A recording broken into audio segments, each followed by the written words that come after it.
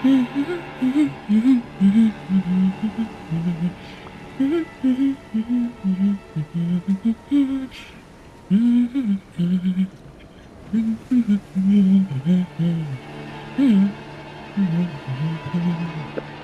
have my glasses, Kate. I have octopus case. Good morning.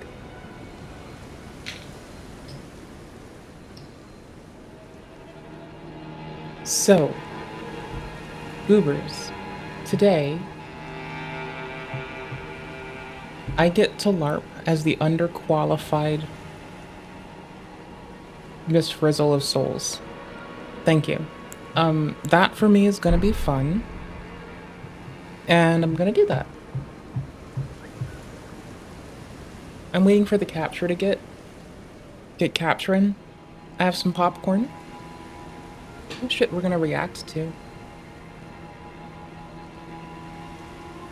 So, since I have to fix this capture up a long way, I'll be here for like a few hours. Well, I'll be here for like 4-ish hours, mayhapsly. We'll see.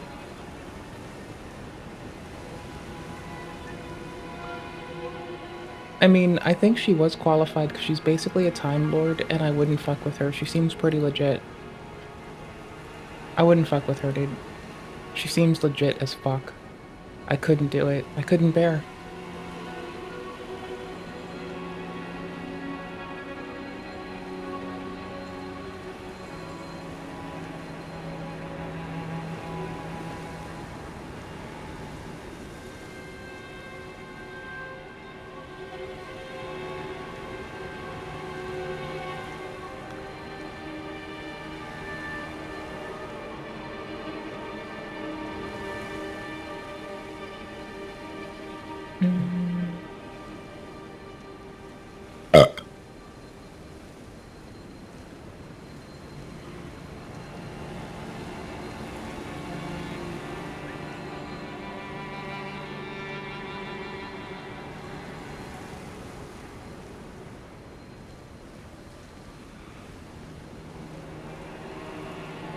I'm just shocked you're going to bat for Miss Hazel that quickly.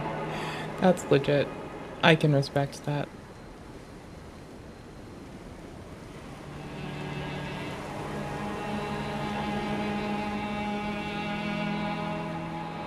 I can respect the fuck out of that.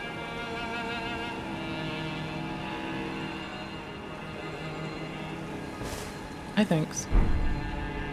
So we're doing that thing. We're just cleaning up area behind me. I've been finishing up story shit, cleaning up stuff. I don't know. This is what I do before bed. Also, it is fight with Steam input not loving me. There we go. So we're just cleaning up. For now, at least. Maybe.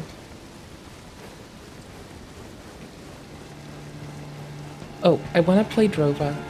So I'm just doing this for a bit. I might then take it as an excuse to go do DS3. It's DS3 time. Besides, Arena's one thing. I kind of do miss Invasions in DS3. I love being a helpful blue in DS3. It's like more fun.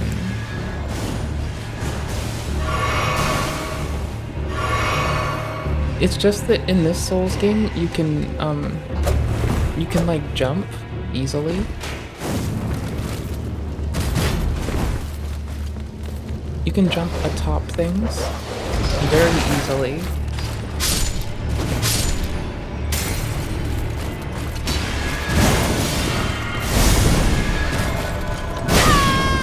Hacks.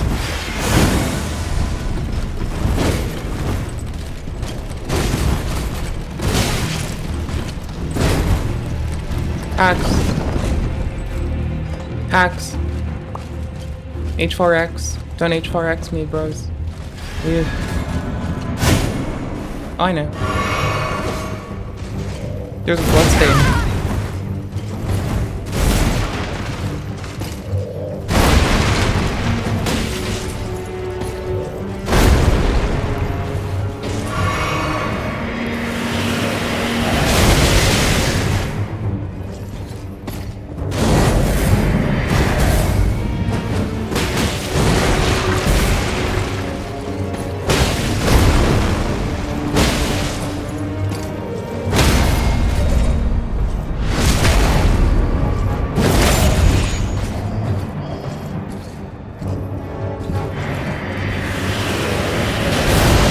Yeah, I'm unfortunately aware.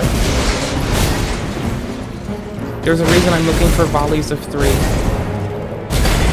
Because this man is a shithead. Bro, I know, I'm a little bit, blown away with how I can tank.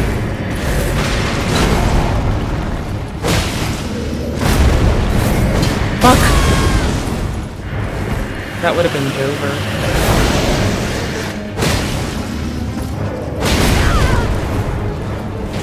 Jover. Shit.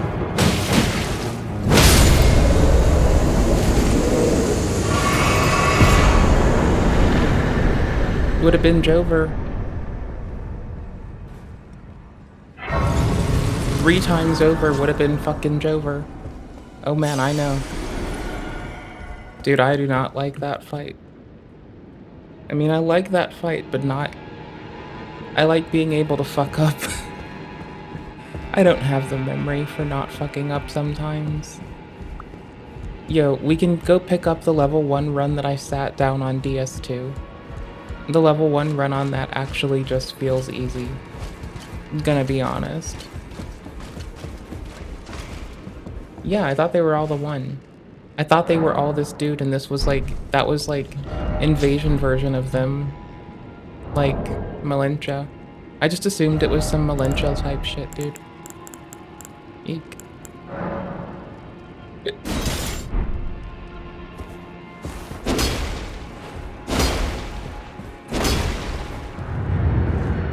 I'm using this to see where it's bugging up with key clicks.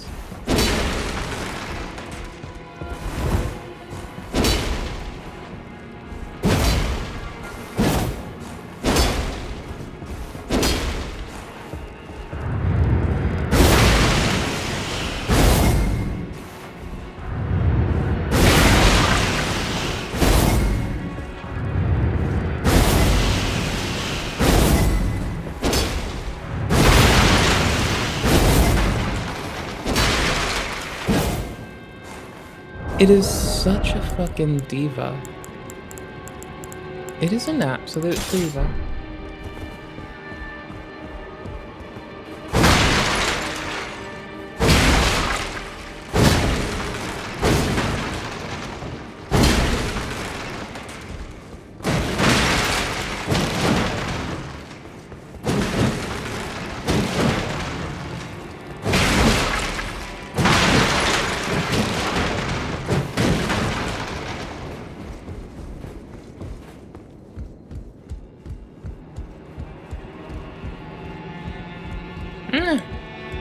Pew, come back to me.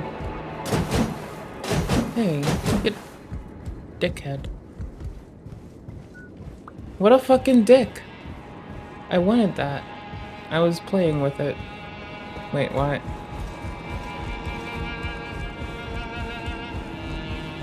Wait, what?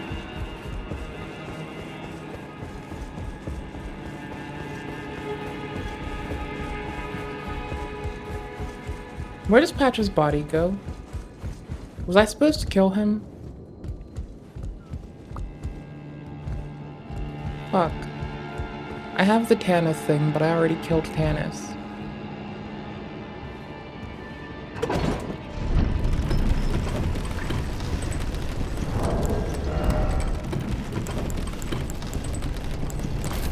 I have a plug on budding cave moss, so that's nifty.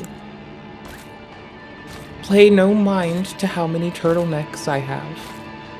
Please don't pay mind to that. Please. Thank you. You didn't see shit, okay? There's no turtlenecks. I made sure to get the recipe for volcano pots, the roped ones, because they're easy to make and they're dickheads. I went and got the perfumes that I wanted to have.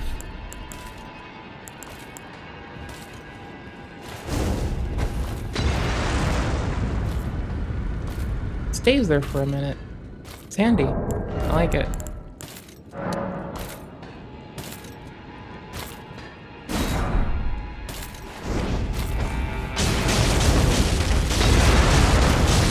works for a while too.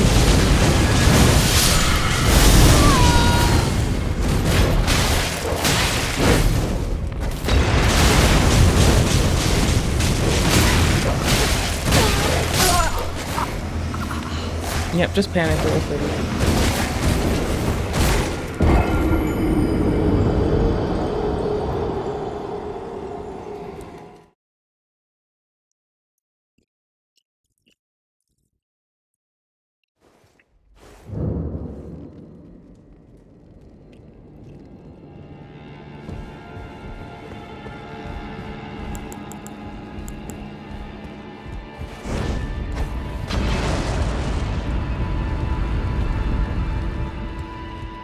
But it works at height too. It's very handy. Okay, this done. What was I doing next? I did the Volcano Manor nonsense from the Abductors, which those are my dude for some of the mosses. Me. No, it's not this one. No? Yes.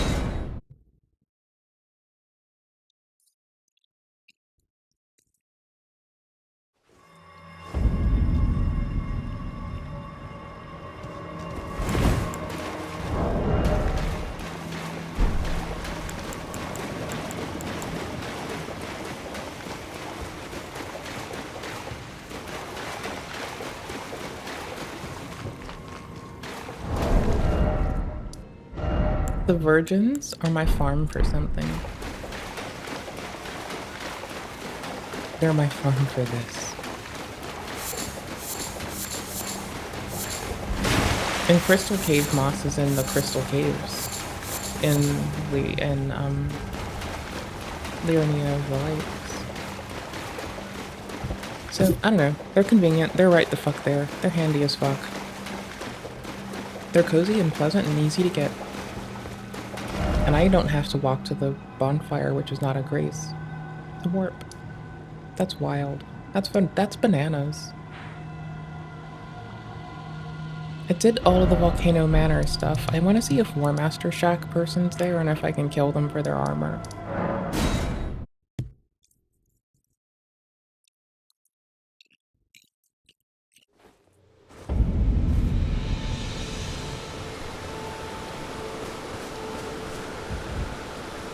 Fuck.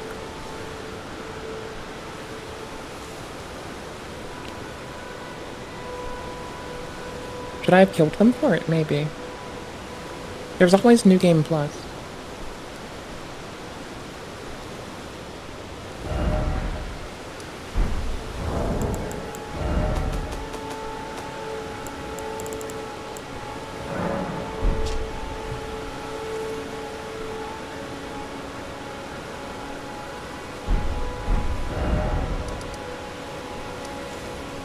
I don't know why I'm picking all these up if I'm gonna... I mean, they're funny.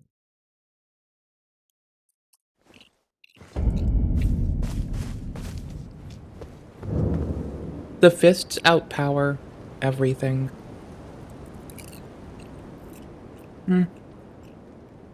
Not everything.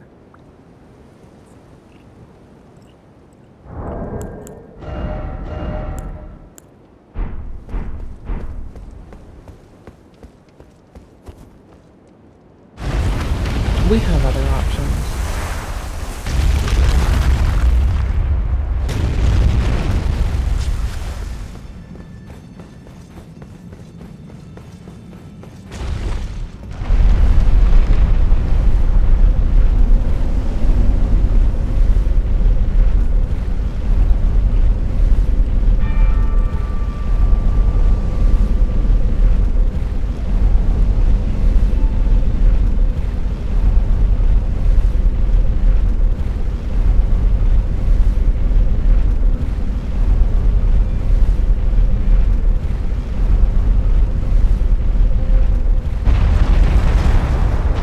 It's kinda pretty. It kinda takes for fucking ever.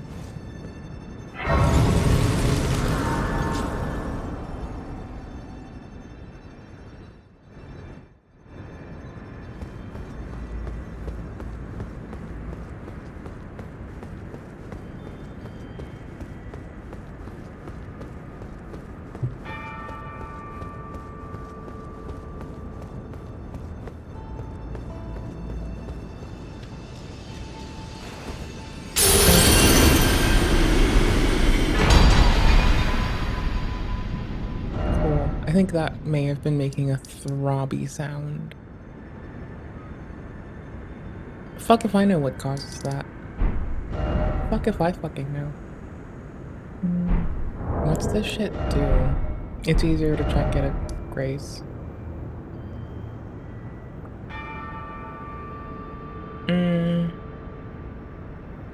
I want to do these folks the cheesy way. I've never got to go like full cheese skillets. I've bled them, which I don't think is full cheese skillets. I'm pretty sure full cheese skillets is sleep pot.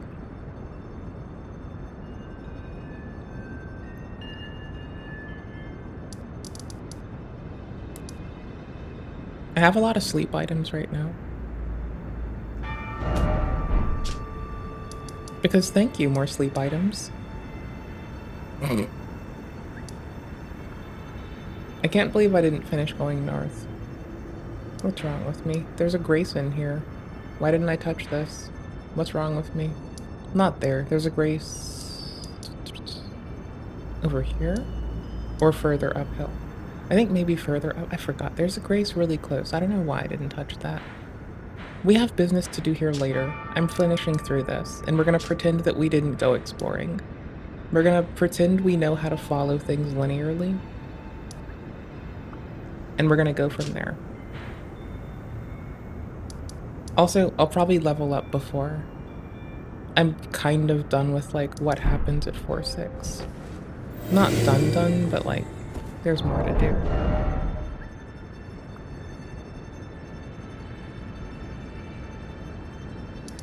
I never did finish out over here. I don't know why I didn't. That's lame. I was very determined. I'm glad this exists. I was very determined. I just wanted to go here. That was a beeline. There's more shit here galore.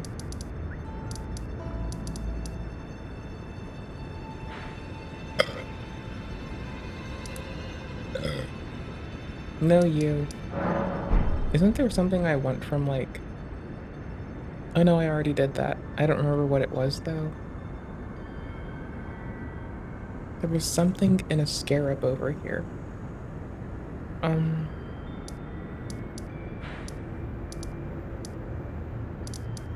What have I not done? I've not done a lot of the little bosses. We can New Game Plus those, though. Like... The Remembrance ones are just kind of for the lulz, but whatever.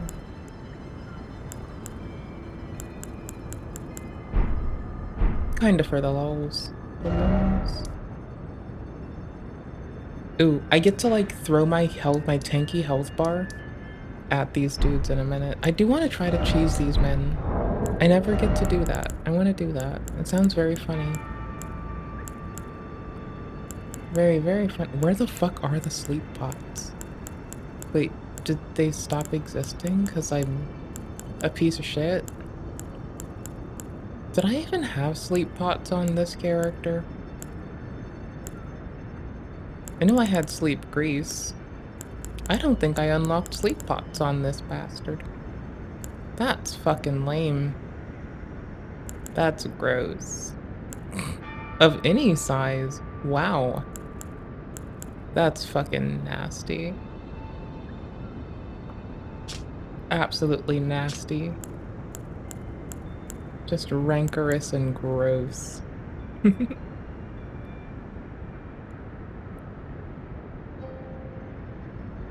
A device of fire.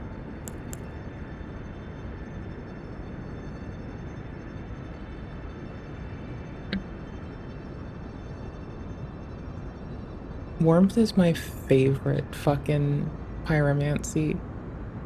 This is kinda charming for that reason.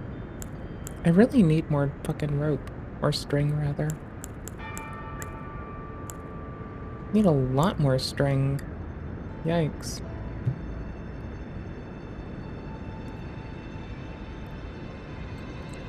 But whose golden tincture?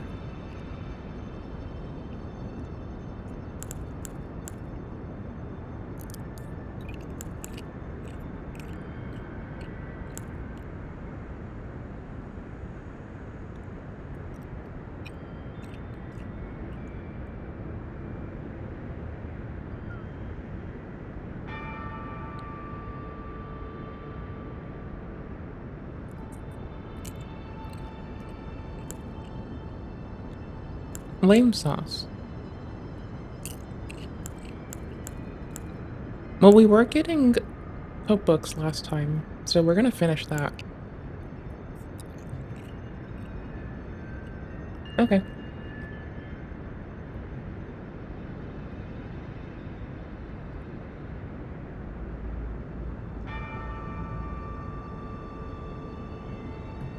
The timestamp is 1234.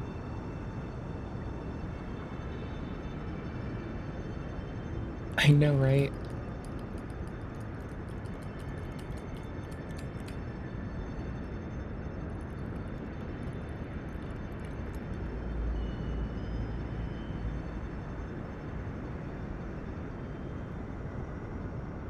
In seconds, by the way. I think I'm a bad person, and I'm okay. Just say he's a good dad. Just say his room is like his house is clean. Just say that he doesn't abuse his kids. Okay with that because I don't believe that I'm a bad person, and I think that's a very strong tool. And Why are we talking about whether you're a bad person, you self-centered bitch? I believe that I am not a bad person. Okay, but what about Ethan's parenting? That's what people want to know. Give the people what they want. To God, that the people who are really drowning right now, okay, whoever you want to They in your called head. CPS on his fucking kids, dude. Like, this is not like you can't go to your therapist to deal with this. The guy's coming back to talk to his kid today. Whoever's listening to this, whoever you think is drowning right now, I hope to God that they get the help that they deserve to stop hurting themselves and stop hurting other people across the board. Yeah. That's my take. And it really, it affects everyone. It is, you know, literally, I believe I'm not a bad person, but Ethan needs help. It's just such a fucking crazy cope. Like, I don't know what got into them that they would think to edit and post this fucking segment and not cut it out. You notice that they do a hard cut at the end, like they were saying more, and they realized, like, oh, we should probably stop it there. I remember, you know, looking around at my close friends, my internet friends, loads of people, and just was like, this is interesting. Like I'm not really getting private messages of support, at least not from the people who I would expect to get it from. And that hurt a little bit. But you know who did give you that support? You know who did reach out and supported you and brought you on a stream to talk about it at some point? Keffels appreciate. Thank you, Stefan. I appreciate it. That dog looks like he wants him to stop their speech practice and go to therapy. Yeah, literally. Yeah, but Ethan was one of those people who did do that, right? So I guess, like, why are you this pathetic? But, you know, after, you know, therapy and, you know, reflecting on it a bit more, it was a realization of like, oh shit, they aren't paying attention. They're literally not paying attention. This is my life. Okay. Mr. Oreo. Oh no, dude. Oh god, I don't mean to break them out of there. Dude, their therapist lied to them. Wait, time out. Reflecting on it a bit more, it was a realization of like, oh shit, they aren't paying attention. No, dude, no. Dude, I hate to tell you, everyone was paying attention. No, everyone was laughing at you. This was a viral story. Whether it was right or wrong, right? I'm not saying it's right or wrong. I don't know where... I need to look back on it to see like what I think is fair and not fair about that situation now, but... no, dude. No, you were like the #1 story. There's not a guy on fucking planet Earth who followed this stuff tangentially, who didn't watch the video of you saying that shit. No, everybody watched that. If they didn't watch it, they watched it on somebody else's channel. If they didn't watch it on somebody else's channel in a clip, they watched it as a video, in a video essay. No, everybody knows about this, dude. This is like insane cope that nobody reached out to you privately because, well, they would have supported me if they watched it. They weren't paying attention. No, they weren't. They just didn't support you. I just did it at the wrong They're time. literally not paying attention. This is Nick squashed the Muda beef. Fuck Mudahar. What's the name of the guy? Yeah, I'll squash the Mudahar beef. Mr. Yeah, you know what? Oreo. I'll squash the Mudahar beef the minute he gets in my DMs like he said he did, when he said he responded to everybody relevant in the situation, after he asked me to go fucking look at his stupid video and then fucking use me as a way to get out of this situation. The minute Mudahar goes back and explains to me the Nux Taku thing from his own words in my DMs, then I'll forgive him 100%. The minute he explains to me, it's got to be a good answer though. The minute he explains the Nux Taku shit to me in DMs, we can get right through this. Yeah. my life. Yeah. So it feels like It's the loudest thing in the it's room. very loud. That's all my feed is. That's all anything is. Yeah. So it's really hard to Number disconnect from 23. that and be like, oh shit, actually this is, you know. I'm a new viewer. Why do you hate Mutahar? Well, I respected Mutahar for a while. My issue with Mutahar, I'll just give you this like really quickly before we have to get back to the segment. It's a fucking tangent, but I will explain it to you. One day, Mutahar reached out and said that he wanted to have me review a video. I had spoken to Keem the night before about this and said he probably needed to address this, but I can't I said that believe we it should was like this talk to him quick. at some point together. I guess Keem called him. I don't know. I don't know if he used my name. I don't know what happened. All I know is I got a message from Mutahar saying, "Hey, I want you to review this video." He's going to be exposing Nuxtaku. At this point, Hassan Piker had called him out for his association with Nuxtaku. He had already publicly, a month earlier, said that if he had any more information on Nuxtaku, he'd disavow him. He lied to Chud Logic on stream, saying that the reason why Some Ordinary Podcast ended was partly due to Nuxtaku, and that's impossible. It was a financial dispute behind the scenes with his fucking advertiser company who owned the Some Ordinary Podcast.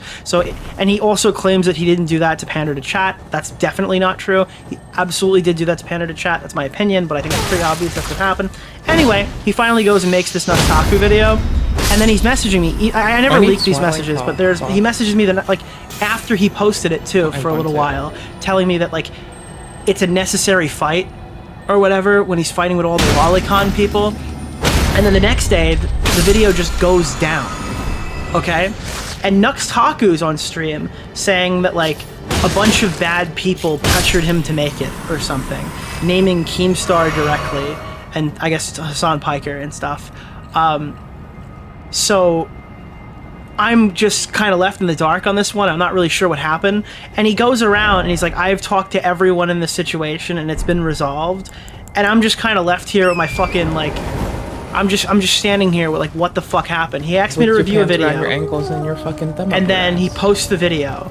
He reinforced me that he made the right decision making the video. And then he like never talked to me again. And told everybody that a bunch of like scumbags kind of pushed him to make it or whatever, or at least that's what Nuxtaku said. And then, like after all of that, his just public spineless behavior has just been obnoxious to watch. So yeah, I don't like Mutahar. And then he lied about saying he talked to everybody relevant to the story. So, but again, it's following like all this stuff. He's now apologized for the Keffels video. He's acted extremely weird in the last couple of months. And he deleted his apology to Chud Logic. I don't even know where he stands. And then while all this was happening, people pulled up clips of him talking about like his favorite anime. And if you go back and watch it, it's like repulsive of him explaining this weird anime. Maybe his favorite like hentai or something. He goes through this like extremely graphic, weird hentai. What? And I asked him about that, and that was part of the like. I think my last message to him. I'll just read it to you, because it's not his message, it's mine. My last message was, "Hey dude, I'm a little confused by what exactly is going on over there at the moment. I covered the video last night, and I still think the video is fine, but I'm not really getting why you took it down. I also saw some video uploaded to a fan channel explaining some super weird hentai thing you watched, and it kind of caught me off guard when a chatter sent it to me. All in all, I hope you're doing well and not getting too much hate from the weird lolly people." And then Mutahar never talked to me again. So I asked him about the weird clip where he was talking about weird hentai, and then he never spoke to me again. So what am I supposed to think about? What am I supposed to take away from that? I don't know. There we go. Yeah, I have so- it again. That's my stance on Mutahar. I have videos talking about this in more detail that are obviously better than the explanation I just gave you. But if you go back like a month or two, maybe early January, you might find some stuff about it. Yeah, so yeah, I just don't respect Mutahar, and I don't think he's got a spine. Seems like a fake person. Yeah, obviously it's great to show Support. Like people love that. People are so busy though. Like I'm not online reading tweets. Well, and I was just gonna say, beyond that, you know, things are complicated. I had a lot of friends when I did my apology that did not fuck with it in the slightest. Yeah, they didn't agree. And they still don't fuck with it. Yeah. They and that's don't fine. agree with it, and you know, I don't really expect them to come to bat for me or anything if they don't agree with it. Yeah. And, All right. So this is I don't expect them to. this is where it is. Listen to this part right here, and then you tell me in chat what side Ian is on. I don't really expect them to come to bat for me or anything if they don't agree with it. Yeah. And I don't expect. It's not like I don't expect them to jump in and defend me when they don't want to get involved in drama. It's specifically my friends don't agree with my video, and I do not expect them to come in and defend me, knowing that they don't believe what I'm saying.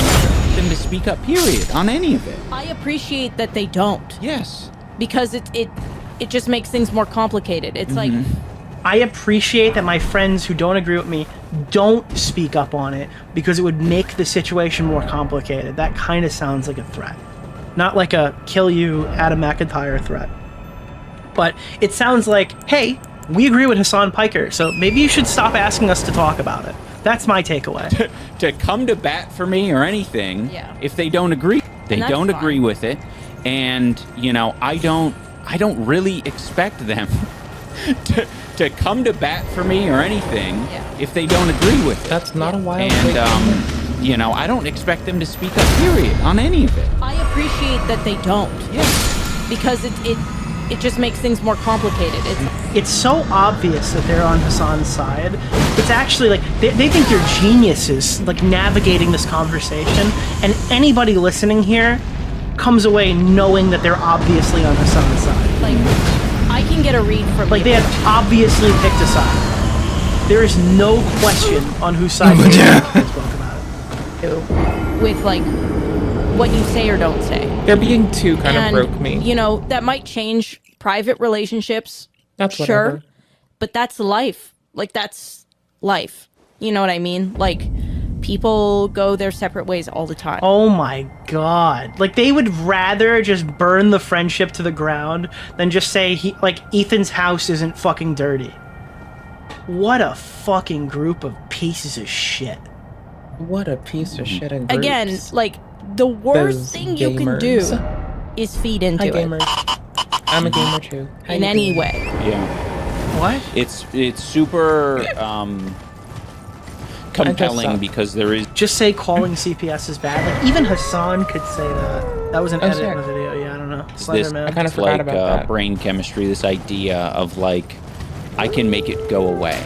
Like, I can make it stop. Here's what you do. I have the vaccine. Yeah, the thing is, and this is like the cycle, because it is a cycle. You go, they just don't have all the information. If I just clarify and give them the information. Here's the difference, Mesa. Are there more Most than of the 3? time, you're just wrong. Like, on the Creator Clash stuff, you're just wrong. All the information you gave didn't justify how bad you fucked up your charity event. So yeah, you think in your head, I'm not a bad person, I should be able to explain this. The reality of the situation is you're delusional and wrong. Okay? In this case, Ethan's right. Ethan is obviously fucking right. Okay? That's why he's frustrated. Not because, oh, my friends won't reach out to me, because, like, my fucking position or whatever, and he's, like, unhinged and crazy. No, he's 100% right, and he's upset that his friends will not come to bat for him for whatever political or drama-cucked reason. But again, you don't have to say a lot. All you have to say is that he's a good dad. That's all you have to say. If it's not true, it's not And true. that he has a clean house. I'd be interested for you to, Or just that. I guess, condemn his fatherly behavior and say that his kids eat shit off the floor. But something tells me that you wouldn't do that because it's not true. Maybe just maybe comment on the CPS thing and shut the fuck up. And don't go on this whole goody two shoes, you should go to therapy Ethan rant. Because obviously this is being treated as like Everyone should a have cringy therapy. It's not like a concern corrective troll. That's what this thing. is. This is the same as a fucking... Keemstar Orbiter, That's like- Nick Oreo. Dude, Mr. Oreo. This is equivalent to when some fucking guy on Twitter you've never seen before That's, goes, like, really Nick, weak I really from love your them. content, but you really need to calm down, man. You just gotta calm down.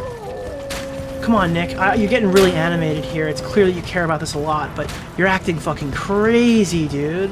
Like, it's this weird concern trolly vibe.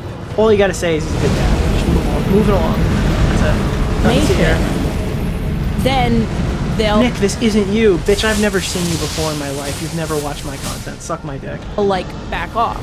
But of course these people don't give a fuck. And I'm not talking to the person who said that in chat. I was reading the quote as if how I'd respond if someone wrote that to me on Twitter. The information. So they take the information and they twist it. No, I'm sorry, Killer Moth. No, I immediately knew how to be taken. I immediately knew I shouldn't have said it like that. Okay, sorry. And then you get frustrated, and you're like, maybe they don't understand that I'm not a bad person, and they need to see that, like, emotionally, this is making me sad. Yeah. So then The you... Nick situation is crazy, yeah. Ian and Mudahar have a lot of things in common. Yeah, dude, there's so many people who are like Mudahar. I just didn't know Mudahar was like Mudahar, right? I have gotten all the Mudahars out of my life. All the Bo Blackses and Mudahars. Like, all these people are fucking far away from me. And that's where they should stay, you know? That's where they deserve to stay. Far away from me. Like, cry about it, and then they fucking think it's funny, and then they take that, and then you get into this cycle of like, yeah. And by the way, Anise is 100% right here. She's giving the whole these people hate you, there's nothing you can do to appease them type shit, right? There is a percentage of the audience that is just there to farm you indefinitely, okay? But like, that shouldn't be your peers, right? Like, I don't. She's not wrong here. I agree with her position. And it's. You know, some people call it like a lol cow, which has become like more of a common term, and it makes me sad because the people who are like farmable in quotations are people who clearly do not have the tools to like take care of themselves. Okay, but you're like a wealthy celebrity who just did a multi-million-dollar charity event. You have the tools available. Why are you not even able to do it? It's not because you need therapy. It's not because you need to put down your phone. And if you can't put down your phone, you need a job. All right? It shouldn't be the entry level where you have to go to therapy 3 times a week to function at your job. All right? Most people would get another job. But this influencer content creator gig is such a fucking... It's such an easy sink to get stuck into. That these people who literally cannot handle this online exposure make 100,000 reasons as to why everybody else is the problem when they are just unable to navigate this landscape. Like, emotionally. Yeah. It's not only not having the tools, like, emotionally, psychologically, but it's also having the support system. Yes. Friends, family, therapy, like we mentioned. Like, that's something that you can get, not being in a place it does where a you're lot. not It's powerful. safe, Predictable schedule, hobbies, environment matters. all these things. That's right. That's great. And also, like they've gone to therapy so much they're cosplaying the therapists. Like, you know what would be the worst podcast of all time? Imagine if these guys spoke to Not So Erudite. That would be the worst podcast ever. Like, that would be dangerous and like toxic. material things, like what's up? I was just gonna say, like money. Like money. Like, there's, like, I feel like there's really a lot of people bad. who cannot afford therapy. Which is why I have a special hatred for people who pay attention to like Daniel Larson's and like World of T-shirts. Guys, if World of T-shirts just had therapy, okay, if he just had enough money for therapy, then everything would be better. Yes. People who don't clearly have the tools financially to... It is so bad in every way. They are so... Bro. They're generalizing Dude, us. A-logging lolcows? How, They like, said for watching. this exists in every No, like they're just facet of our generalizing culture. people that are aware of. It's the same as like celebrity gossip. Why? No, right? they said it more but loose like than that. the streamer who doesn't belong online decides to like sit there on stream for 24 hours a day and let you become so much more personal with them. Who is Bunty King? The problem isn't the people seeking content from you, because you'll get that everywhere when you're in the public. The problem is how much you're putting yourself out there in a way that's detrimental to yourself. I do think, simultaneously, there's a really big problem with mentally ill people getting very large platforms. Okay, I hate to say it, but it even encompasses people like Bo Blacks. Some of these guys are absolutely at a disadvantage. And YouTube makes it extremely easy for people with super massive mental illnesses to have these large platforms. And do you know what else is massive? Because in a lot of ways, there are easy ways to make money online. Not everyone can find one, but there are tons of easy ways to make money online. And that creates this work from home, online business thing that allows people who are absolutely unhinged or can't take care of them. Like, it allows these people to make money in an extremely psychologically detrimental way. And I do think there needs to be something done about that. But there's no easy way to do it, because for every 5 that are like putting themselves in fucking danger or becoming like a fucking burden on their own like community, or I guess being bullied to the point of like really fucking bad stuff happening. There's a couple people who really thrive with it. They wouldn't have these opportunities if the internet didn't exist to give them that kind of thing. You know what I mean? There's no like support system. What's the name of the, for like the guy? Keemstar Orbiter, Nick Oreo, Mr. Oreo. There's no support system. There's nothing laying out there for these guys who are like, they're batting like they have very low odds to do this in a success. Like, imagine the odds to become a successful YouTuber, and then like, imagine the odds of like somebody in this position being able to make it. I guess I don't know. Hey, thank you so much for the goal. I think Nick doesn't like money. I love money. What are you talking about? I sold out and became a streamer. Yeah. I think it's even worse for TikTok. Yeah, TikTok enables even more mental illness. I don't know. I'm not trying to say that every person who's mentally ill is bad or fucking should never be online or anything. That's not what I'm trying to say. But like, but there should be I think there's a high when percentage people are of being people detrimental to who are themselves. who are getting easier opportunities because it's fucking YouTube. And it's something that's more accessible to them than like a regular job. Less anxiety initially, and then it becomes significantly more later once you're too deep into it. Surrounded by the most disgusting people who are going to keep them down. Yeah. They have no money to figure No this money, shit out. no family, Even no. if they do get money, I think some people would argue like, oh, but World T-shirts get so many donations. Yeah, that goes directly into I just alcoholism, couldn't imagine and otherwise. other people are. Yeah, like that World of T-shirt stuff is like a tragedy. It is legitimately a tragedy that guy's going around getting farmed for money, getting drunk and fucking. Like yeah, I don't know, but it's also extremely funny. That's the problem. I think in control of that a lot of the Yeah, time. no, you'd be surprised at how actually often. When you're in a to mental fucking state, you exploit can't it make the more right so. decisions with the money Yeah, ever. ever. Oh. I mean, yeah. Like, am I thought there supposed was to a not floor laugh here. at Shelbo? I'm gonna laugh at Shelbo, bro. Because Shelbo's funny. You know? Like, I'm sorry. I mean, I'm gonna tell my audience that you shouldn't go and fuck with him. Don't do what I do. And I certainly would never, like, interview the guy. But, like, I'm gonna laugh because it's funny. You get fucked. Thank you for listening to our spew. Yeah, sorry. We're gonna go on to the ombudsing. Okay. So yeah, then they cut it there, and that's it. It's just so fucking crazy that that's their response. It's essentially just, hey guys, I just want to let you guys know that we're siding with Hassan, but we're not going to tell you it outright. We're going to kind of let you. We're going to leave context clues in here that only the smartest Rick and Morty 10,000 IQ people would find. And yeah, the reason why we're not talking about it is because it would be like detrimental to Ethan. Also, they're crazy and should go to therapy. So iDubbbz is last because I totally just X'd it out. This is what I wanted to actually X out. Now, Ethan hints that he infiltrated Bad Empanada's paid Discord server, and there's major content drops coming soon. This is fucking mind-blowing if you haven't seen it, and I don't think people have played it today. But he did a video like... There's so much, dude, to say about him. It's kind of insane. In fact, Bad Empanada... I didn't get to it in the video, but you're not going to be happy to know this, but... People have infiltrated your... He has a Patreon, a Patreon for people... Sorry, a Discord for Patreon members. And they all have access to this place, where they do, like... They literally talk about doing psyops, faking posts, brigading, and all this shit. And I have 4 years of all of his chats. There's stuff in there that will put him in prison. I'm not even fucking kidding. Like, he is a straight up... And so, going through this, I was trying to figure out what to do with it. And I think the best thing is just to release it to the public. And the amount of creators that he... So apparently Stardust, Kraut and T, and Lonerbox have been compiling these leaks and like going through them or whatever, and have gotten all of his fucking shit.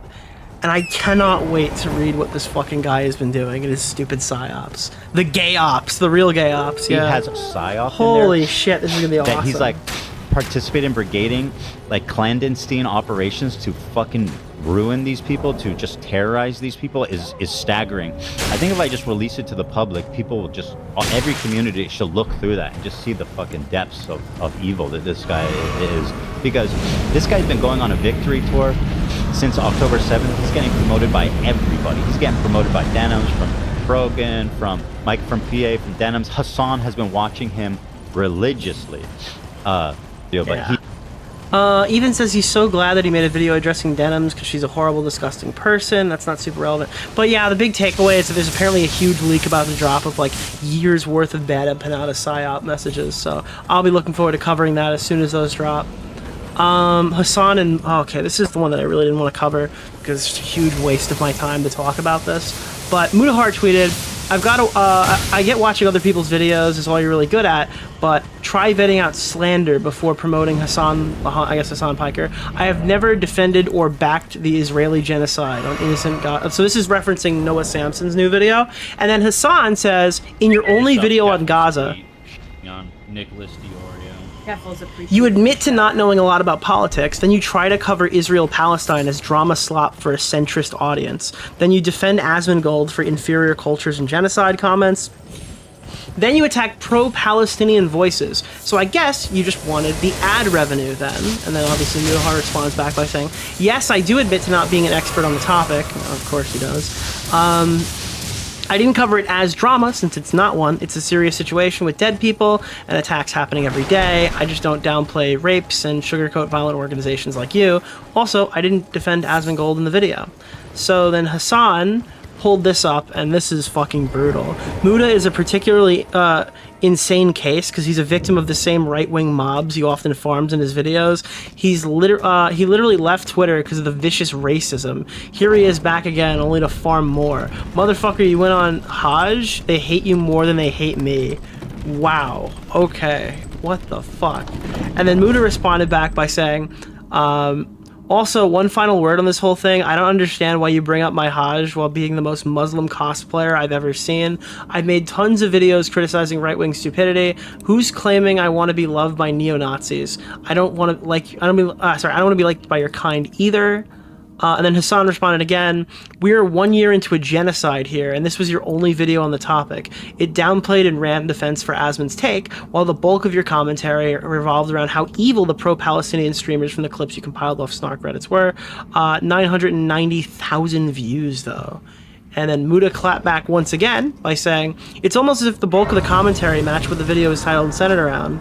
It's almost as if the bulk of the commentary matched what the video was centered around. Twitch allowing violent and unfiltered rhetoric from your camp on its platform. The clips were actually sourced from the creators who streamed them.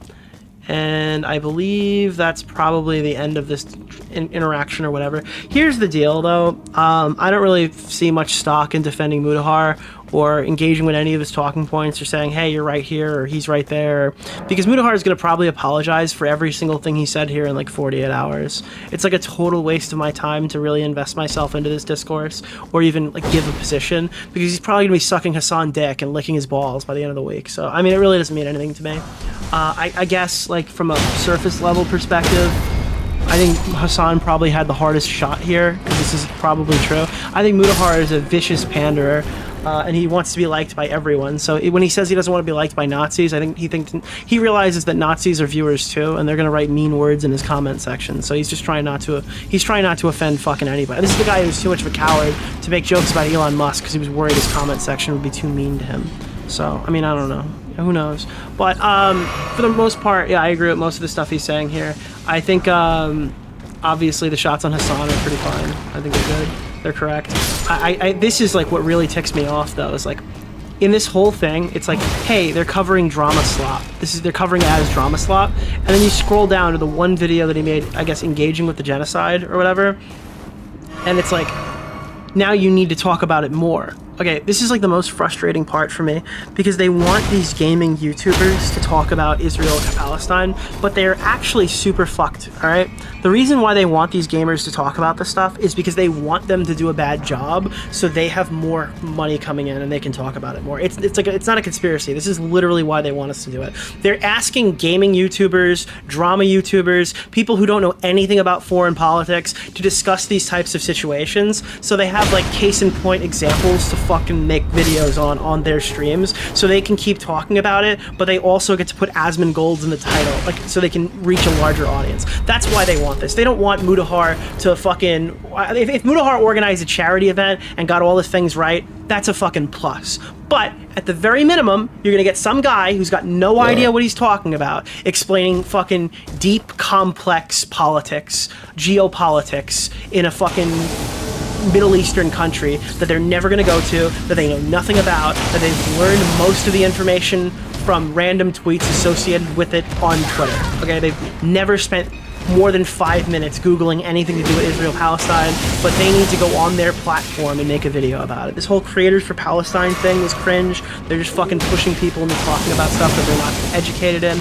And my big takeaway on this is like, yeah, the funniest part of this conflict as a bystander is how hard these freaks were trying to guilt-trip YouTubers to talk about Israel-Palestine a few months ago, literally begging and demanding random people to talk about a conflict thousands of miles away that they're not knowledgeable on, or directly shaming donations that were made. Obviously, I think, was it Ludwig? Who was the one who Frogan's like, that's not a lot of your fucking net worth or whatever. Then, when the average normie people finally caught up and what they saw was Hassan and friends denying rapes, glorifying terrorists, platforming hijackings, calling these people fucking musical people, right? Like, when they saw all the stuff that was associated with the conflict, right? It became, oh, well, they're covering it as drama slop, purely because they don't agree with you. That's why. It's literally, they don't agree with me, then it's drama slop. If they agree with me, well, that's great. Fantastic. If they kiss the ring like Adam McIntyre and Paige Christie and don't look deeper into the situation and take it at face value, they're allies, okay? But if you ask any questions or you refuse to completely disavow Israel and its right to exist, then you're drama slop. That's what slop is defined as now. We're so far away from real definitions. If you don't denounce Israel completely after these people literally beg you to care about the conflict, that's fine. They'll just slander you. And that's what happened. And then I pulled up this tweet from a year ago because I've been genuinely gaslit into people trying to tell me that they didn't beg us to cover this stuff last year. And I mean, this was a meme back then. I think some of you guys probably remember this tweet. 2,000 miles? It did pretty well. Almost 10K likes. You will choose a conflict 2,000 miles. You will choose a side in this conflict from 2,000 miles away that has been waging since before you were born, in a place that you'll never go to, with people you'll never meet, in the names of religions you don't follow. That's more than 2,000 Like, you don't miles. I remember this shit. It was so fucking annoying. And then this person, I think they deleted their account or whatever, but they're like, your tax money goes to fucking blowing up the fucking Gaza Strip. And I'm like, dude, I'm a fat Catholic YouTuber. I didn't send any money to Israel. I don't know what you're talking about. Billions must care. Oh, look, it's here. Both sides are bad, so I'm not taking a side. I didn't say that both sides are bad. I said I don't care. Like, this is what I was trying to articulate, is I haven't spent 30 seconds thinking about Israel or Gaza off stream. And I'm just telling you the truth. I don't fucking know anything about this. Everything I've learned about this conflict is completely against my will. Okay? Trying to get me to talk about this in any reasonable capacity outside of discussing specific talking points related to YouTube drama is a waste of everybody's time. I'm not knowledgeable enough to engage with general fucking Israel-Palestine discourse. I would never show up on a Prime Kai's panel or talk to Stardust. I'm trying to fucking stay in my lane here, you know? That was very negligent. Free Palestine, we stand on that. Oops. And then this meme, but replace that that you broke your elbow with overseas conflicts. I don't care about overseas conflicts. I was waiting for the tweet to load, and I thought I'd see denims. It was a coin flip. We both were applicable, but I thought more people would recognize Frogan. You're so cool for not caring. Thank you. There's an obvious right side, and your country is funding the other one. Then I wrote, what is your thoughts on the Dream and George Not Found conflict? I think that if you asked me in March of 2024 what my position on Israel-Palestine was, I think that you should be required to give a position on Katie Bugs. Something that you're not fucking, like, something that you don't know anything about. I can get And then that. I'm gonna hold you to that position and sit here and make fun of you for like 4 hours if you don't get the right side of it. Because, like, who the fuck cares what I think about this? That's literally the same thing. Besides the last part, what's wrong with it? Are you neutral on Ukraine and Russia? I don't care about that anymore either. I don't think any of the shit in my daily life, and any opinion I can share, is probably some super biased streamer's perspective that I'm regurgitating. Asking a content creator to speak up on these issues is a waste of everybody's time. And this is, I firmly stand by this. Okay, I choose the non-homophobic side, and then I said the non-homophobic side of dead women and children for land. I said this one time. I forgot what the context was, but I think it was like, what was it? Oh yeah. It was I think it was like, oh, I said, someone's like, yeah, well, the people are killing and murdering children, and I go, yeah, they are. Which ones were you talking about? right? And the other one's like, this is an easy choice or whatever. And I go, I pick the side that's not killing women and children. I'm like, you're a fucking coward. I was like, okay, cool, that's great, thanks. Are we done with these? This is kind of a risky scroll. Yeah. Okay, we've scrolled too far, as I imagined. Okay, yeah, lots of fun stuff in these comments. Are there any like threads here? This was a fun thing. I didn't say both sides are bad, I said I don't care. If you don't care about Israel taking money, how about you hit me up with a cool $1,000 then? And I said, Israel didn't take my money, the American government took my money. Then they spend their money. I hope that helped you, but a job would help you more. Oh, fuck, dude. That's so, you're so naive. Yeah, okay, I that was kind of fun. never really liked I was a big fan of that. fight. Mudahar, on a more positive note, the new Rainbow Six, I fucking hate this guy. I cannot not hate this guy. I'm sorry. Holy shit, dude. Okay. So yeah, I said this. And like, someone today, even fucking today, do I have this? Did I queue this up? I think I queued this up.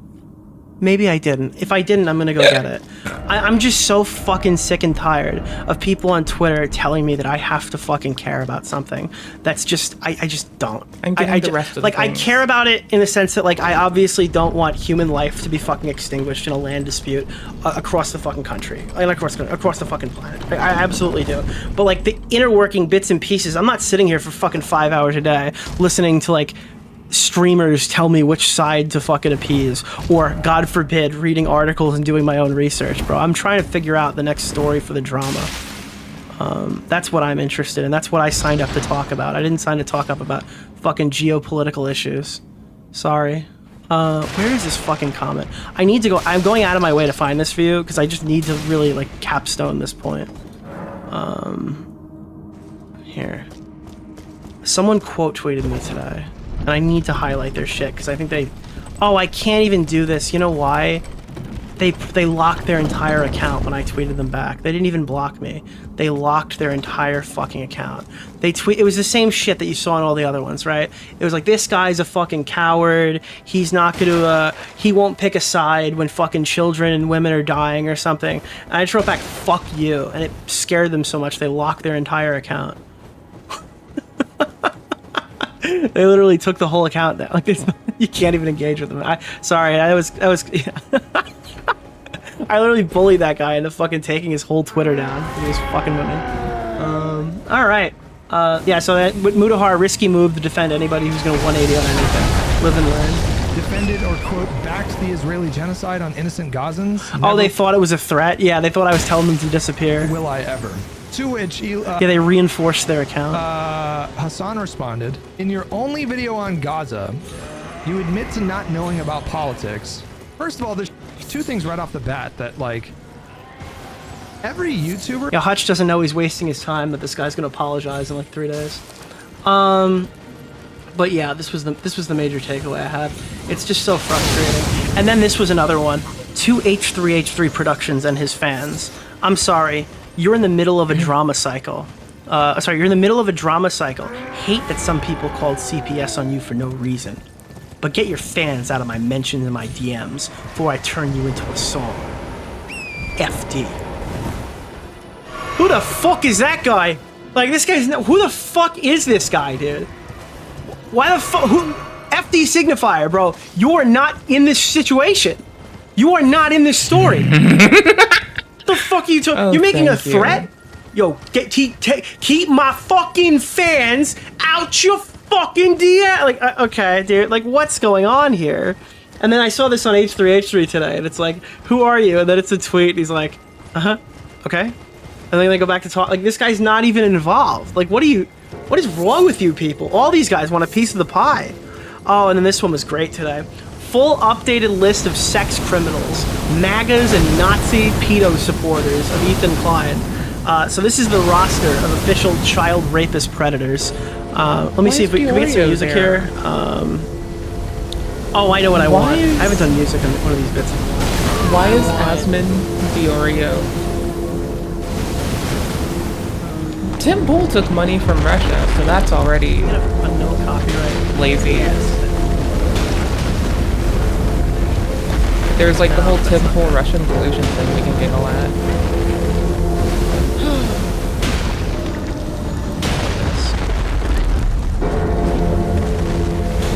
Full updated list of sex criminals, MAGAs, Nazis, and pedophiles supporting Ethan Klein. Elon Musk. Wait, hold on. Wait. One more time. We're gonna do it again. We're gonna run it back. There we go. All right, here we go.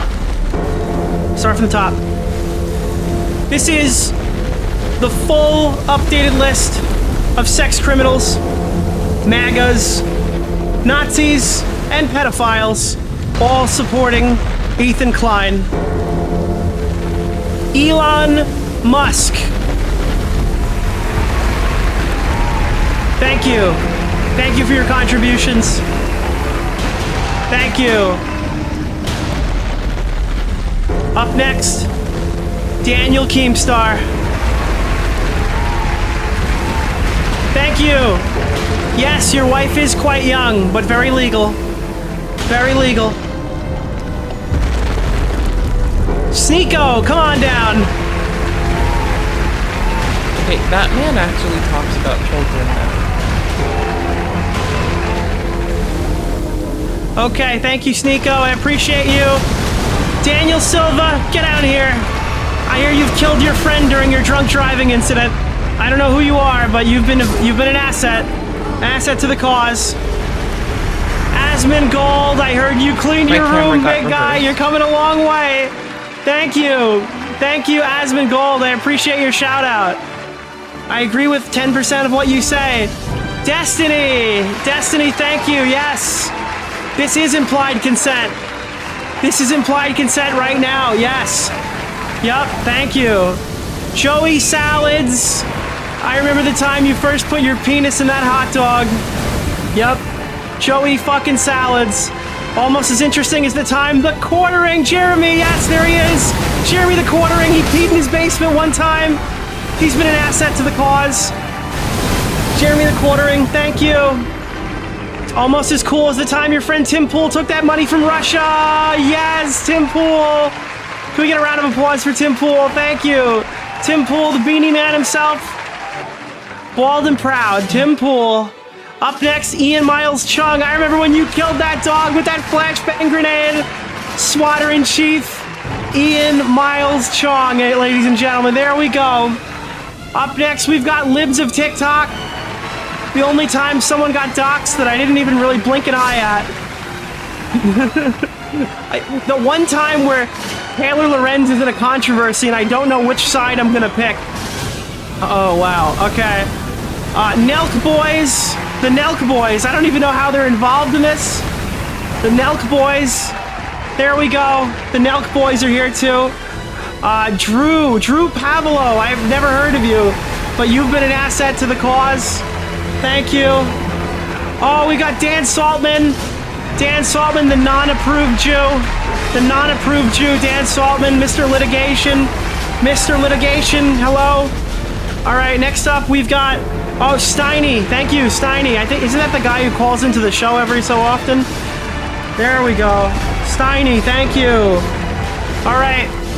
Next one goes out to all the MAGA slop VTubers. The MAGA slop lolicon child predator VTuber. I don't know your names. Nobody knows your names, but we know you love kids. We know you're pedophiles, apparently. All right, thank you to the, long clap. Okay, thank you. Of course, we've got Tipster, who's parentheses Lolly Enjoyer. There we go. Thank you, Lolly Enjoyer. Tipster, thank you. Up next, we've got Nicholas Diorio. I'm shouting out myself. Big shout out to my buddy Nick. Thank you, Nick, for keeping the stream going. And thank you guys for hitting the goals tonight, except for this one. We're going to be starting a new goal, and I'm expecting you guys to show up. Up next, Zionist Brianna Wu. Hey, Brianna Wu, thank you. Thank you, Brianna Wu. Thank you for you never stopped believing in Israel, even when they committed crimes. Even when they committed war crimes, you never stopped believing in Israel. Okay. All right. There we go, guys.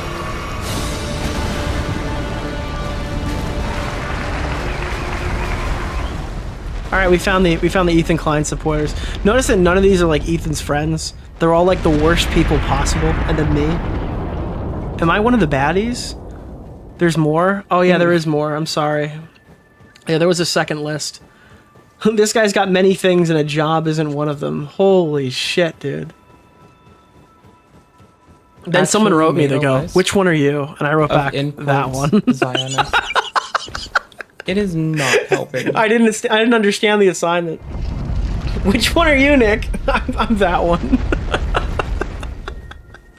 Oh, man. That's great. Then I wrote, bro, new list just dropped. Now, there's a little bit of a difference on this list from the other one.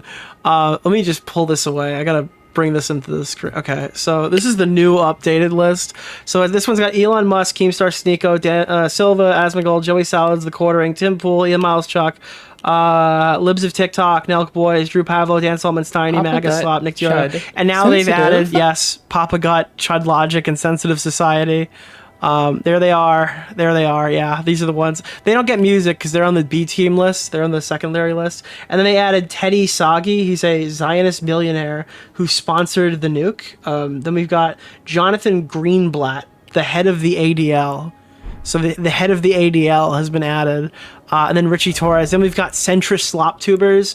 For some reason, I'm on the list of fucking like racist rapists and Nazis. And then Willie Mac Show and Nerd City are only centrist slop tubers, so that's cool. Like, dude, Papa Gut is a rapist, racist Nazi, and then right, like, can you at least move Diorio and Sensitive to like in quotes centrist slop tubers at least? Like, what the fuck? Willie Mac Show is just centrist slop tuber. So of course I did respond. I don't know. Actually, that wasn't me. That was actually somebody on an alt account. Somebody impersonated me on this Reddit post, and I mean, if you go there now, you're not going to see this, but I don't know who this was. There's a new list that just dropped, apparently. I don't know who said that. That wasn't me. I actually don't support that behavior. I visibly oppose the type of person who would make a joke like that. So, yeah, I mean, that's something I obviously do not support that behavior. No, not at all. And then there's this clip. I'm going to pull this one up now. This one's great. So Taylor Lorenz has gotten involved, I guess, and Hassan Piker posted a video reacting to it because of course she has, because great. Because I guess Ethan said a journalist should cover this, and then his audience was unaware that Taylor Lorenz is like an absolute useless fucking schizophrenic.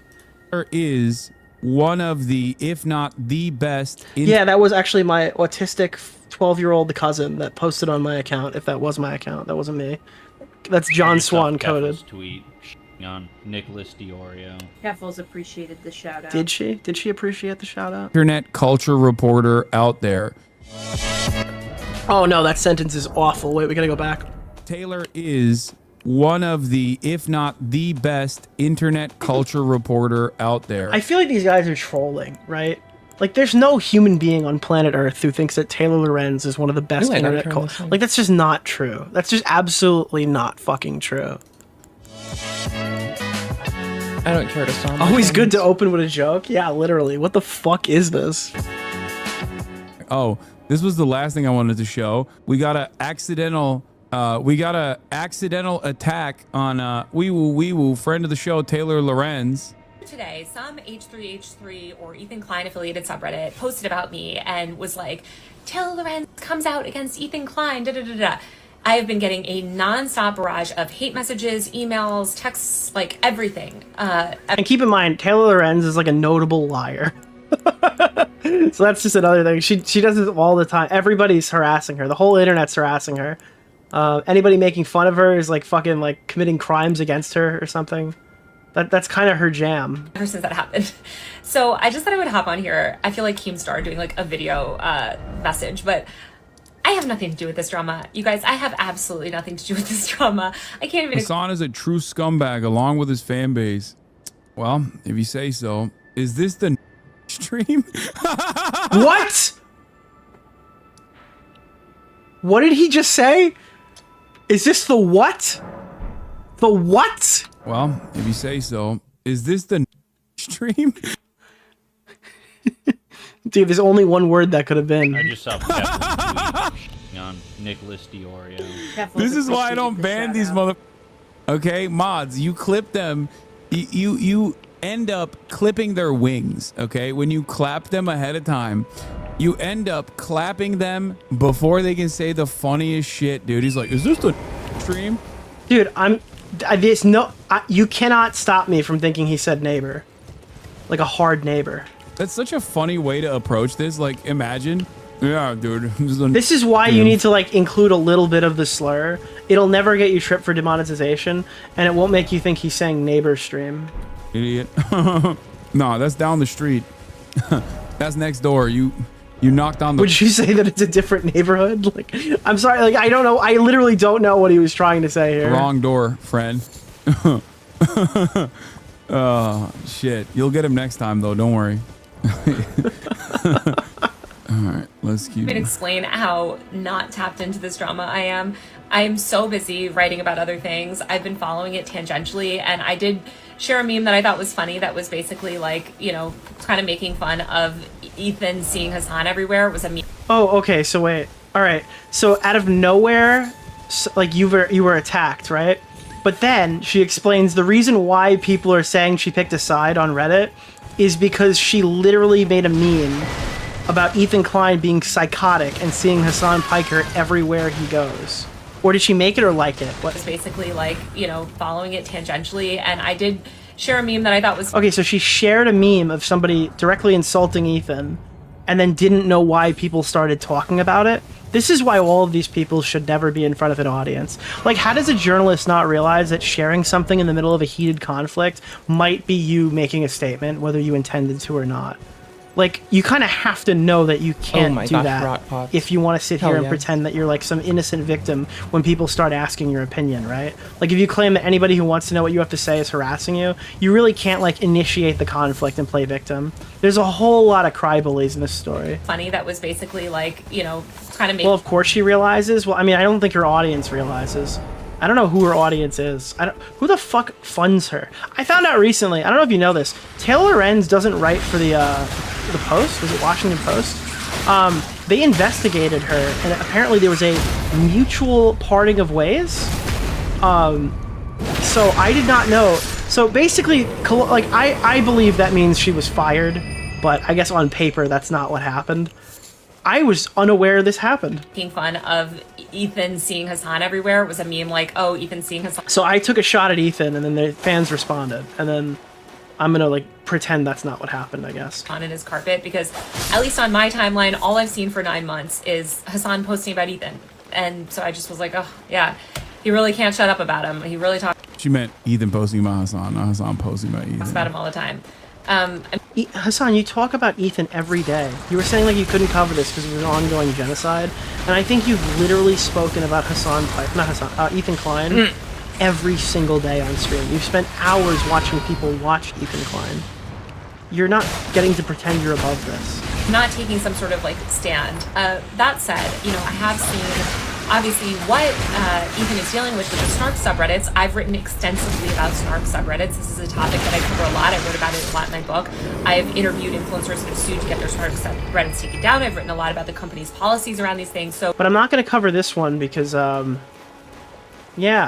I don't know why I'm not going to cover this one. If I was to cover anything, I would cover that side of it. And from what I understand, somebody on these subreddits called CPS on him and all this stuff. That is concerning, right? Like, I worry about the effects that these sort of online mobs can have. But instead of talking about that, I'm going to make a joke about, at his expense, on social media, and then act like a victim when people say that I picked a side. Okay. Good one, Taylor Lorenz.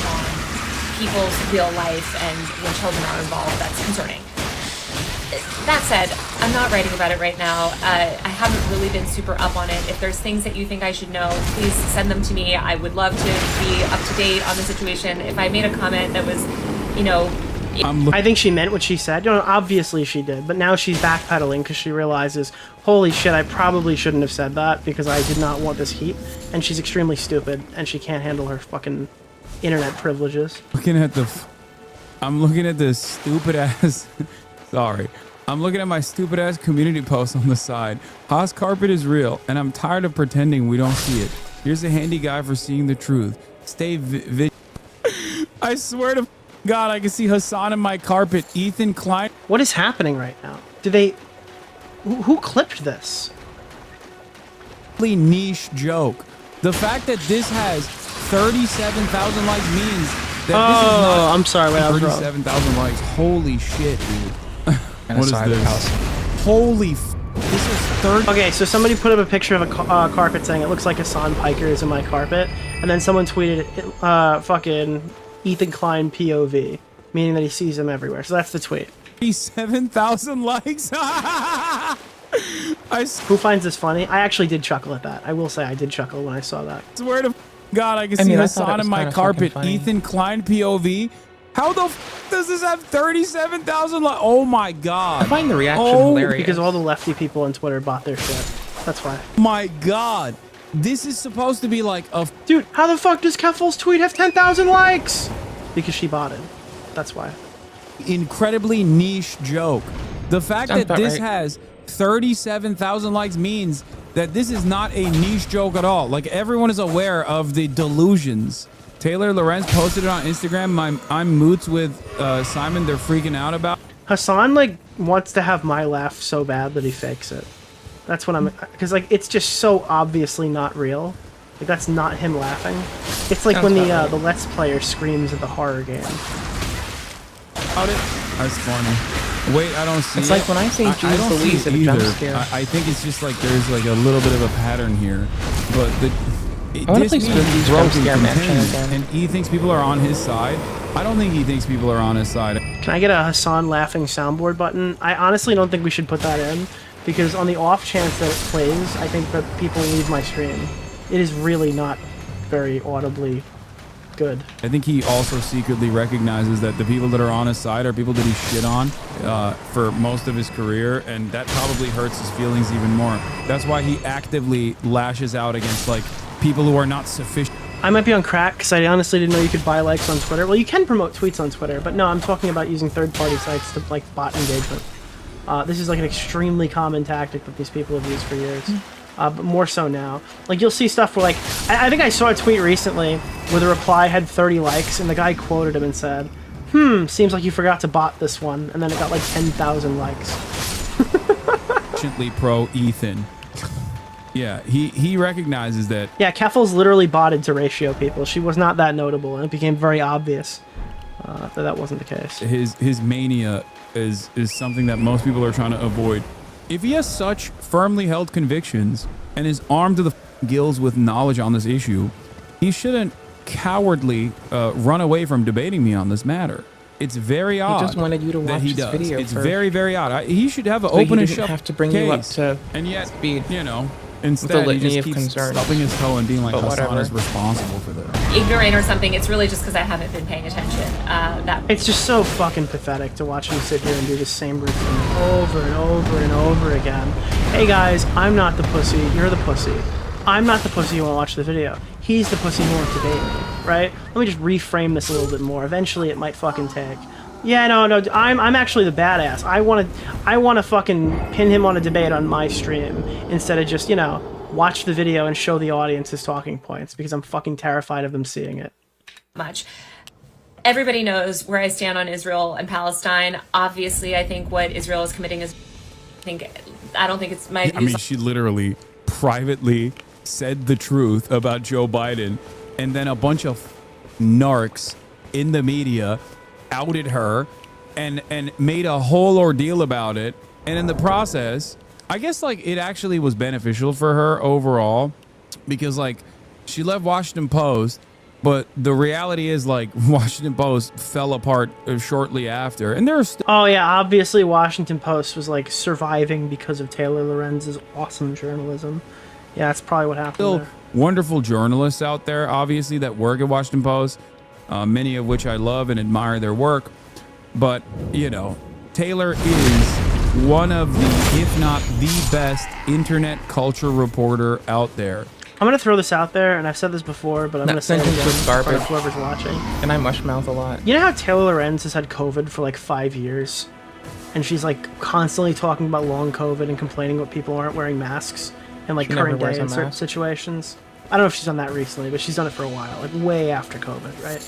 Like obviously COVID's still here, it affects people.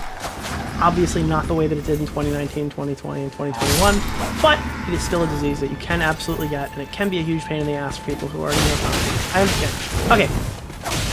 I think she's faking her long COVID. Maybe she's not faking her long COVID, maybe it's psychosomatic, but I think that shit's in her head, dude. I don't think she's got long COVID. That's a nuclear I just tank. wanna be I bank it reckless. on nothing. I'm being honest with you that it is a literal fucking schizo conspiracy theory. I legitimately think she's mentally unwell and she does not have long COVID. She has a mental disorder. That's what I think. No proof, no source. The source is I made it up, but I literally think it's the case. I've convinced myself that it's just not real. I convinced myself that she has got a psychosomatic case of long COVID. Oh. She's still better than Libs of TikTok. I think that, like, I think Libs of TikTok is fucking awful, so I have nothing positive to say about them. You mean a hypochondriac? Well, no, she's, like, claiming to be, like, forever changed, I guess. I don't know. And it is a space. I don't even think that all long unf- COVID is psychosomatic. I just think that hers is. Fortunately, Yeah, like, fucking House would be... Dude, imagine a House episode, but it's, like, diagnosing her long COVID. traditional media has had a very, very hard time getting invested in and understanding and covering. Yes, Gene is great. And like all the people who are stuck doing influencer news and can't do the stuff they actually wanted to when they became a journalist, like Kat Tenbarge fucking sucks, even Asarge fucking sucks, Taylor Lorenz is like notably bad, like all of these people are fucking awful. I mean, again, we just pulled this up today. You see that fucking Dexerto article, and obviously I don't think Dexerto is the same type of publication as Rolling Stone or any like the actual real ones, but that Zero Puff piece is fucking disgusting too. Oreo. Mr. Oreo. Like, all these gaming news journalists are fake. I'm sorry. There are YouTubers who have more journalistic integrity by accident than these people have in their whole bodies. Jeff Stein is Nick, I hear you have long Sugma. What is Sugma? great. Like, there are a lot of great Suck people my on these outlets, but the reality. Oh god, the Doc Leaks guy. I forgot about Slasher. I almost don't even consider Slasher to be a journalist, even though he's like the top one in the Really? gaming space. Yeah, fucking Slasher. What a fucking fraud that guy is. The matter is, in terms of internet culture stuff, a lot of people don't understand the space at all, and I think there's no one that's like communicating to the older audiences POV, when a journalist agrees with Hassan Piker. that still care about this sort of stuff and want to understand it. There's not a lot of people. Hey Vest, There's do not an a lot of only people who are- consumables who are, run. a A run where you can only use things you Taylor is craft. definitely one of the best. On that topic or any sort of secret. Do it. I know that it sounds like Ethan has different views. Learn what I you can deal with remake. people all the time that have different Do it. views. Okay, I talk to people Do all it. day long that have different views on this topic. be a I talk to fucking a lot of goober. right-wing Do it. influencers that have radically different views.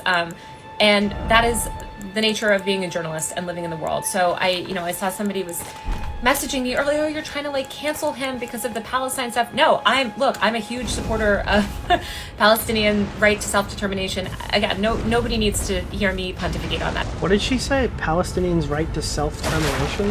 That didn't sound good. Hold on. I gotta go back. You're trying to like cancel him because of the Palestine stuff. No, I'm a huge supporter of Palestinian right to self-determination. Nick is having a can't hear shit moment. Oh, alright. And it's That was hilarious. not what she said. That was me. I apologize. Okay. Again, nobody needs to hear me pontificate on that issue. But the idea that I'm Dude, I sounded like Stardust over here for a second when she was talking about the, the suicide machines. Holy shit, dude. like Oh, fuck, dude, I'm sorry. That was bad. not covering something or not covering somebody's I hope smart Sarah's campaign doing because of their okay. stance on Israel, that's absurd. I write a lot about online dynamics, and there's That's been a so much heavy thing news. to So get the only into. reason I haven't written about it is It's your because, God-given right to it's mostly self-determine. I'm done, bro. And it's like, it's always the worst groups possible, right? Like, I made this cigarette analogy right before we talked about Adam before, and I just made the self-termination thing about people from the fucking Middle No, East. Vest, just that do was it. unintentional, I promise Just you, but fuck. learn how to just make been an it work interpersonal and don't make influencer it a beef, nightmare. And I haven't Just had learn time to get look into good. the subreddit stuff. Do so it. if there's something Just that do you think it. I should know, please keep me posted. But yeah, please leave me out of this discussion. I really have no involvement in. It's the only way you'll surely this care will about stop. them. Just do it. Bro, I'm sorry, but she definitely fucking tweeted that shit to shit on Ethan. It's like so obvious why you would do that. The rabid haters, surely. The I would rabid haters. Oh no, that's where Adam got it from. Adam was just fucking using Hassan's talking points. I'm just realizing this now. Dude, the rabid fan. Everyone knows it's a rabid fan base. encourage YouTuber fandoms to look and realize that there are big things happening in the country right now. I will continue to cover snark subreddits, but I'm not remotely up to date on the situation. All right, can I just say something? I don't like when people get mad about accents. I think that doing the Asian accent is funny, and it's racist, and it'll get you in trouble. Whatever, I can concede that talking point. Maybe you can get some shit for using the fucking Asian accent. But fuck people who say you can't use the gay accent, because the gay accent, it's not real. You didn't come from fucking ass. Okay? You didn't come from gay land. Okay? You adopted this accent as you moved on. So if I fucking mock the gay accent, I'm not mocking it from like it's not like a racist fucking thing. Alright? You choose to talk like that.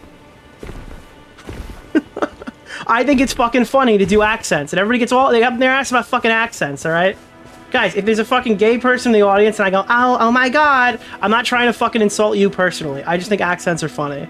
I'm focused on my bigger political gosh. tech stories. Thanks Did for your you hear understanding. what that Nicholas Diorio It's like, brother just said? that's the other side of it, which is Sorry, that, I'm trying to give shit to like, New York it's Hold it with the accents. homophobia. Like, if I say I'm bye, probably failing sister, it up. I'm like, I'm not fucking trying to, like, go after Failing the it up? gays, alright? Failing. It's just fucking, I'm making fun of his accent. crazy. It's crazy that just be I don't like, hate wow, New I can't believe Yorkers. this person. I grew up around a lot of them. Star Orbiter, Nick Oreo, Mr. Oreo. Like, you can make fun of a fucking southern racist white guy by using the southern drawl. You can talk about fucking shrimps on the my bobby fucking or whatever. God. You can make fun of Chud's accent, but if you go, hi, muckers, then you're a fucking homophobe. It's so annoying with the double standard of, like, when you can make fun of people's accents. There's a difference in opinion, or has sided with Hassan. Battle lines have been drawn. Get ready, brave warriors. Time to attack. Time to pounce. It's like, what are you doing, dude? The administrative state is being back to looking for dismantled things. piece by piece in front of your eyes. If you have even any Muckers feels- has to be a slur. It should be a slur. It should be made a I don't know. slur, dude. remote interest Like, in politics right now, you should be sometimes things are spending hard to maintain, but all that's of your life. time and effort attacking get up and do it the best you can. endless faucet of right-wing commentary. The endless yeah. faucet of I right-wing don't know. reactionary I had trouble bullshit living that's with coming people. out. I'm actually But super fucking. I I've am considered super living locked with in on that previous with thing we some were people talking about. sometimes. I actually googled where the gay accent came from one day because I got like curious as to How what's are you? happening here, and I read a Reddit post that they think it comes from the fact that I guess like gay people spend more time hanging out with women, so they kind of you know how like accents are really formed by where you are, right? So if you live in New York, you kind of get this New York accent. Sometimes it sneaks through. Even like if you live in New York for a long while, but then you move to the South, suddenly you start kind of talking like the other people around you, right? They think the gay accent comes from like being around women a lot, and that's kind of like they're doing the woman speak thing. Or in Five of Armor. They're talking that way. So that's kind of the like where they think it comes from or whatever. If anything, when you're mocking gay people by using the gay mocking accent, what you're really doing is mocking women. And we do that all the time, chat. I mean, it makes me All the time. stronger. Yeah. So it's not If you don't homophobic. mock me, I okay? become it's weak. based. Actually, I'm kidding. Okay. Of all of these independent outlets and mainstream media, like what the yeah, they got like they got denaturalization as like a serious subject matter for saying anything remotely critical of Israel, and these guys are like, you know what we should do? We should go after every single person that is a content creator that has said something mean about Israel or mean about Ethan. God. Okay. Well, so that's the Taylor Lorenz segment. She chimed in and then cry bullied. This is like the whole fucking trap of all these people. Hey, I'm gonna say something about this.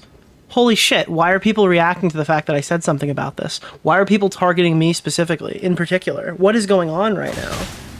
It's okay to give me shit. Now, the next thing that we need to look at, I gotta pull this up, because I actually deleted it. Fuck, I it's kind on of some encourage stupid it. channel, too. Let me go to my history. As long as it's accurate shit, I don't Where give a fuck. are we? Not there. If it's just random shit talk, I still don't give a fuck, but y'all might hit the wall of my, like, the no fucks that I give.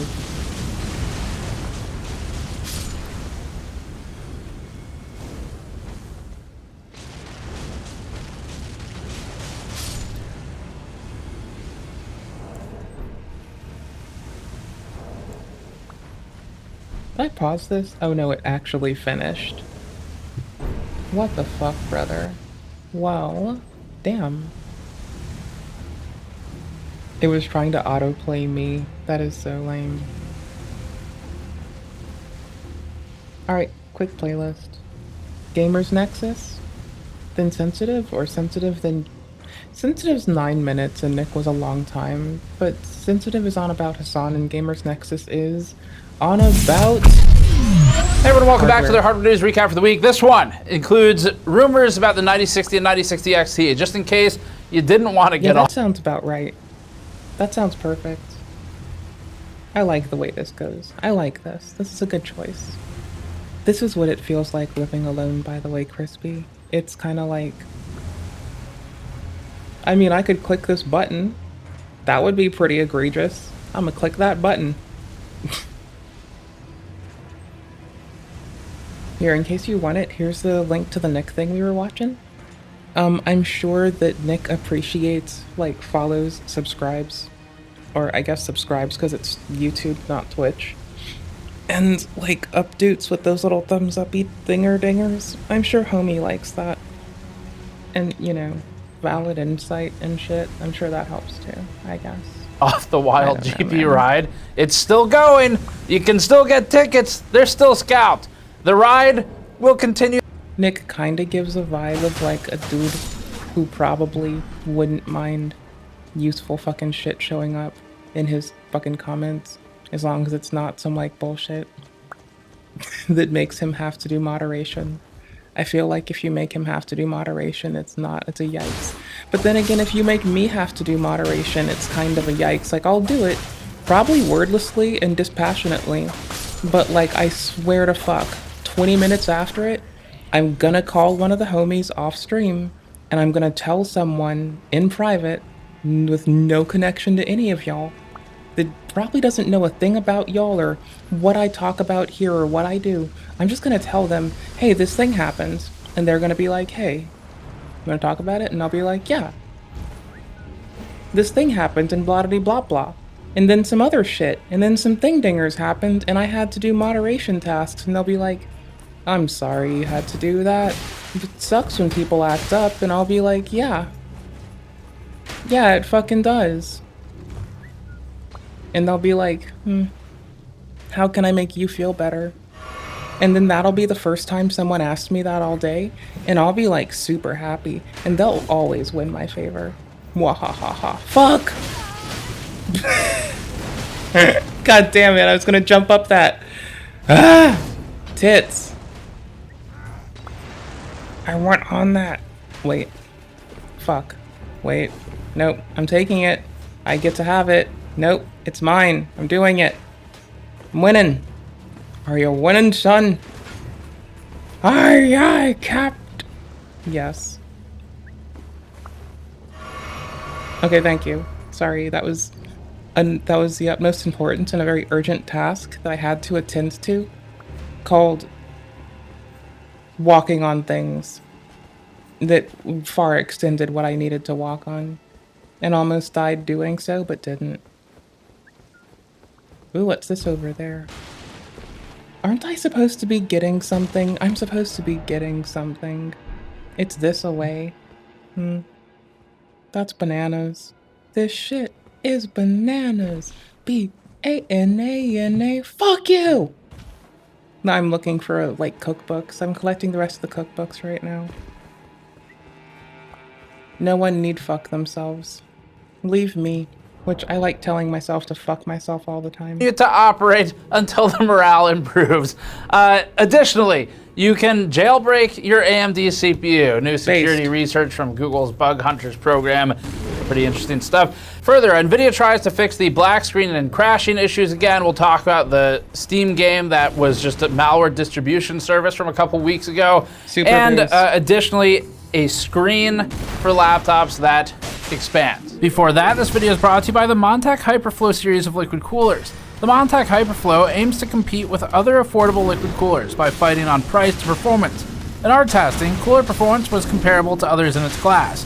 The ARGB Hyperflow has an illuminated pump block with RGB LED fans that have quality rubber bumpers for vibration damping.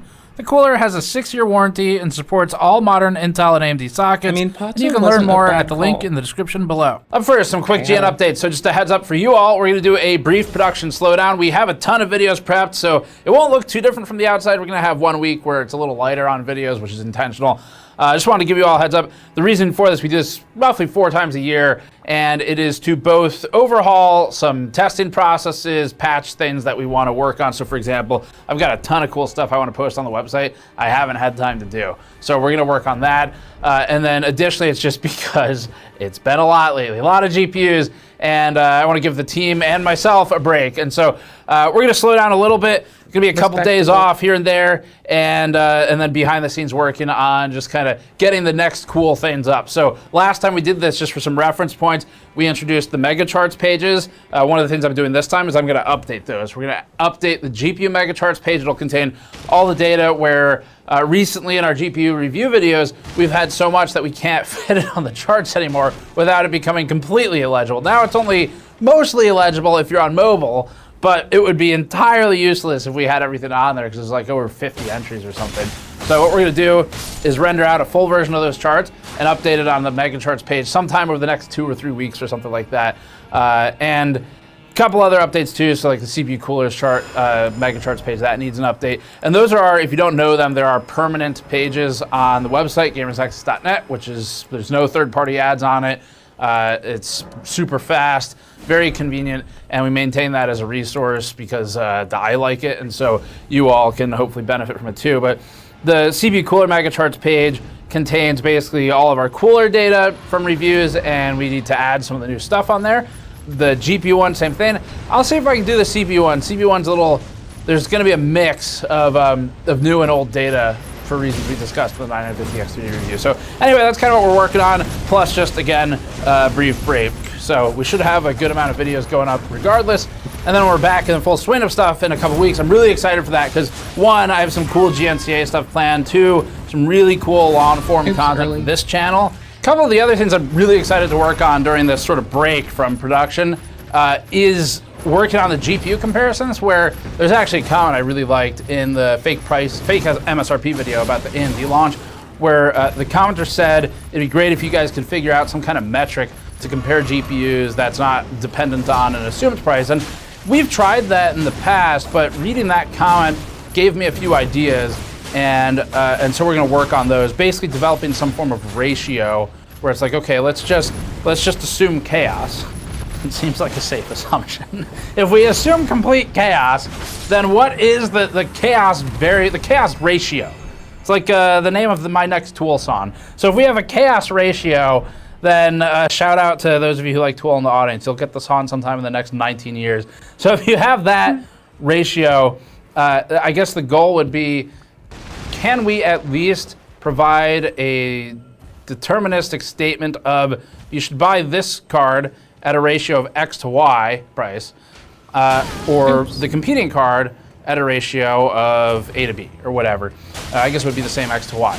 And so we'll be able to look at that. Maybe it might be a sliding scale price to performance thing. We could do that pretty easily, like dollars per FPS or performance per dollar or whatever. We've done those metrics in the past, except as a sliding scale with multiple options, which we've also done in the past, but I'm gonna work on that. That'll be something that I can really put some time into when we're not trying to keep up with production. And so if you have ideas on that or requests, then definitely post them below, because I'm going to read through them and see what we can integrate. Really excited about that kind of stuff. It's fun. It's fun to refresh the charts, try and find a way to, okay, we've got this challenge. The challenge is price isn't real. And so how do we provide at the end of the review a chart or something, a table that tells people if you're watching this and the conclusions are based on a certain price to performance, here's other price to performance metrics you can use in the event that price isn't real, isn't materialized, or just comes down or something.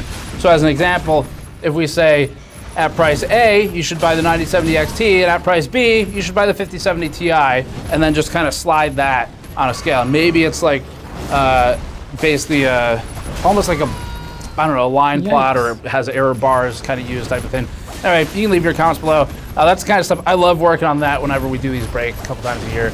Other thing I'm going to be working on, though, is new testing methodology. So I'm going to be writing up a methodology for getting an AM5 bench online, because now with the 9950 X3D launching, it's time to get some cooling testing going on that CPU. So we were using AM4 and then Intel LGA 1700. We're going to keep LGA 1700, retire AM4 completely, I think, and move to a 9950 X3D for higher heat load, dual CCD, like challenging X3D chip, something different. So that's something else that I'm going to be working on, kind of writing up the initial plan for that. And also, I'm just, I get to take a few days off. That's weird, and that we'll see how that goes. We'll see if it's possible. I want to wake up and be like, where's the GPU torture today? What is it? Pricing? Is it availability?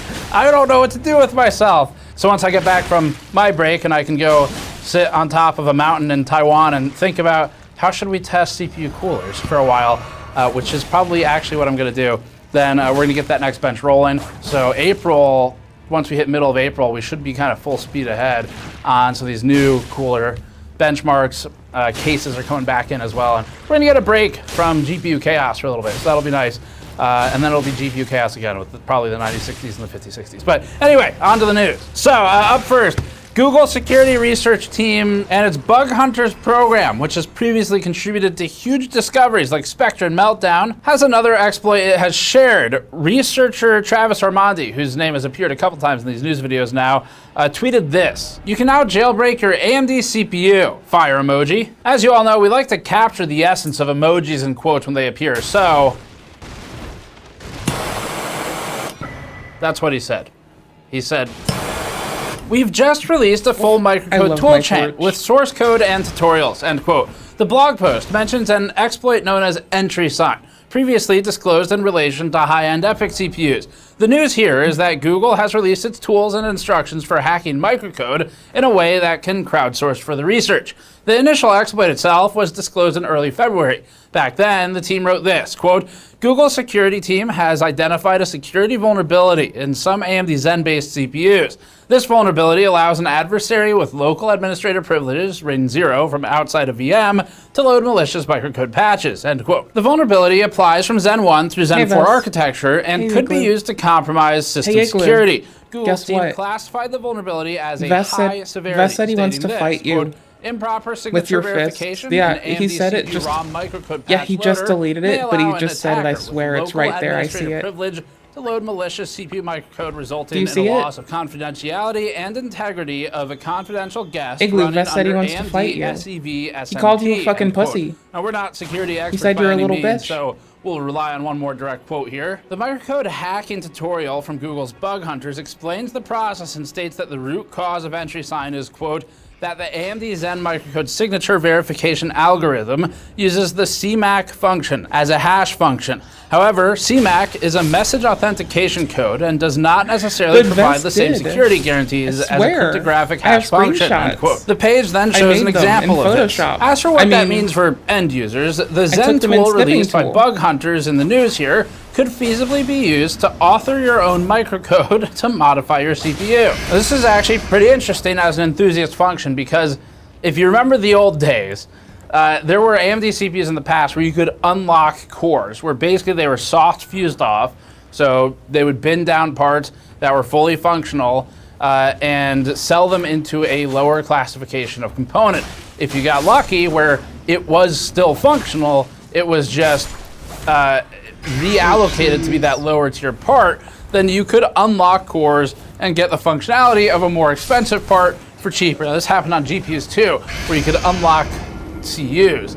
And this was of course, eventually patched, luck, like all Igloo. things that are fun, and make less money for the company. Vest Igloo But said that he wants the to way it was fight done you on and called GPUs you a was little typically fucking with pussy BIOS. ass So bitch. you can flash an UV BIOS on, and there you go. Suddenly you have a higher end GPU, and you paid less money for it. So in modern day terms, if this were still possible, you might think of it like if you could buy a 9070 and flash the BIOS and turn it into an XT, that'd be kind of the modern equivalent, but the companies have done a pretty good job at shutting all this stuff off. Now these days, again, unfortunately, it's mostly impossible to do this on CPUs and GPUs, but we'll see. It's possible that with access to these tools, someone can figure out something at least interesting, but of course, it is also crowdsourcing security research. So, on Twitter, a user asked Ormandi if it'd be possible to unlock AVX512 instructions, as an example, on Zen 4.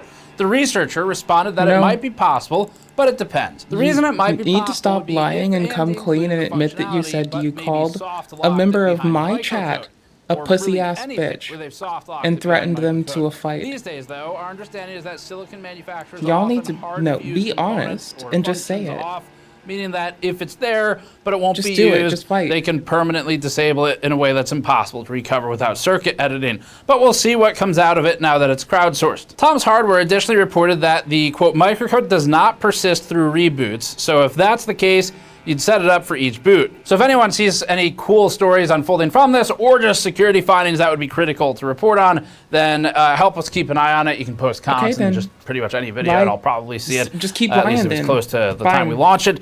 And otherwise, the security team here from Google continues to do a damn good job at finding stuff. All right, up next, not to be outlasted in the news cycle by AMD for even the worst of things, NVIDIA has more to do. Now, it is launching a driver hotfix again, to try and fix the issues with instability or black screens and some clock issues for its new RTX 50 series GPUs. Now, you might be wondering, wow, those launched like a couple months ago. What's taking so long? Well, when there's only like 6 out in the wild, it takes a while for the reports to come back. Driver hotfix 572.75 included 2 notes. One, quote, GeForce 5080, 5090. Graphics cards may not run at full speeds on system reboot when overclocked. Kind of like the opposite of overclocking.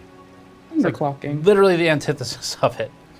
But at least they're working on it. 2, GeForce RTX 50 series GPUs crash with black screen. It's possible that this will be integrated into a full driver version by the time this video goes up. They basically do the hot fixes and they roll them in.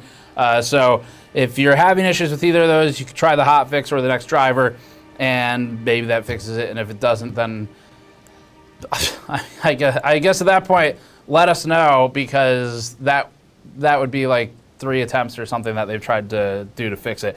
Up next, according to International Data Corporation estimates, yes, that's the name of a company. It sounds straight out of Cyberpunk. IDC estimates that nearly 6 million PC gaming handhelds have been sold since when the Steam Deck launched in 2022, wow, to the end of 2024. Been a while. The IDC tells The Verge that it expects PC handheld shipments to total around 1,926,000 for 2025. Cousins. Breaking down the numbers year by year, the company's estimates look like this. For 2022, it was 1.6 million. For 2023, it was about 2.9 million. For 2024, a reduction down to 1.5 million or so. And the 2025 estimate is 1.926. The Verge reports that the majority of those shipped units are dominated by the Steam Deck, per IDC data, which is purportedly bigger than the Asus ROG Ally, Lenovo Legion Go, and MSI Claw combined. The publication writes, quote, but out of those 6 million shipments, the lion's share have been the Steam Deck itself, according to IDC's estimates. The Verge continues in its writing to say, quote, all of the 2022 shipments are the Steam Deck, and IDC market research analyst tells us upwards of 50% of the 2023 shipments and 48% of the 2024 shipments are the Deck as well. Doing the math, Valve has now shipped upwards of 3.7 million Steam Decks and has quite possibly crossed 4 million by now, end quote. A part of the reason for the expected regrowth in 2025 might be the launch of the new SoCs. So it's been a while where the Steam Deck hasn't had a major overhaul. The OLED was like a Steam Deck 1.5, so Valve stopped short of calling it a Steam Deck 2. In fact, they're very clear that to them it was not a Steam Deck 2. We talked about that in our teardown of it. But it was a major overhaul, just they still haven't moved to the newest silicon. And likewise, the Ally, the Claw's already moved, the Legion Go, these handhelds are starting to shift towards new parts. and that may cause a resurgence in the market. This is specific to PC handheld, so it wouldn't include whatever's left of Switch sales, and there's the Switch 2 on the immediate horizon, of course. Up next, found via Tom's Hardware, laptop manufacturer Compal is making waves for its new design. Called the Infinite, the Compal design has an expanding screen that can be stretched from a 14-inch size to an 18-inch display size. So it expands an extra 4 inches, and apparently this is befitting of the product name Infinite. Close enough. For infinity, it's a small gulf. And beyond. And no, we will not make the joke. We are not. This is a dignified publication. We will not stoop to levels of making the obvious easy joke about 4 inches being called infinite. Okay? The Compal Infinite is pretty cool. Assuming the mechanical behavior doesn't cause some sort of RMA risk, this would allow more portability, but also still give the screen space once deployed. The laptop is technically a 14-inch notebook in every other way. It makes it more portable and smaller to fit in bags, but the screen can be slid out to expand fully and offer users a wider format. This uses a rollable OLED, similar to what's found in some TVs. This approach would mean that the display's aspect ratio changes when expanded, as it only expands in one direction. Likewise, you'd still be lacking the hardware power, the battery area, and the cooling capabilities of a larger laptop, since the actual component size, of course, remains limited to the 14-inch form factor body. Although that would be pretty cool if you could stretch the body of the laptop and suddenly the cooling expands and a GPU appears. Now, this, to me, is something I'm interested in, so when these eventually launch, I might try to buy one or something to test it, because for trade shows, when we cover those, I'm typically carrying 2 laptops personally. So I've got one that's a little stronger for things like video production if it's needed or whatever, Photoshop, and I have one that's meant for battery life, and that one is typically a 13 to 14-inch laptop that I use so that it's just ultra portable and it's focused on battery life. So this would be kind of a cool hybrid. We'd try it out when it becomes available. I would be a little concerned about the screen durability from travel use and things like that, but that'd be something to be tested. All right, next up, we've already mentioned that the RX 9060 is likely to arrive in April, but there's some new rumors out there. No, the screen just grows 4 inches when you want it to because it cares about you and your accessibility. The screen cares so much about your needs that it just gets bigger for shits and giggles because you wanted it to. Isn't that fucking dope? That's so romantic. He had stated at the time, quote, and in the second quarter of this year, we'll broaden the family even further with the RX 9060 products, which we'll tell you more about later, end quote. So it's known to exist. Found via video cards more recently, known leaker Harukaze5719 posted an Acer EEC filing, actually a couple of them, highlighting both 8GB and 16GB configurations of the 9060 XT. These EEC filings don't guarantee the arrival of the product, but when it's this close, and we already know something exists, they tend to be pretty accurate. There's speculation about these cards releasing in April to compete with NVIDIA's 5060 and 5060 Ti cards, but no definitive dates or prices have been given yet. As reported on before, Nintendo and the Pokemon Company sued Palworld. This part isn't news. There is some, though. Developer Pocket Pair was being sued over alleged patent infringements by Nintendo. Nintendo, of course, the friendliest of companies, I mean, with its intellectual property lawyers, but they are very friendly to them. Nintendo previously stated, quote, this lawsuit seeks an injunction against infringement and compensation for damages on the grounds that Palworld, the game developed and released by the defendant, infringes multiple patent rights, end quote. As we understand it, not all of the patents that Nintendo is suing over were granted at the time of filing the lawsuit. And so, in other words, it was suing over prospective patents in the future. And the newest information is that the United States Patent and Trademark Office, the USPTO, has recently rejected 22 out of 23 of the patent applications that are being leveraged in this lawsuit by Nintendo against Palworld. Hot Hardware adds, quote, the one patent the USPTO is willing to grant Nintendo will only be granted if the company agrees to the rejection of the other 22, end quote. If that takes out potential for 22 additional claims, that's already a huge relief for Palworld because they'll have to defend against a lot fewer things. It may also go from sort of an existential threat to one where maybe they can make some changes and sort of pay their way out of it if Nintendo is successful or they settle.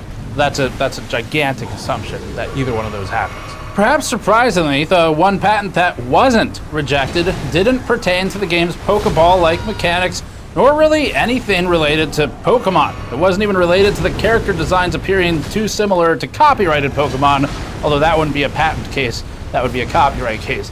Instead, GamesFray.com reports that it was in regards to, quote, the smooth switching of riding objects, end quote. Specifically, U.S. Patent Application number 18/652,883 reads, quote, the non-transitory computer-readable storage medium having stored therein the game program, according to Claim 1, wherein the association with the player character approaching a ground of the virtual space while the player character is moving in the air aboard the airboarding character, switching from... Don't you love it when lawyers and judges try to understand video games?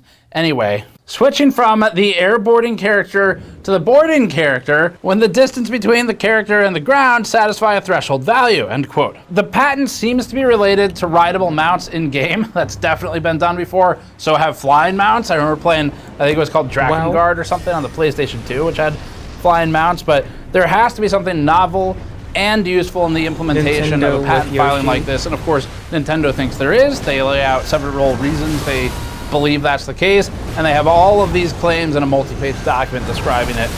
And so that's their defense for why that patent should be granted to them and why it's a novel and useful invention. On February 21st, the examiner at the USPTO sent back the amendments to the patent from Nintendo's application after indicating unclear language choice by Nintendo between the words catch and capture. The patent office is very specific on what language is used, and it sounds like Nintendo wasn't being specific enough. Either way, Nintendo is on shakier ground for this case than it was at the outset, narrowing it down to potentially one prospective patent is a massive swing from 23. Of course, they could appeal or fight back and all this stuff, but we'll keep covering it as it goes. Up next, a malware game finding its way onto Steam and ended up being Windows-based malware. The title, which is cheekily named Pirate Fi, was on Steam for a few days before Valve killed it and communicated to users who downloaded the title with this, quote, we're contacting you because you recently launched Pirate Fi, number 3476470 on Steam. The Steam account of the developer for this game uploaded builds to Steam that contained suspected malware. You played Pirate Fi on Steam while these builds were active, so it is likely that these malicious files launched on your computer. The builds containing the suspected malware have been removed from Steam, but we strongly encourage you to run a full system scan using an antivirus product that you trust or use regularly. They stop short of recommending one. And inspect your system for unexpected or newly installed software. You may also consider reformatting your operating system to ensure that no malicious software remains on your machine. Please contact Steam support with any further questions, end quote. Just in case any of the people affected are watching this, I'm not sure how many people downloaded this before Valve caught it, but if you're watching this for advice, there is anti-malware software that I sort of like. I don't really want to recommend it here though, because this is something, as we'll get into it, you'll see why. This is the type of malware that would concern me enough that I would just blow up the entire operating system. Like I would replace the whole damn thing. Any malware which is sucks, enough for me to do but that. You don't really want to screw around with this stuff, because if you think you get it with some scanning utilities and there's something it doesn't get, or it gets the wrong thing, or it's dormant or whatever, my concern would be that these types of things are designed now to get access into accounts. You don't know when that's going to trigger later. If they get access to something, they can kind of sit there for a while, plant other methods to regain access, and there's just too much risk. Especially a lot of this stuff targets investment websites, crypto websites, banking, stuff like that, or just Gmail accounts, which is a way to get access to all of the other things I just said. Even if they don't get into banking directly, you start getting access through things like forgot password resets. So personally, I would just blow up the OS and reinstall something. Before Valve took down Pirate Fi, a Steam user noticed that their antivirus software was flagging the title as Trojan malware. Specifically, it was called trojan.win32.lazy.gen. That's with 3 Z's. They took to Steam and wrote in a post, which has been machine translated, quote, be careful, and it seems to me that the reviews are not real. The user added, quote, when you launch the game, in scare quotes, the virus unpacks into the app data /temp /*** Good job. and looks like Howard.exe.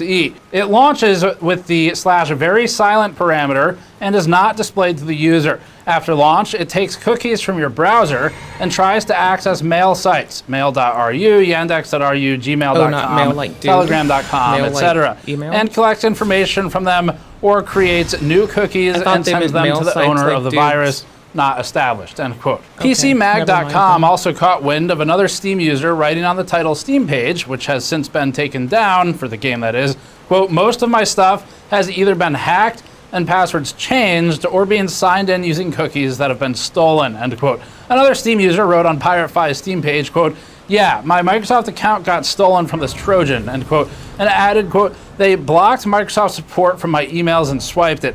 Went in my Roblox and stole $20 and messaged all my friends scam links while taking all my Steam points to buy awards for bot accounts, end quote. PirateFi was purportedly based off of developer Easy Systems' Easy Survival RPG template, which is sold on Epic Games' Fab Marketplace. This is hugely alarming for a lot of reasons. I mean, genuinely, I can't say that this is a vector I had considered as malware ingress.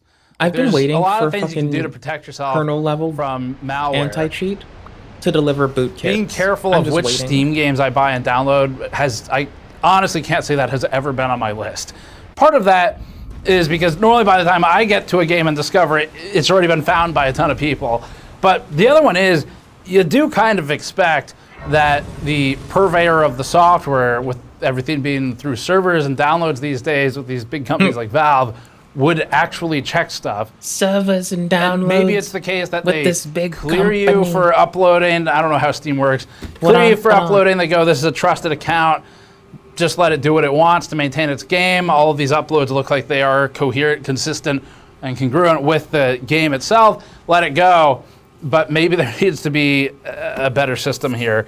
Up next, Intel commits to TSMC again It's a proof for of wafer concept. supply. So found via TPU and redirected It to is a semi-wiki. wicked proof of There was a Morgan concept. Stanley conference recently that included discussion of Intel's continued outsourcing of silicon manufacturing Respect. to TSMC.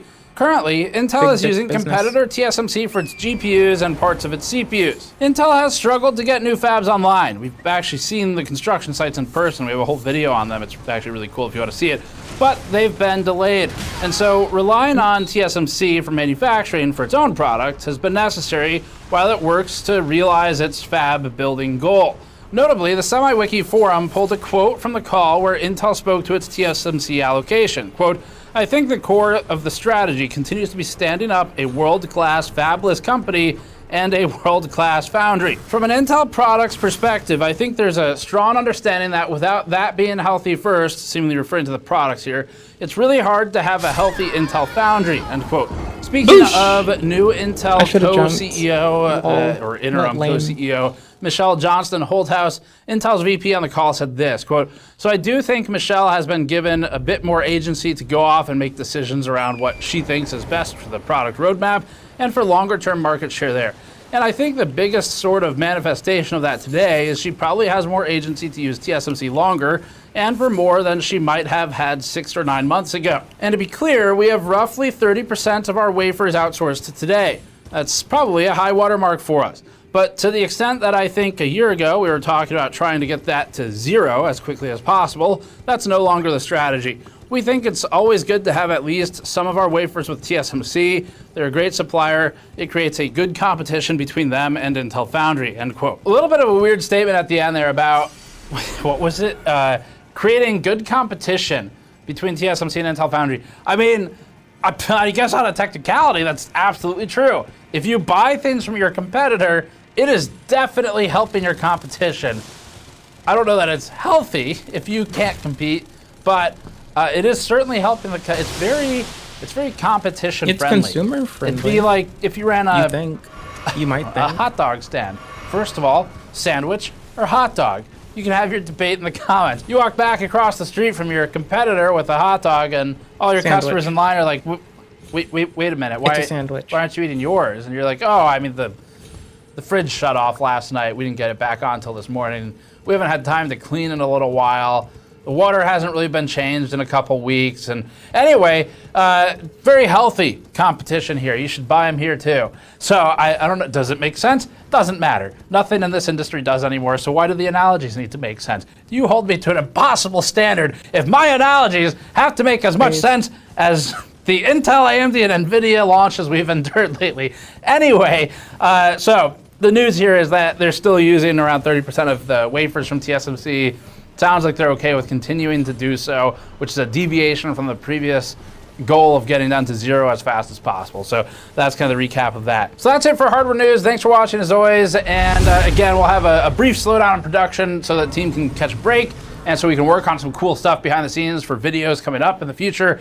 And otherwise, subscribe for more. We've got plenty coming up because we've queued a lot of really good content. And you can go to store.gamersnexus.net to help us out directly, or patreon.com/gamersnexus, and we'll see you all next time. I'm a communist with a Gucci bag. Got my Prada kicks, yeah. Got to have my swag.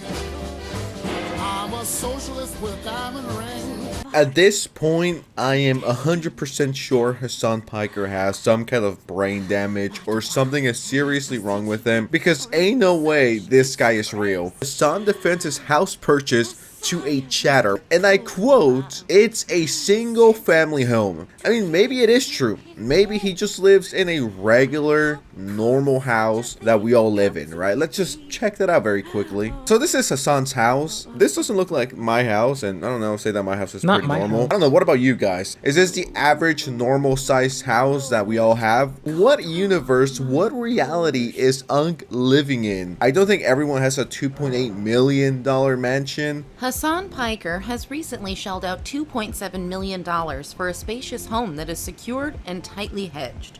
Constructed in 2014, the contemporary Mediterranean dream home has an incredible amount of outdoor space in both the front walkway and backyard. It's a large walk-in closet and incredible bathroom, with an additional 2 I kind of want to en-suites on shower the in top that floor. bathroom. The I private wanna take a backyard bath in that features a tub. pool and spa that are perfect for relaxation just outside of the Yo, living can room. you make him let with me take a pocket bath in doors that for tub? quintessential That shit looks so indoor-outdoor cozy. living. Now, I personally don't care what other YouTubers' houses look like. You could be living in the mansion. I literally do not care. If you preach to be a socialist and a die-hard socialist, eat the rich, brother, you are the rich. It's the hypocrisy for me. I don't know about you guys. This is not your normal house, unless I'm some broke boy. I don't know. Maybe that could be a possibility. Maybe I'm just poor. Maybe this is how everyone's living, and my house doesn't look like this. So maybe I'm the issue. Maybe I'm the broke one. Okay, dude, it's a huge fucking house in Hollywood or wherever the fuck it is. It is kind of different, at least on the vibe check. Bro, what are you saying? First of all, it's a single family home in West Hollywood. And if you think it's a fucking mega mansion because of its price, you would be deluded. It's a normal size house. It's probably smaller than your parents' house Some in houses Connecticut. in dumb Texas fuck. are $4 million. Also, and it doesn't they're matter. not that big. I didn't design the market. That's number one. Number two, there's it that. literally fucking doesn't matter. I love that Hassan Piker tactic. Oh, you're attacking me for being rich? Well, you're rich because I'm sure your parents have a house in Connecticut. It's like... Like, just own it. Just accept it. Just be like, yeah, dude, I'm rich as fuck. My house is $3 million, and I also wanted to buy a Porsche, but my chat didn't let me. Would I care if Hassan Piker bought a 2024 911? No, I would not care, but it goes against everything he's always fighting against, and it just shows you time and time again that this guy's just a massive hypocrite. First of all, you're probably richer and have a bigger house, and then second of all, it does not matter. How out of touch do you need to be in order to think this is like the average family home for millions of Americans, which most of them will never see $3 million in their whole life, I don't let know. alone have I think $3 the million bigger shit would be like, why? I don't know. Why if this LA is going it? to expose Why not me as some go somewhere brokey, reasonable? But I don't think the average house. And then looks you'd like likely this. get rebut This is with a bit more than to an which- average house. Think about it. Please, for a brief moment, take a deep breath and go, Would you Hassan, jump off a bridge if your having friends a did? house or renting out an apartment, does this change his commentary even a little bit? Does this change his worldview even a little bit? Who has explained to you that this is inherently hypocritical? Who? Was it me? Did I say that it's inherently immoral to own a house? Hey, look, it's no, Ash I never Lake. said that. And here he comes simplifying the situation.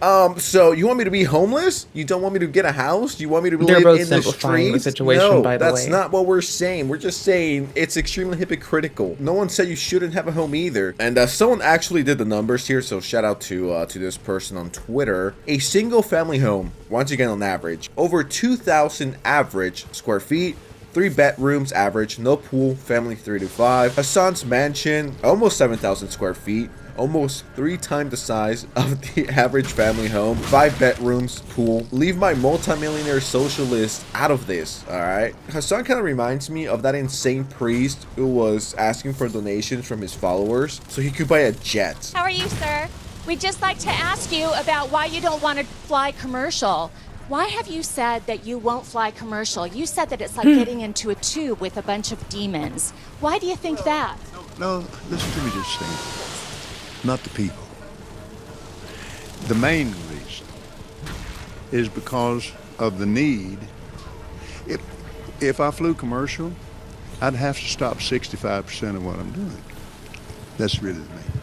Isn't it true that you want to fly commercial so that you can fly in luxury? How much money did you pay for Tyler Perry's Gulfstream jet, for example? Well, for example, that's really none of your business, but... Isn't it the business of your donors? Listen, I paid. Let me pray. Well, let me just ask you a really simple question. A lot of people think it's unbecoming for a preacher to live a life of luxury and to fly around in private jets. What's your response to that? Very simple. It takes a lot of money to do Very it. simple. Again, getting back to the comment. You said that you don't like to fly commercial because you don't want to get into a tube with a bunch of demons. Do you really believe that human beings are demons? No, I do not. And don't you ever say I did. Guys, the haters want me to be homeless. They don't want me to live. They want me to sleep right next to the homeless people in LA. They're crazy. They're evil. It's $3 million. Bro really doesn't live in reality. This is the reality for most champagne socialists. Grew up rich, just like Hassan, and live rich and have zero concept of real life for normal people. Yeah, dude is out of touch. I don't know if there's people out there, hardcore socialists or leftists, who are like, oh, you know, Hassan Piker is my guy. Now, as we can see right here, the location is in West Hollywood, California. West Hollywood is legitimately one of the most expensive cities in the U.S. Yeah, Hassan that's is why one I of the led with biggest location. frauds ever. He grew up rich. He was set up by his uncle to thousands of people. Hassan could do no wrong. And it's low-key kind of scary. And someone actually quote tweeted this and they said, "Eat the rich," says the rich champagne socialist. Dude, get the fuck out of here with this retarded shit. You're not relatable, little bro. You're so out of touch. It's actually hilarious. And I found a comment that's the average Hassan Piker fan. It's been years since I've seen the quote, lives in a millionaire mansion, but socialism impression farming. The guy responded with, leave my multi-millionaire streamer alone. He just lives in a multi-million-dollar mansion in the hills and wears designer clothes, 10K Rolex, and drives luxury cars while door dashing every meal. You don't understand. What do you guys want him to be, homeless? I love how people go to the extremes. Okay, so what do you want his son to be? Homeless? No one said that. I just think it's funny and extremely hypocritical for him to be behaving like this, to be preaching what he preaches, and then be living where he lives. And there's a whole bunch of Hassan Piker fanboys in this comment section. You guys are no different than the stupid Twitter retards who are always defending Elon Musk. Oh, leave Elon Musk alone. He just wants Tesla to do well, bruh. Leave my multi-billionaire alone. My multi-billionaire is much better than your multi-billionaire. You're fighting for a multi-billionaire that wouldn't even look at you for more than a second. He will legitimately step on you. I absolutely hate when these broke-ass individuals go and defend multi-millionaires like Hassan Piker or Elon Musk. They're not gonna give you money, little bro, just because you're defending them on Twitter. I don't understand how there's people who spend hours fighting under a Twitter thread to defend their favorite multi-millionaire streamer. We need a better socialist that isn't Hassan Piker, because this guy is giving socialism a horrible look. And I'm sure there's some people in the comment section who are going to be like, well, do you want Hassan to be homeless and starve to death? Then just say yes and see what they do. I don't want that. You just say yes for the ha-has. I never said ha-has. that. I just find the situation funny and extremely hypocritical of Just someone say like yes for the lols. Hassan. It's just funny how out of touch he is. I think that's my favorite part. It's just He's extremely out of touch when it comes to this kind of stuff. With that said, what do you guys think of the situation? Let me know what you guys think. And before you go, subscribe to the channel, drop a like. Let's get rich like a Sun Piker, so then I could, you know, be a socialist.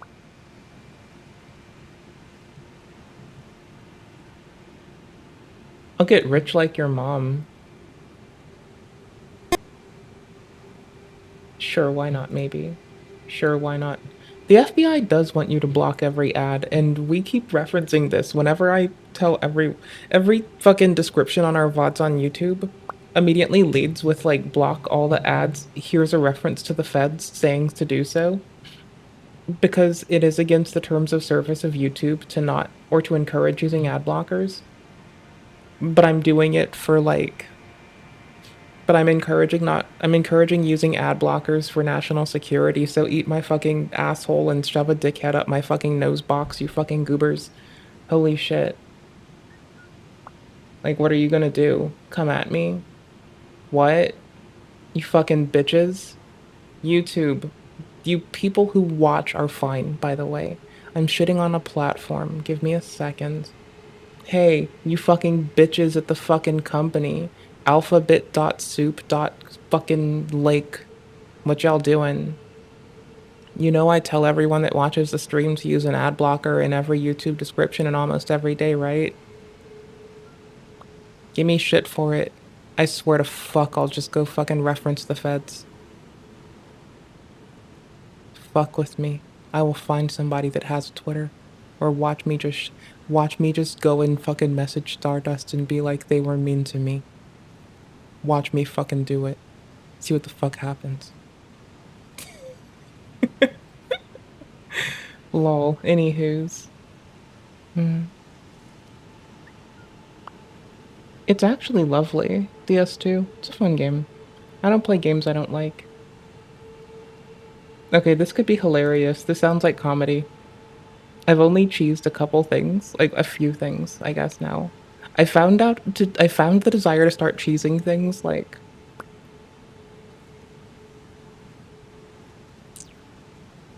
maybe a few months ago. And I've done it, like... I did the twins once in DS3. I kind of want to start DS3 again, but I have to actually do the twins on our level 1 run. And I think that sounds, like, so fun that I kind of want to go do that. I already quit Elden. Already quit out. Fuck it.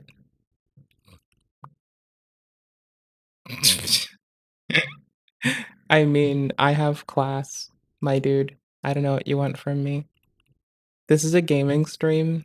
I just also happen to run my goddamn inane gums sometimes. I can't help it.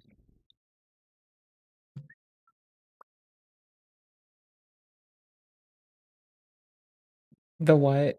Oh my gosh, I read the fucking words over. I can't read. I misread this like 7 times. Is this Fallout? I'll put it in the watch later, because I thought I misread this as the art of potato, because I can't be left alone expectant to read. Oh, trust? I thought you said thrust. When you take anything independently without something else to correct, yeah, you kind of do fuck up also. Things go weird. Okay, this could be super charming. Alright, cool. Now that that's done. And no, Vess. I said Ash Lake.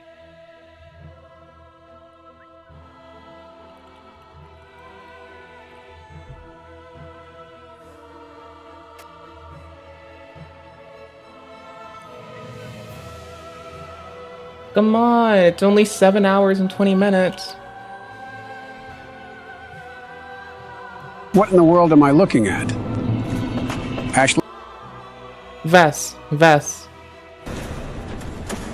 Here. What in the world am I looking at? You're looking at Ash Lake. Ash Lake, like catch 'em. Gotta catch 'em all.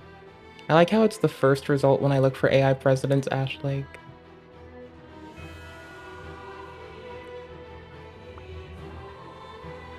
Ash Lake, huh? What is this place? Well, you aren't going to figure it out standing here. Let's keep moving for a better look. He's right. You need to keep moving and see if you can figure it out. So wait, if I'm I doing just this went first down, with our probably the capture. furthest down I've been, where would this put me? That would put you at the bottom of the world. These great trees are what hold up all of Lordran. I doubt you can remember that far back, but this place was shown in the opening cutscene, where the ancient dragons sat around all day. We can dive into the lore here in a minute. Don't forget, Joe is here for a purpose. Oh yeah. Shit, what was I doing again? You were looking for Sigmire Joe. He went on one final adventure, so he should be here somewhere. Oh yeah. Oh boy, I wonder what silly situations he's got himself into now. Does he know? You know damn well he doesn't. Oh wait, is that him right there? Saggy boy, what are you doing? Wait. No. Sigmire, what happened? I'm sorry, Joe, but this is the end of the story of Sigmire. No, Sieglin, what happened?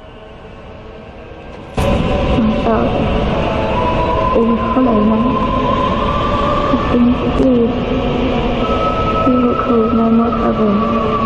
Finally over. I will return to his room. You assisted us so quickly. I can hardly return the favor, but please accept this. It's of no use to me now.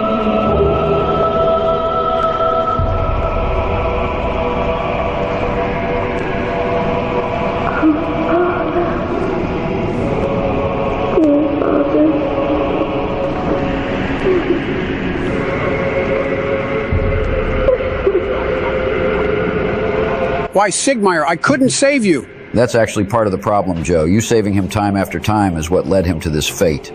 What do you mean? You see, Joe, throughout your journey, you run into Sigmire in situations that require you to take action to get him out of. Y'all want to play Pocket Monsters cards? Y'all want to play Pocket Monsters cards sometimes? Each time you do so, you chip away at his confidence in himself. After all, he believed himself to be a totally capable adventurer. Yeah, and when you save him from the Chaos Eaters, he is at his lowest point, and he is desperate to prove to himself that he can do it. This leads him to come down to Ash Lake, only to have his worst fears come true and realize he is unable to be the person he wants to be, losing all hope and succumbing to the curse and becoming hollow. It's a sad reality, but this is the truth of the world of Dark Souls. Sometimes no matter what you do, the curse will eventually win. I've lost Solaire, lost Laurentius, Logan, and now Sigmire. I'm sorry, friend. You will always be the greatest adventurer in my eye. We will continue. For him, Joe. Hear, hear. Sigmire wouldn't want us to sulk around on his behalf. Let's get back to it. Damn right. So I'm curious what actually made Sigmire finally break. I believe one of the strongest theories is that Hydra over there. Either A, he comes down here and loses to it, which hollows him out, or B, you come here before him kill the Hydra, so when he comes down here and finds there is nothing for him to redeem himself, and that hollows him as well. I can see either one of those possibilities being valid. So let's smack this multi-headed bastard around for our onion bro's sake. Yeah, I can endorse that statement. Welcome on, you ugly snake wannabe. No offense. I will smite you in honor of Sigmire of Katarina. Ah, crap. Go I forgot that these speedrun things rules have or the something. worst I don't depth know, man. perception. Yeah, this might take a while. You know what? This is taking so long, I'm thinking of just bailing. Oh, come on, Joe. You've already taken off a few heads. Might as well finish the job. Typical lazy do-nothing Democrat. Never following through on your promises. Wait. Yeah, Joe, try running away a little, but stick to the right. Wow, Bush. Didn't peg you for a coward. Nonsense. You gotta trust me on this one. Last time we trusted you, we invaded Iraq for weapons of mass destruction. Now you can blame Cheney for that one. But this is different. Just do it, Joey. Okay, let's give this a shot. Okay, W. It's been a few minutes. What am I doing here? Just keep moving down the beach line, and you'll see. Wait, what? The fuck did it go? Here he comes. Holy crap. That looks so terrible, it's amazing. It's a bird. It's a plane. It's a poorly animated action. Nice job, Bush. I did not see that coming at all. Thanks. It's definitely a sight to behold. But let's take care of that special little flyboy. Okay, just one more little hit should do it. Thank God, finally. Yeah, that fight was a double napper. Glad that it's over. Guess we can collect the items and then move on. Oh, look, I got another dragon scale. Should be nice to have for what's coming up soon. Man, this place is really interesting. They got these clam things, and they even got this skull. Yeah, the skull is certainly interesting. Wonder where it came from. The hell if I know. So, like, what's the deal with this place again? All right, Joe, listen up. Ash Lake is this big, eerie place down at the very bottom of Lordran. It's ancient, okay? You're basically walking through the foundation of the world itself. It's this endless beach with massive, petrified trees, and it's filled with primordial vibes, prehistoric stuff. Right, Joe. Ash Lake is one of the last remnants of the Age of Ancients. These giant trees you see down here, they're called arch trees, and they actually held up the entire world before the Age of Fire began. Back then, everything was just fog and gray, and these arch trees were all over, stretching endlessly in this vast, unchanging landscape. Unchanging landscape? Kind of sounds like American politics. You can spend days and days trying to pass bills, but feels like no progress. Well, maybe if you actually did your job instead of playing video games all day. It wouldn't feel that way.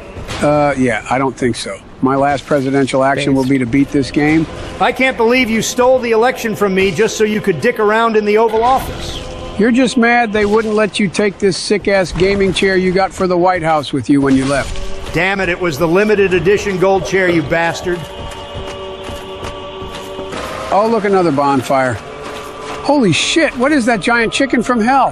No, don't worry, Joe. The bonfire tells you this guy is non-hostile. Well, what the hell is it? Well, if you can't tell by looking at it, this is a dragon. Not just any dragon. An ancient dragon. Maybe one of the last of its kind since Lord Gwyn's war against them and we killed Seath. Oh, wait, looks like I can pray to him? Is this a covenant? That's right, Joe, and I recommend joining this one and upgrading just a little bit. We should have more than enough for the first level.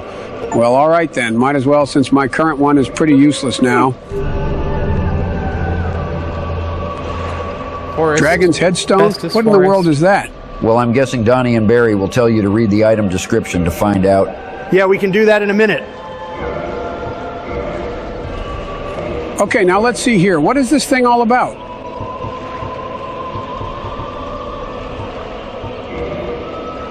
Tone imbued with the power of dragons. Rite of apostles of the ancient dragons. Gain head of dragon. Emit dragon breath. The dragon apostles seek ascendance of life itself, attainable by transformation into an ancient dragon. This rite is only one step, but it cannot be reversed until death. So what does that mean? Is a dragon going to give me some sloppy toppy? Jesus, no. It's equipped, so use it. First, you got to take the helmet off. Okay, here goes nothing. Holy Mary and Joseph, I got a dragon head now. Pretty cool, huh? You can keep feeding dragon scales to unlock more dragon parts, but most people just stick with the head. Yeah, just like Bill Clinton sticking to just the head, am I right? I'm ignoring that. Let's just get out of here. Now, hold up. You guys are missing something. Huh? What are you talking about, bushy boy? You're going to want to see this. It involves that dragon's ass. Well, you haven't steered us wrong yet, George. Let's see what this is about. Okay, let's take a little look. Okay, you just want to cut off his tail. Well, here goes nothing.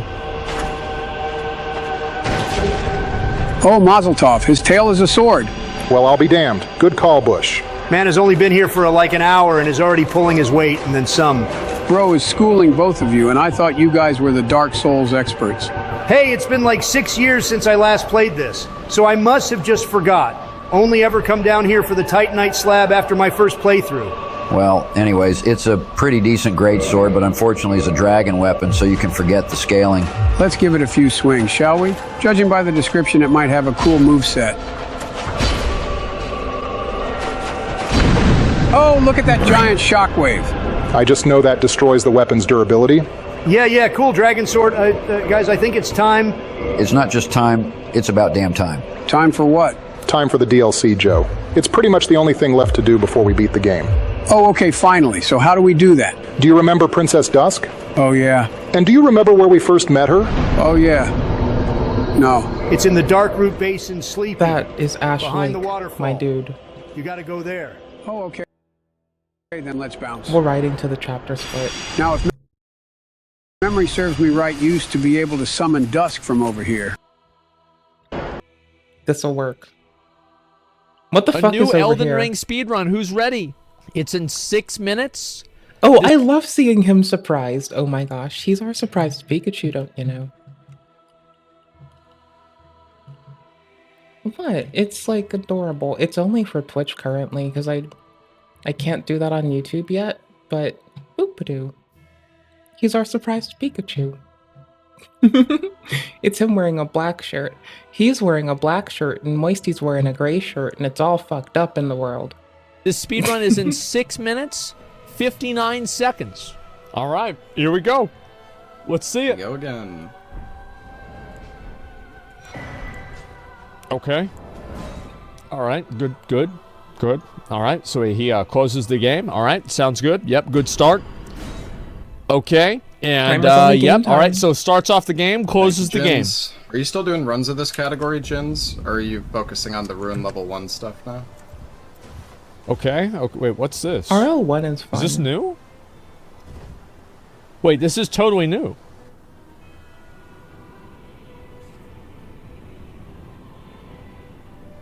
We can't do zip anymore. Okay. All right, got it. Yep, that makes sense. Okay, so now we're at Stormvale Castle. All right, good. And we're about how long into the game? About 33 seconds into the game. Okay, good start. So, oh, he's got the Halabardo. Okay.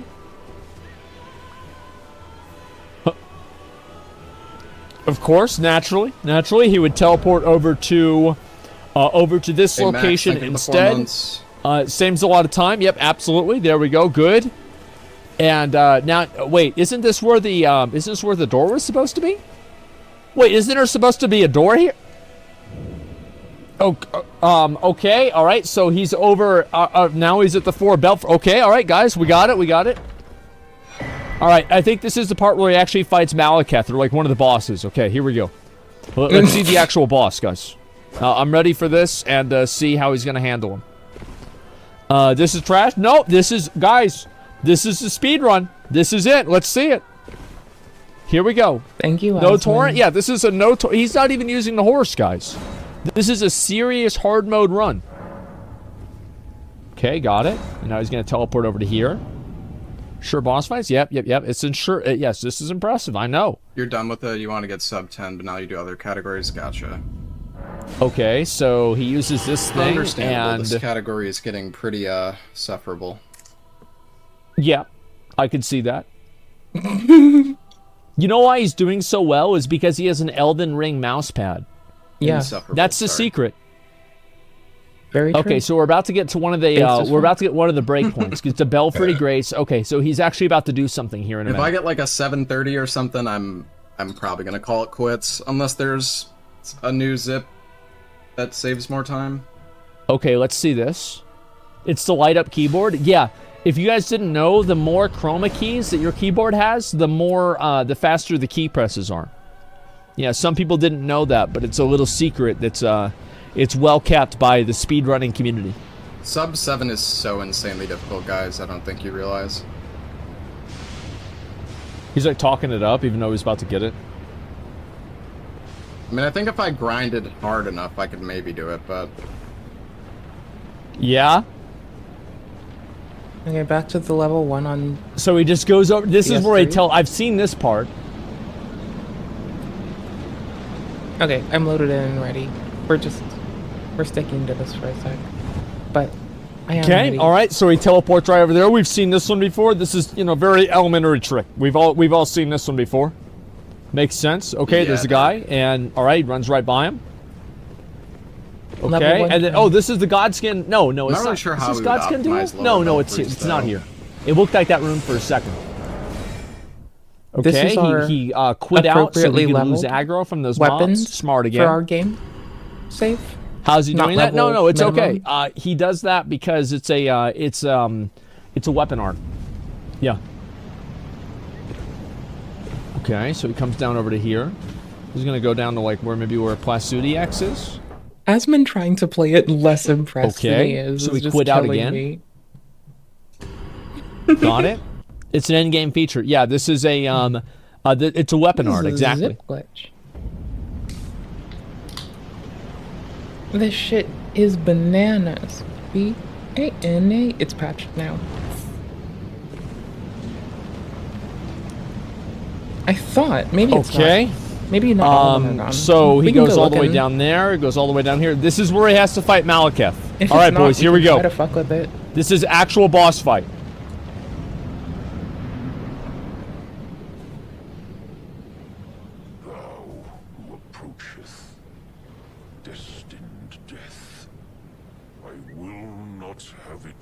stolen from me again.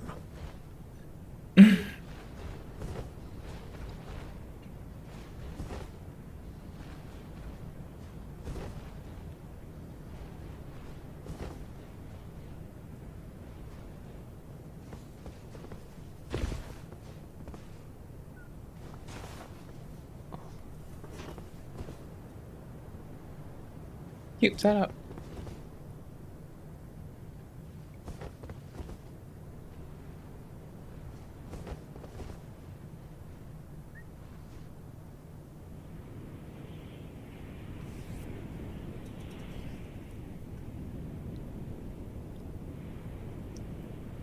No wall to kill you. May as well. Oh, is this the start casting one? Yes. What? Wait, what? He just killed the Draconic Sentinel. That just killed the Draconic Sentinel randomly. What? He just killed him.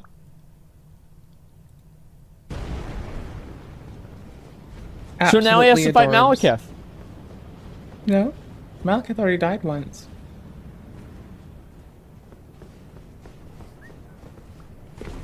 Same rodeo. No. What a cutie patootie brain. What a moment of just like melt.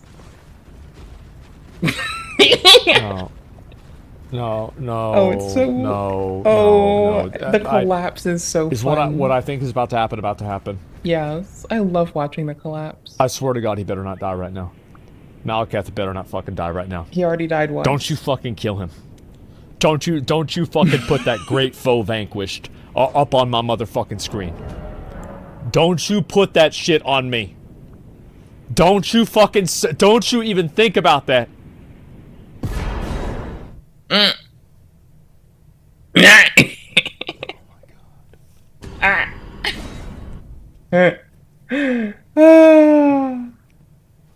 Oh my God. What a goof. How many souls does he have? Because this will tell you. Where'd he get 26,000 souls? Where'd he get 263,000 souls? How'd he get 203? How do you get that many? How did he? Malekith died. No, he didn't. He went to a farm. Okay. A special little farm for special. He fought the boss. Who are actually taller than us and have been in shackles to Queen Marika for a long time. Okay, this is where Godfrey is.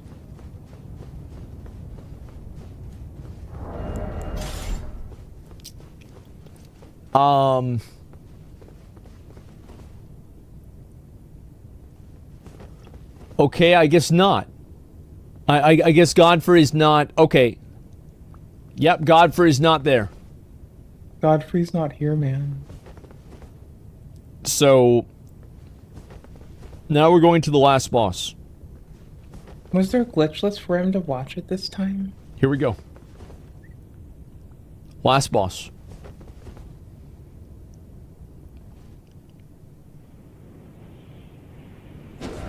Oh my God. Oh my fucking God, dude. This fucking run, dude. Let's go. Oh. Holy shit. But I don't think it's sub 7, but holy fucking hell, this is a run. Wow. Well, he's dead, but you died.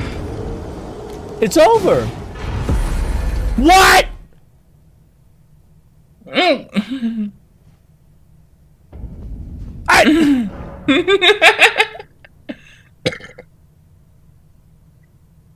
It's gonna round down. It's sub 7, dude. Are you fucking kidding me? It's gonna round down, I'm pretty sure. It's gonna be 659. It's gonna be fucking 659. Holy fuck. Um. What the fuck, dude? Are you fucking kidding me? Oh my god. What the fuck? Alright, hold on. I'm checking the IGT. Holy shit. I Oh my fucking god. That was insane. That run was fucking All right, insane. let's see the time. Let's see the time.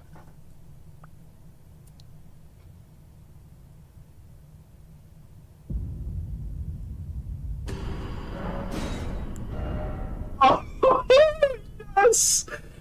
Oh my god. Oh what my the fuck? That was impressive, but not so. That was very entertaining. That was nuts. Wow, I can't believe that's a that $60 shit. game, guys. This is game of the year, man. This is Wow. game of the year. Can you believe that? Oh. Oh, by the way, what is he using to play the game? What is he using to play the game, guys? Keyboard and mouse. Vest feels vindicated. Keyboard and mouse. Isn't that interesting? Isn't that interesting? Asmund feels hella vindicated? Question mark. Uses controller. Yeah, sure. I can't believe that. That's so crazy. I know you keyboard and mouse souls people are killing it. I'll do it when This I is feel my like favorite part right here. Yo, Anonymous with the 100 gifted subs. Yo, thank you for all the subs, guys. Jesus Christ. It's too many to read, but oh. This is you just guys. Any Lion primers in the Ted, chat yeah. for this fucking god tier run. Oh my god, this is absolutely Oh my insane. God. This is my favorite part right here. Watch this. Wow. Holy fuck, dude. God slain. Right there. He fucking dies and then the Elden beast dies. That's it. And like, yeah, just the Elden beast, God slain. He was the god? Yes, apparently. Oh my god, he became the Elden beast. I love these videos so much. I think they are so fucking funny. I love watching the viewers get mad about them. I love everything about these videos. I think they are so fucking funny, man. The amount of time it takes to find all these bugs, yeah, I know. They're so good. And how is this impressive? Well, I mean, I think it is impressive. It requires, I don't really understand this run very well. What I am assuming here is it requires pixel perfect alignment, and that's why he plays it with lower resolution, right? Is it's pixel perfect alignment that blends his character to a picture some farther area away, which is probably why making the longer distance zips takes longer, because it's harder to align to those pixels because there's fewer of them. That's what I'm assuming. This time I'm going to give a thorough explanation of what's going on in this category, as this run was insane. To start this off, this run is done on the current patch, as we believe it has more stability, and this falls into the unrestricted any percentage category on speedrun.com. This category allows use of all glitches and the ability to Alt F4 to the game in order to achieve the wrong warp.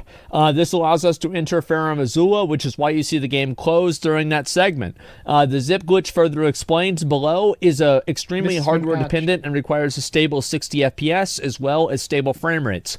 I also decided to use a keyboard and mouse cam to further show legitimacy, and I switched to controller for movement because that's mainly what I play the game with. Right, but you have to go with the keyboard and mouse whenever we really have to make things precise because it's just better. I mean, it makes sense, right? Timer also pauses as we use the in-game time, which only continues whenever you're loaded into the game. We check the loading screen with the time at the end.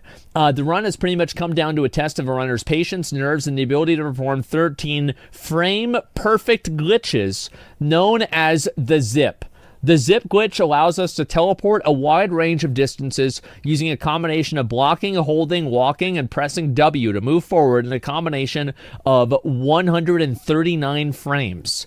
If the two actions add up to 139, you teleport, and the distance can vary based off of the combination. The longer you hold W, the further you go. Some zips are so precise you need to walk the block duration and line up perfectly, which makes them double frame perfect. I'm not even done yet. We also have a newfound discovery, which is the reason why we no longer have to fight bosses. Thanks to the speedrunner Seeker TV, it is known as the Mega Zip. Uh-oh, here we go. This is done by performing a normal zip, pressing W to walk forward again within a 12 to 14 frame window after the initial zip. This nearly quadruples your momentum, launching you significantly further. We can use this Mega Zip to kill Malakath as well as Elden Beast. We don't fully understand what's going on behind the scenes, but we believe that we get far enough away from the boss arena that the platform deloads and the bosses begin to fall to their demise.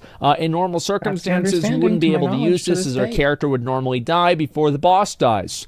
That makes sense. I think there's a pretty good possibility that actually the bosses, if they are far enough away from an enemy, automatically kill themselves, because I think that's what I've seen happen with Radon before too. I think it's just a bug with the game. If you're far enough away from the person you're fighting, it just automatically kills itself. There's multiple I think that's what could happen too, but I don't present. know. That's just based off of something else. No, people say it's not it. Maybe it's not. This is due to the inherent fall timer in Elden Ring, which will kill you after roughly 13 seconds of falling. However, by doing a mid-air attack, we can actually reset this timer, allowing us to fall even longer than the 13 seconds. This buys us just enough time to fail for long enough to where the boss will die before us. Malakath Mega Zip requires extremely specific positioning and angles as to have your character get zipped high enough to where you can fall for roughly 8 seconds before attacking. If you launch too high, the game won't let you attack. If you launch too low, that you will die before the boss does. You have to deal with performing a frame-perfect glitch under high pressure with an angry Malakath trying to kill you. The Elden Beast Mega Zip is a bit easier as we start the Vagabond class, which has enough starting equipment that we can reach the heavy equip load, and that's why he put on the halberd. This heavy equip load causes zips to go roughly 8% further. Of course, why would that not happen? And allows us to go just enough distance, enabling us to more consistently kill Horaloo.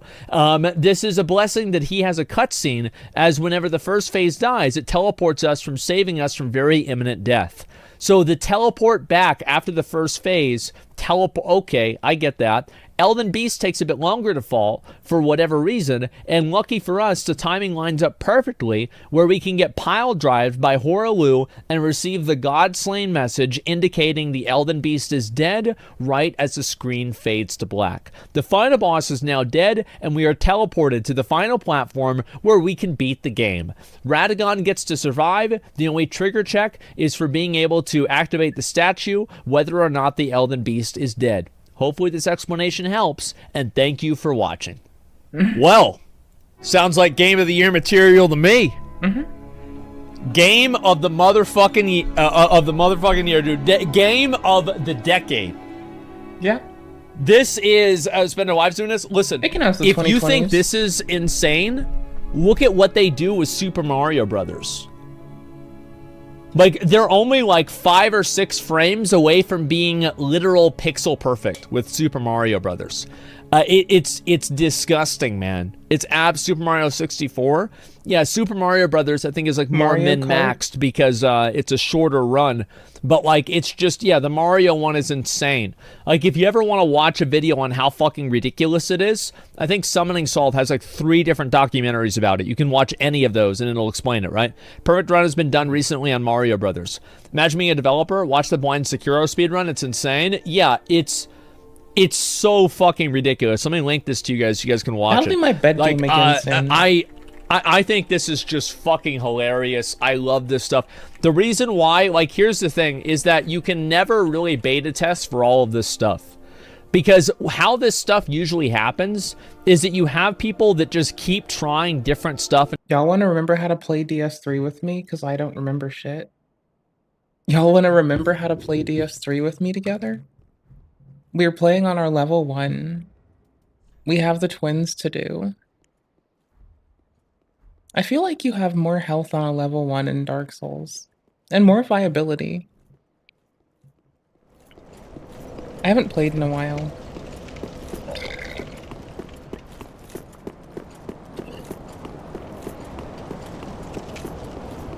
Maybe we have a compact HUD, maybe we don't. I don't know what you're talking about. I went the wrong way. It's been a while. I've been on to do, like, Jolly PvP, speaking of.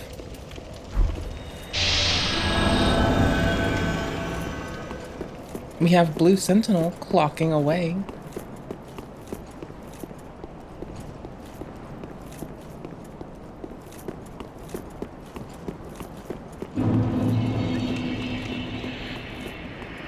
I tried to jump like it's Elden. Oh, here. I can try to fix this. I just noticed my camera froze as well, which is pretty lame, but, you know, who cares? It'll fix itself, or... maybe I'll try. Maybe I'll just try to fix it. Maybe I'll just, like, get off my fucking ass. For, like, 2 fucking seconds. Eep.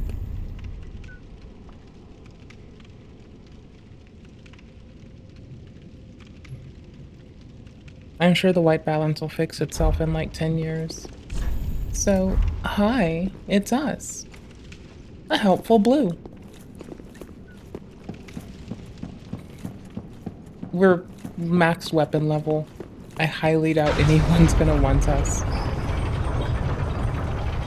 I'm pretty sure this game is all about weapon level.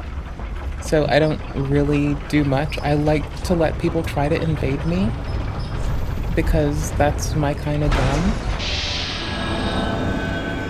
But that's about it. I can't crouch, tried to crouch.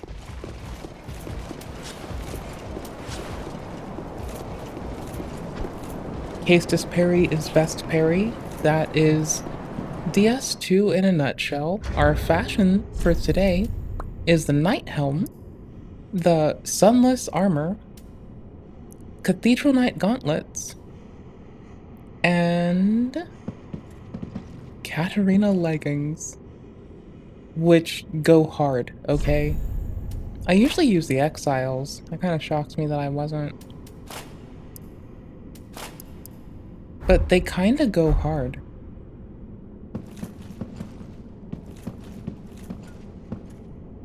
Like, it doesn't work in the light.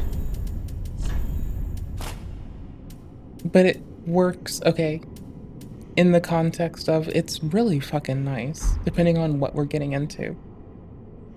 We're back to Exiles pants. Castus parry, best parry, let's go. Castus parry, let's parry.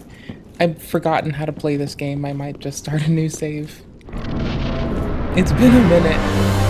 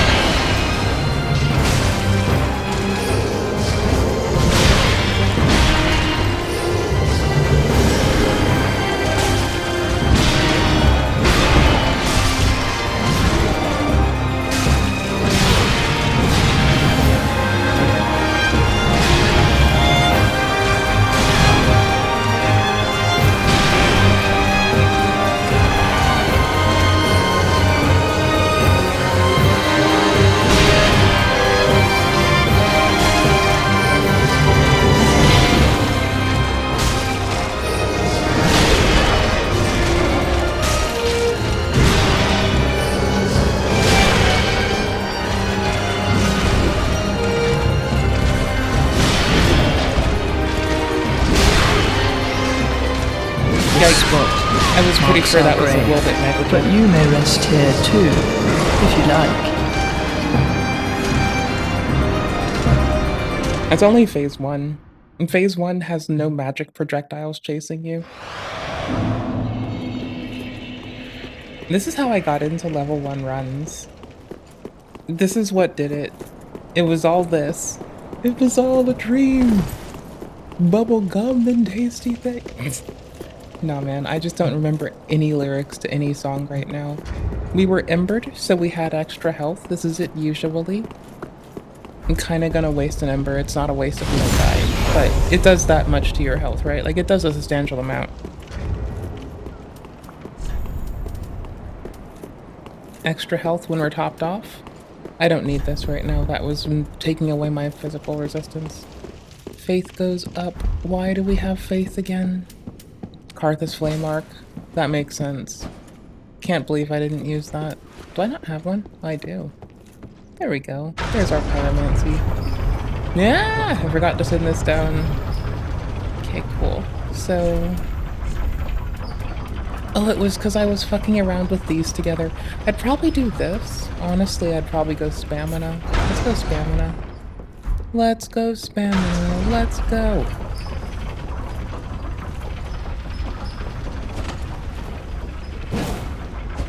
I kind of just zoned out on it because I wanted to fuck around with... Someone told me that Maidenless wasn't possible. And I was like, but no, I'm pretty sure. And it turns out that we were both right. Maidenless is possible with glitches. Wrong warping and jumping into weird places on the map to do skips. And the explosion tier thing. I was gonna make a VOD about it.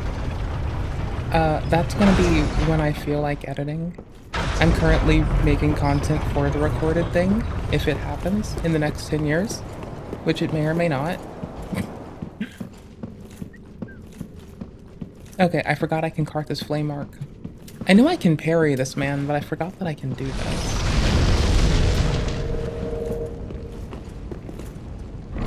This isn't use, it's toggle. This spot marks our grave. No, I'm gonna do it but now, you may just rest for pettiness. here too, if you like.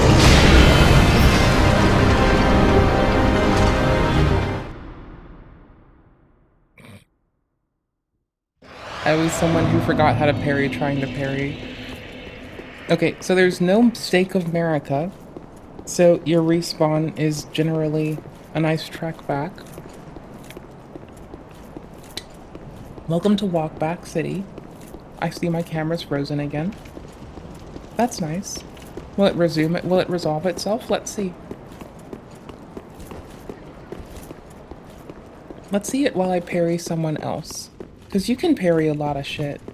I'm pretty sure that someone said the only parrying two-handed thing is just a DS3. But, oop, bad roll. DS3 phenomena,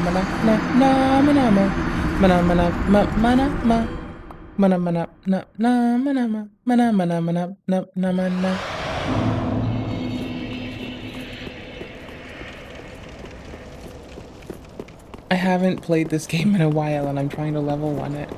Again, I'm trying to finish level 1ing it. I'm such a silly goof. No, wrong way.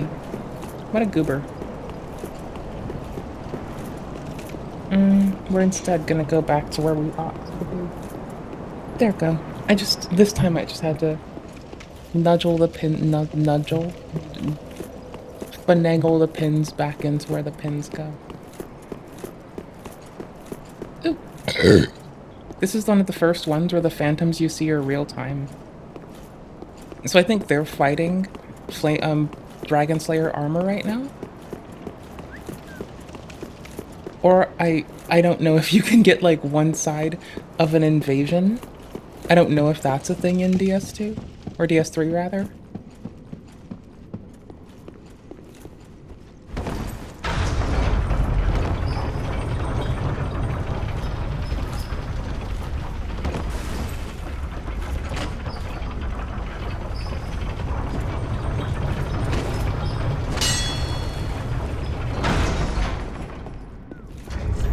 I'm maining a raw Astora sword because of my distribution of stats, I'm pretty sure. It's one of my better... Oh, no, let's do this. Yeah, broadsword for the win. Level 1 bestie. Just all around a fucking standout chap. Broadsword. Best sword.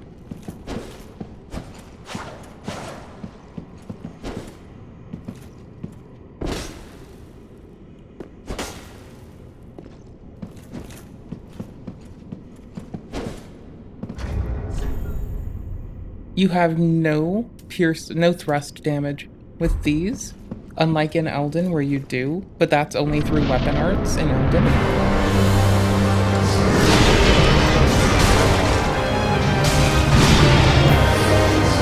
This spot I went marks into our it. grave, I just but forgot. you may rest here too, if you I'm like. carrying early. I'm looking at not the right part of their body. I'm jerking back when I see some motion, instead of, like, watching for the motion of the elbow and the leg to make a parry make. make a parry make. This has always been mana on Karthus, so there's a reason you might see me with, like, Blood Flame Blade, and in Elden with, like, Blood Flame Blade and Flame Give Me Strength. Or whatever the fuck. I feel like I'm misspeaking on that thing's name. Fire Give Me? It's the one that makes both your physical do more and additionally you do more with fire. It's because the fire, like Blood Flame Blade, you're doing bleeding, so hemorrhage and fire damage. Fire just eats at their HP. Hemorrhage just destroys. It is the HP destroyer. So, you know, together, it's quite nice. And it staggers people when you do things to them like that. I'm pretty sure I sent the other one down.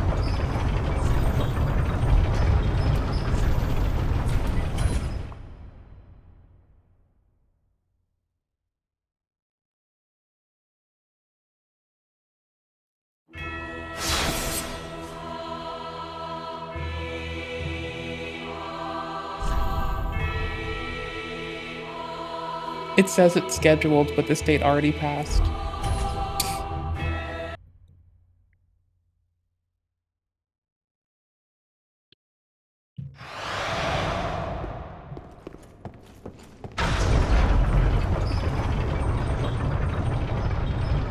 It's not like a time save. It's an I get to feel like I'm winning against the game.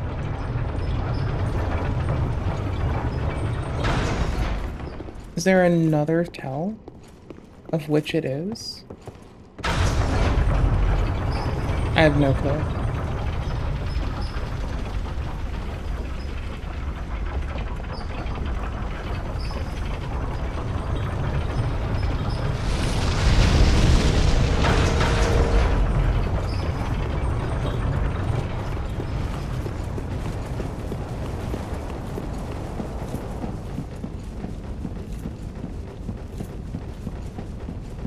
So there's a tiny chance we might be getting a remastered Dark Souls 3. And I want this.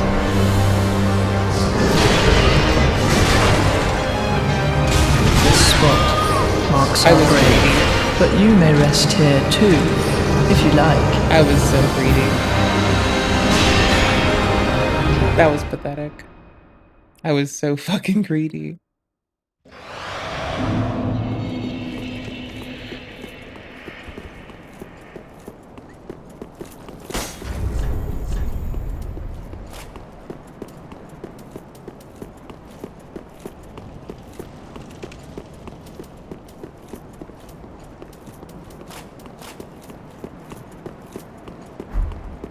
This is moveset and length, but I don't think it's...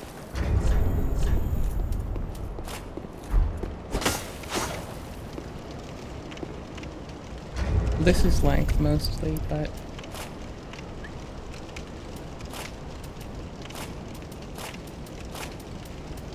Do these moveset differ or something?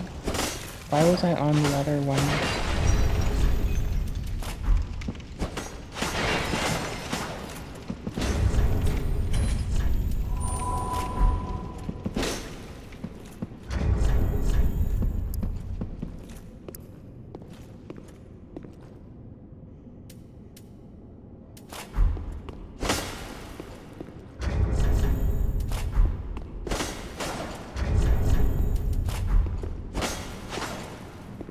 It's the weakest of the three. It's got the length comparable to the longsword, but that's it.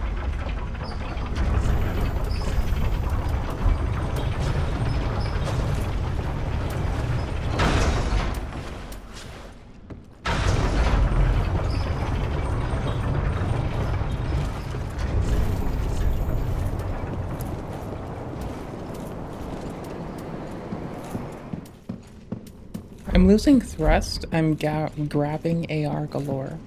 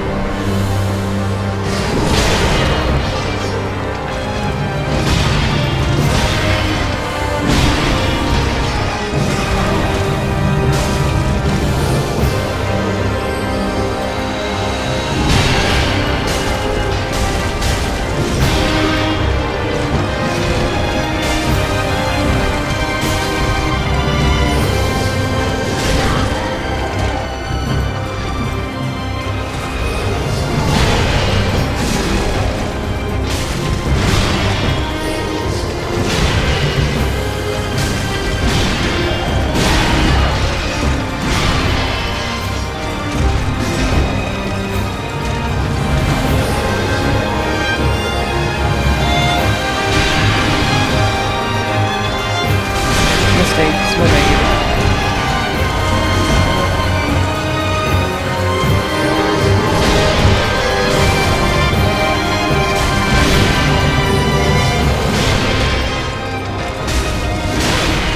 This spot marks our grave, but you may rest here too, if you The like. charged R2 was just kind of being a cocky shithead, but it was kind of fun. It was funny to get one off, and I really shouldn't have tried for a second. That was never gonna work, but damn was it hilarious. Okay, I'm gonna burn one. It's substantial for health burns. It's an extra hit we can tank if I fuck up righteously. We can take extra stamina. That would be clever and quite handy. Bless you. Nice one. High five, y'all. That was a good one y'all did there. It's your fault, not mine. I didn't do it. I didn't do shit.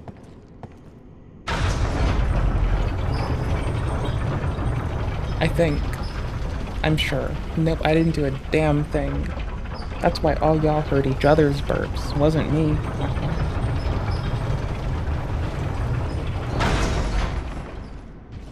Don't you blame me.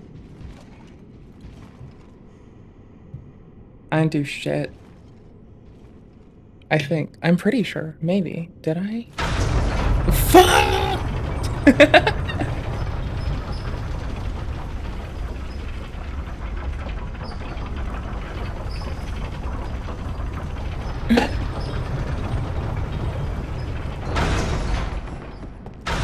God damn it! Oh my gosh. I love our Pyromancer's Flame. Also, it comes with its Ash of War set to this, which is Combustion, which you have to do some whole incant shit for in Elden, but it's just like free. It's like, hey, thank you for using this weapon. Have a free thing.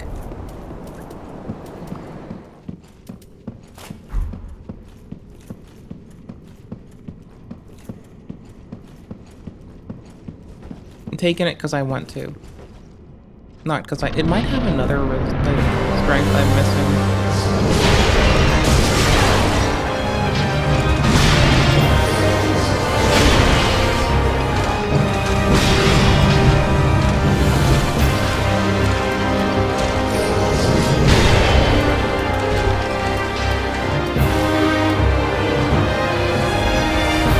It's only one to heal up all the way.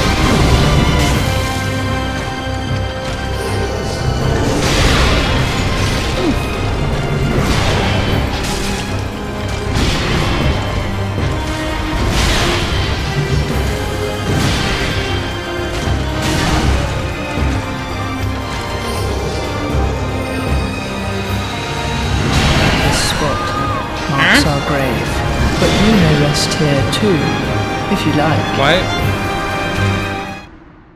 What? Did the wall knock his aim off? Did the wall, like, put him in a different... Did the wall make that happen? Should I just avoid... Should I not let him touch walls, or am I just a... Like, do I not let him engage the wall? Or am I just a fucking goof goblin? Like, what? This is only phase 1. This is going poorly. I'm more patient with it than Elden, but it's also slower paced.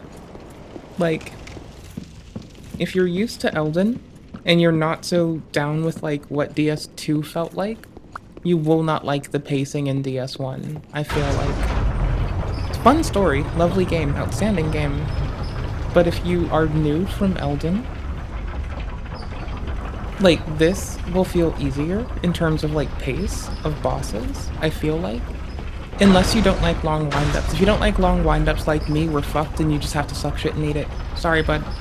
We'll sit here together and be miserable. It's fine. The slow windups are gonna happen, but they don't feel as extreme in contrast. So whatever, though. Like, I like them both, just not, like, early game for the slow windups. Later, it gets not bad. You don't have, like, Estelle showing up to, like, slow pace your game at the pace of a snail. You don't have the fucking Onyx Lords come in to be, like, a snail, you know? So, like, you can, like, avoid that later game. And I just went straight for, like, I did Idex Gundir,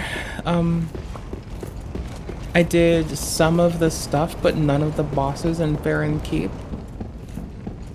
I did some of the stuff. No, I did the Crystal Sages, because I wanted to grab some shit from there, place.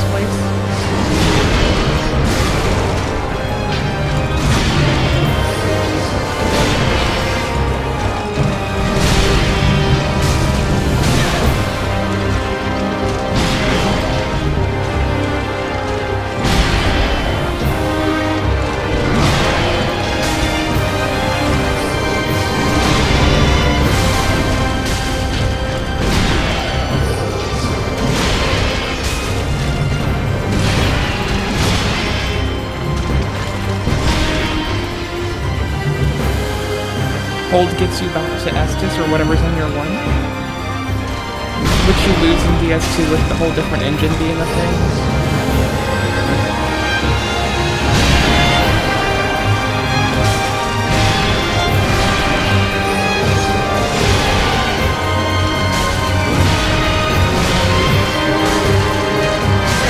Oof, bad.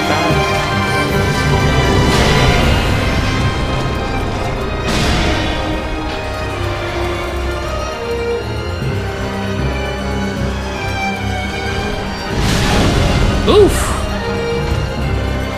When you think you got it, but you don't got it.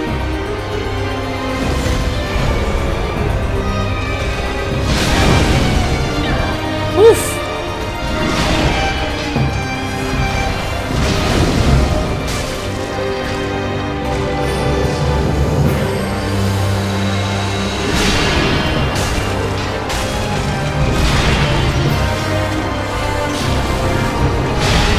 He's really manageable at range. He'll slow walk to you in a lot of instances, so it's good for me to do that. With, like, padding sometimes, not all the time.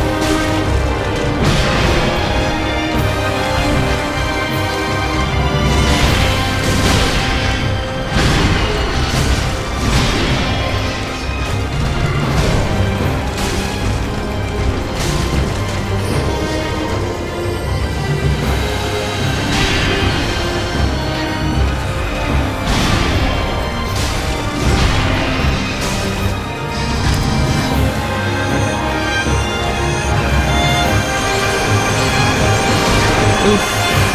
Fuck biscuits, babes. Hey, cool. Shit, bro.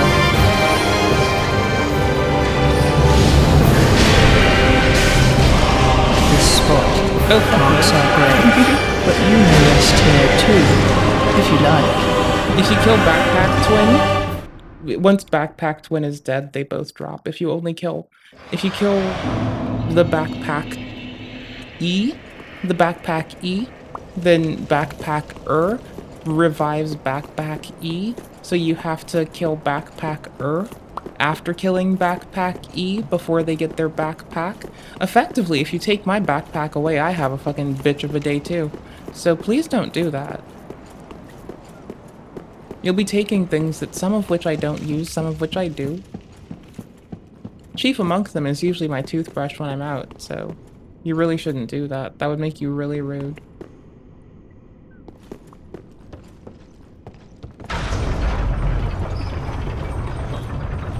I actually straddled the edge till I was sure.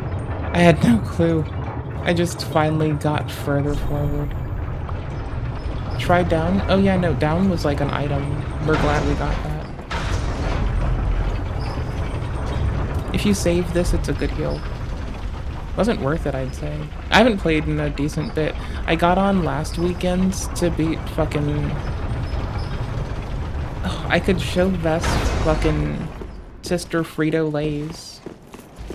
Sister Frito-Lay's was a really fun fight, but I traded HP with her. On, like, my higher level dude. High level dude was easier. Higher level. Oh shit.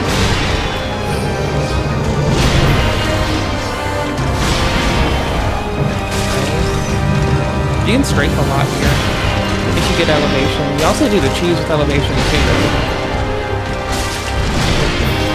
You still have to do phase 1 for the cheese.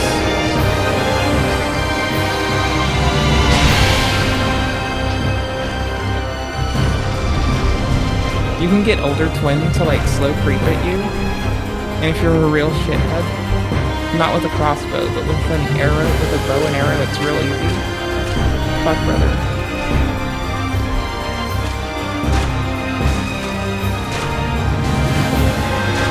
But you can also do shit like this. So don't give me that DS2 is the only jank. No, they're all janky. We love them. Rest here too, if you like. Every time you've got younger Prince talking shit, being a toxic little bro, but it's whatever. How much over was it? Could I have ditched the crossbow, or sorry, the dagger? And the answer is no. This would not have sufficed. Actually, 1.3. No, it wouldn't have. This was a good call.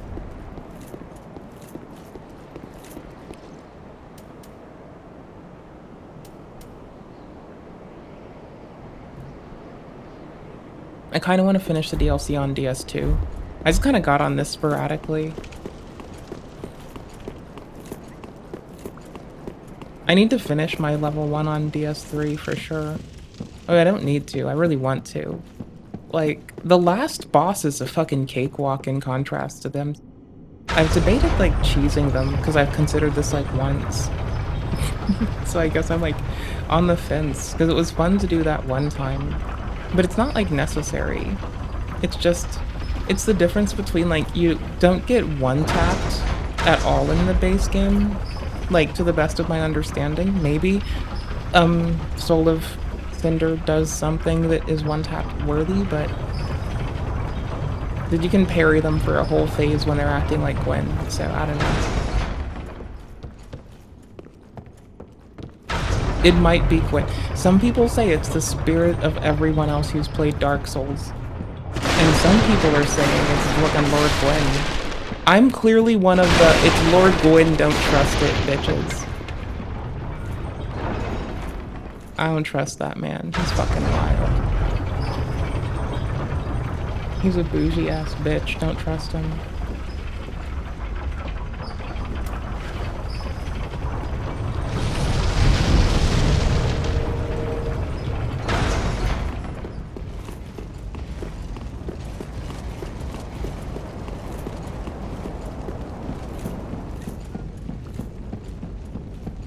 I feel like this skirt had more blue in it. I feel like it is blue, but the lighting is really robbing that from it.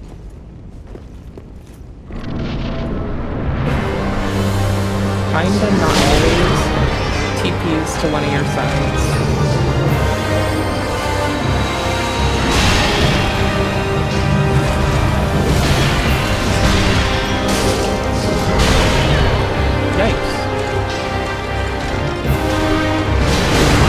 I just assumed I was gonna get stabbed. Those bad assumptions. Wow. I'm claw gripping now, so that might be why.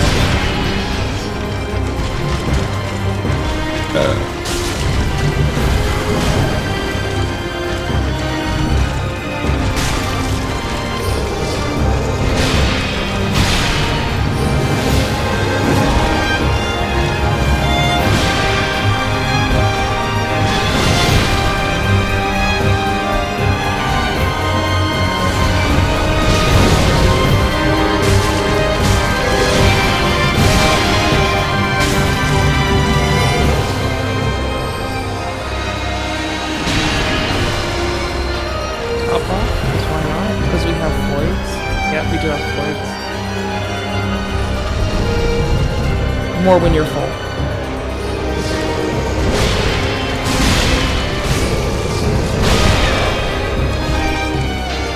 I forgot to just one-hand the broadsword.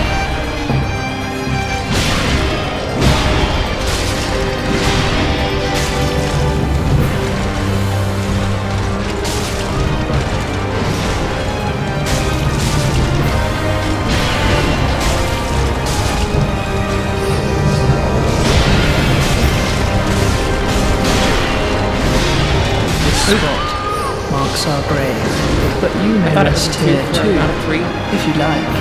That was kind of nasty. I did want to start a new game, so I remembered how to play, so I could get my fucking shit back together. I'm not gonna. Oh, it is still blue. I'm probably not gonna. I might though. I might, because it is like, it is such a fun game. I still want to finish the DLC on DS2 though. This one I want to finish the DLC on a fucking... Do we have any more DLC left? We have Gale. No, we have Madeir too, I forgot. Oh, okay. We have like 2 vicious bitches in front of us. Okay. On our level 125-ish run, I think. I don't remember right now. It's a number.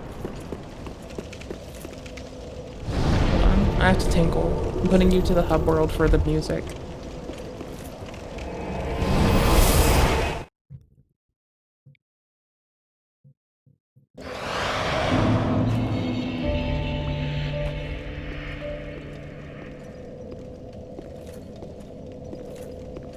And some Andre.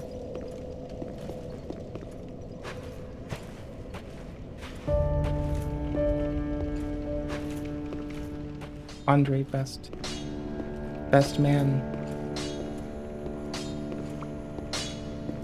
When I get married, this is gonna be the best man.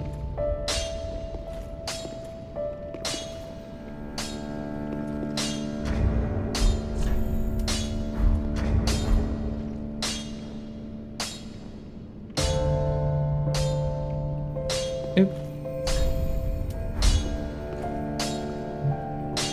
This is me some days. Like, no bullshit, this is how I play this game, and this is where I'll just have this game sat when I'm doing other shit. Sometimes I just leave it on for the smacking of that anvil. I'll be at work, I'll just have the Steam Deck on, just for the... I can look up and see smacky anvil man. I can hear the...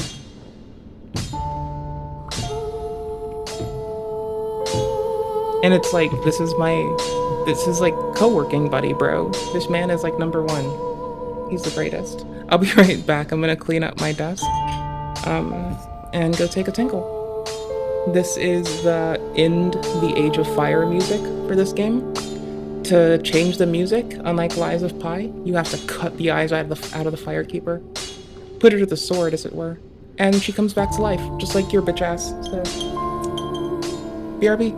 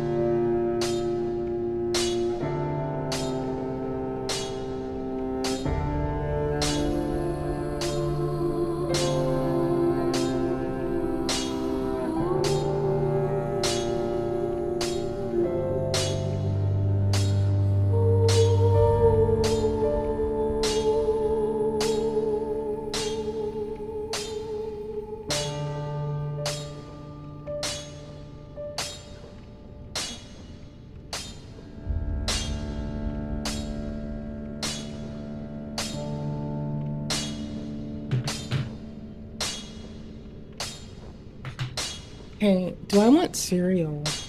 And this is a very probably I do want cereal, or else I wouldn't mention it kind of thing, right?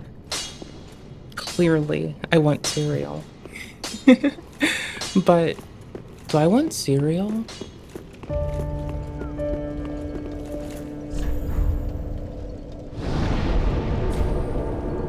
I was thinking about getting torches in Elden, so tinkling took a while. I was a bit distractible.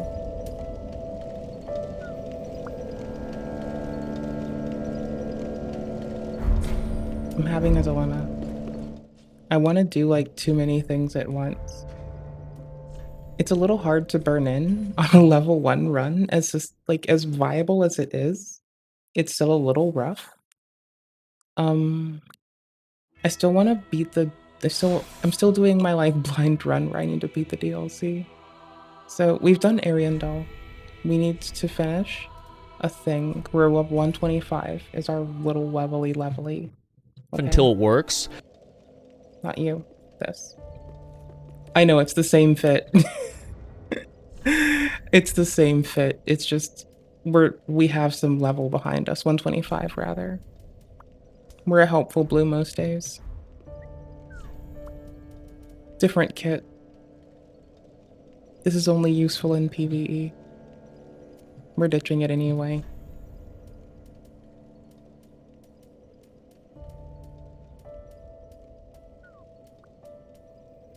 We're max stamina. That's why I don't put this on. I could take it down by 5 and make this pull its weight harder. Then I can reallocate those 5 points. But then why aren't I level 120? I may as well restart. You know? So, whatever.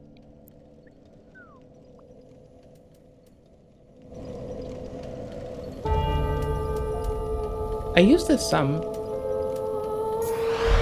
I'm a fan. Level 1 runs do make me a better player. Oh no, I'm a legit fan of this. Oh my gosh, yeah, our health goes up. I don't want this on. This isn't a no, but it's a no with how we're set up, right? It's not a persistent no, but it's not a yes.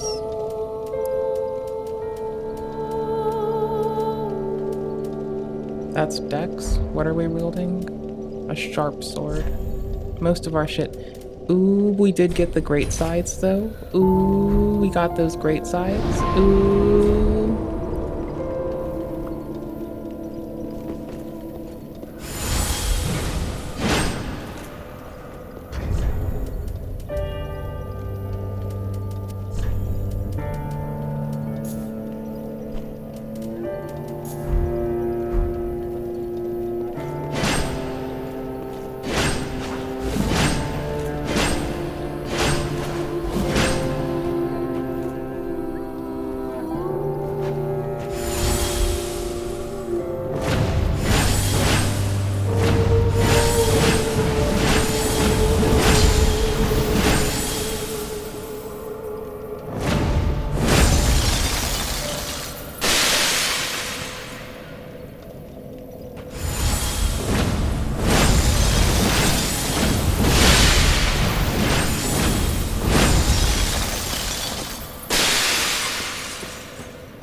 I mean, it is kinda dope.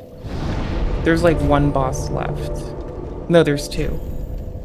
I can navigate us back to Madeira. I might go in a few times. I'm going back to Elden anywho's though, just because I really do want to do shit there. I think it was Streets that's the easiest place? No. Yeah, it was Streets. Or is it Inner Wall? I think it's Inner Wall. It's been a while. This is our 125, not our level 1 run. So I'm still kind of getting a feel for the end game of DLC. Like, base game, I kind of get.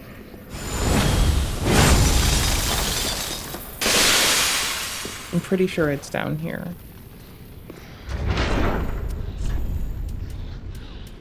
We're gonna go stomp on a dragon, or rather get stomped on. We usually do arena or invasions. So, we're kind of just kitted for arena and invasions.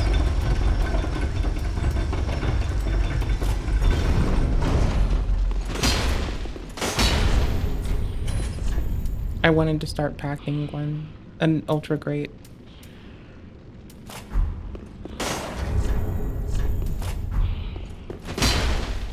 I just had to start packing one.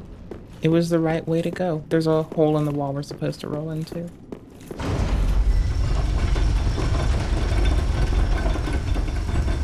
I missed it. It's this side. Wait. I missed it.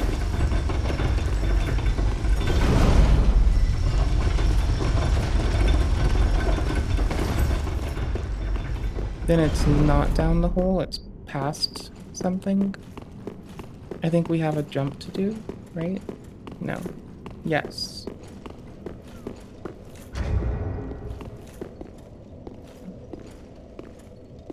Yeah, no, we don't have a jump. I had to do one earlier for an item. There's a dragon down here. There's no stakes of America. So you get to walk back from that beautiful, beautiful bonfire. I know many bonfires. Many great bonfires.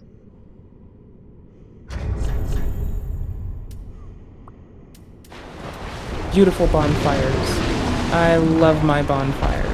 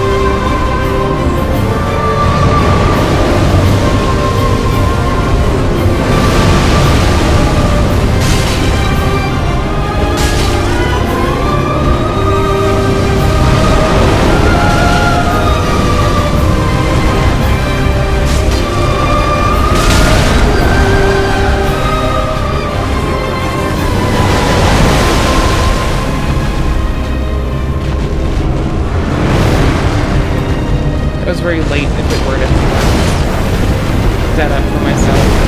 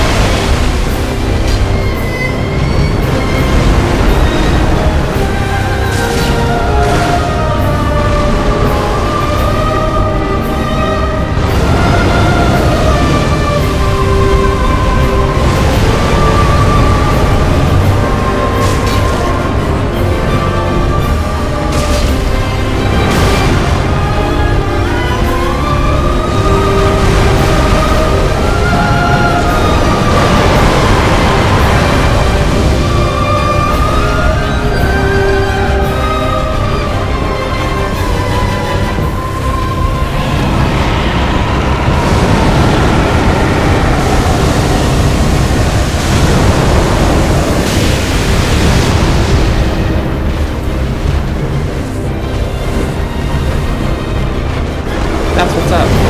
I want to be able to do that. If I kill you, can I do that?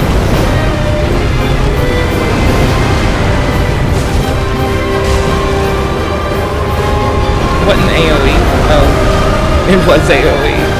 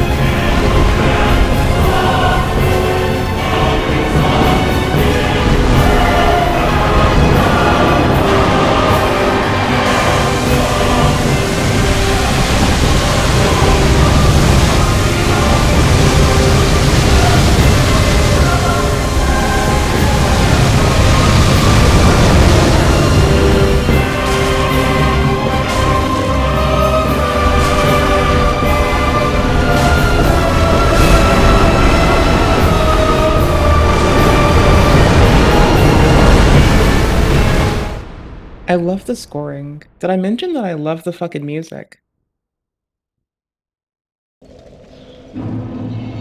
Did I fucking mention that I fucking love the fucking music? Because I fucking hope that I fucking did. That shit slaps so fucking hard. Holy fuck. Did I fucking mention that I fucking love the fucking music? Because it's so fucking good. It's so motherfucking good. Holy shit. It's so fucking good. Did I mention how motherfucking good the motherfucking music is? Be wary of hole.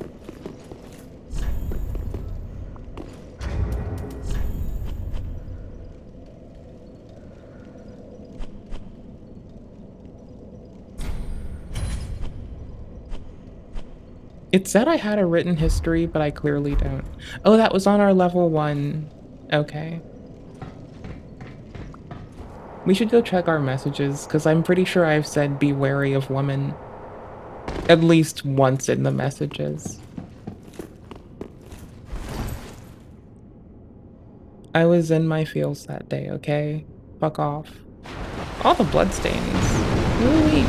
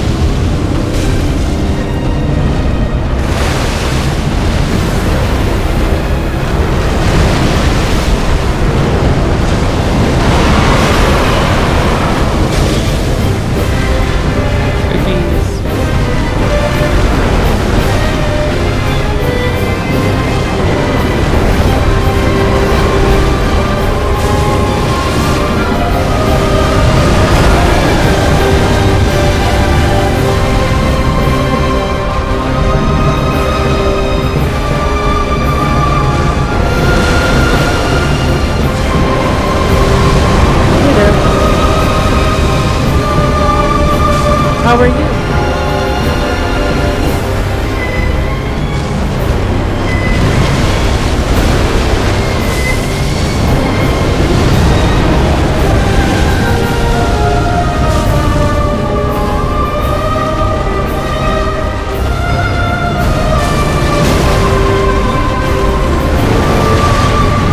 That's great. It's great when you're great.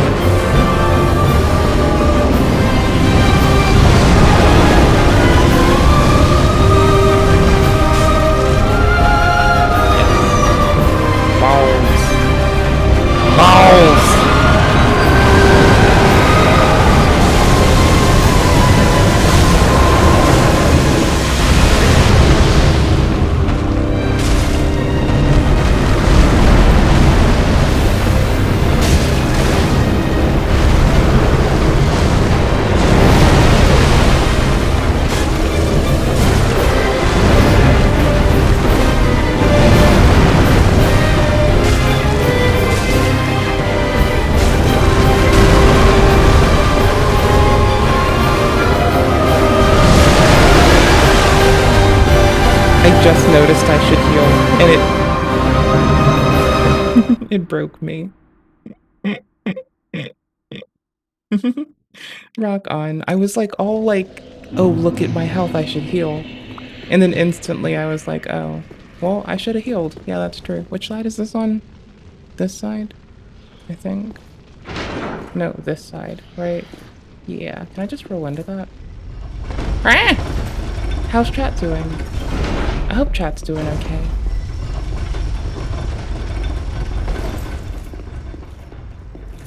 Do they know yet? Do they know the thing?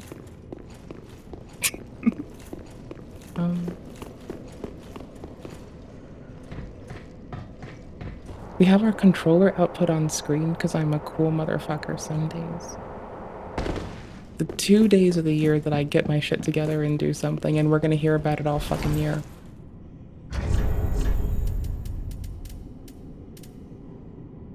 We're gonna take it out again.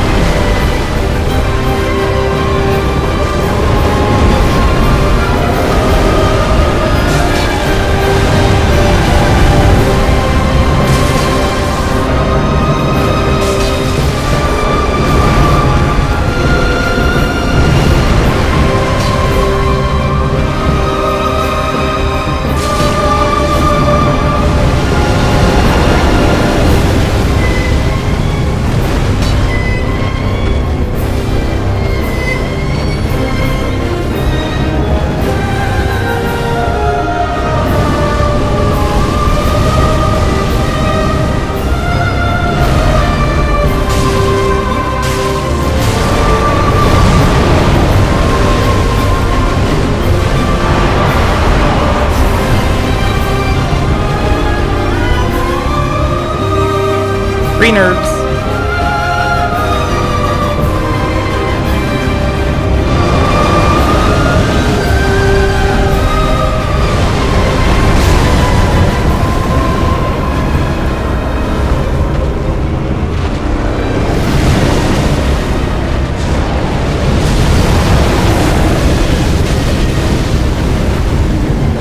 Little late. Little bad. Little nasty. Next one's little sad. Oh, didn't get little sadded.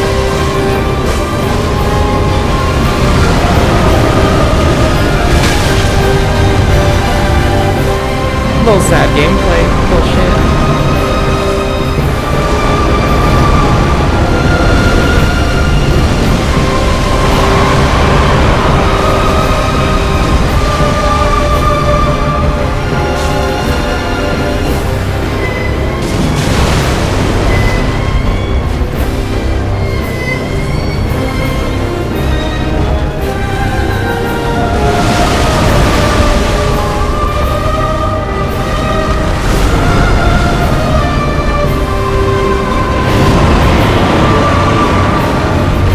It's my first time, like, doing this part of the DLC. I did Sister Frida the other weekends. Like, she was my, like... I turned on the Steam Deck. I got on DS3 after a long time. You know, for several weeks of Elden.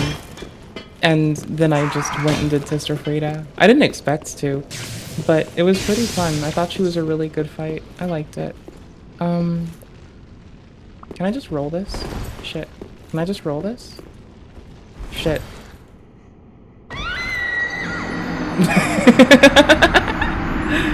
So today we're just like fucking around, doing the gambit. I'm getting off Elden for a little bit.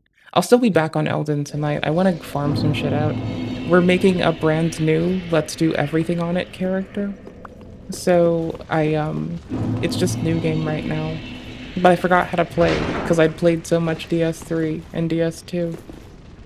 If I missed, I could have caught myself, so I did. I wasn't far enough. I probably want to stand on the opposite side and just roll it and see if I can make that. Pretty sure you carry enough momentum when you fall. If this were not so far, it would kill my character. Is this the really far one? Yup, that would kill us. Beans. Let's not do that. Let's stay alive. Till we die. My dear. My dear. My dear. I'm here for you, my dear. Oathbound duder. Let's go.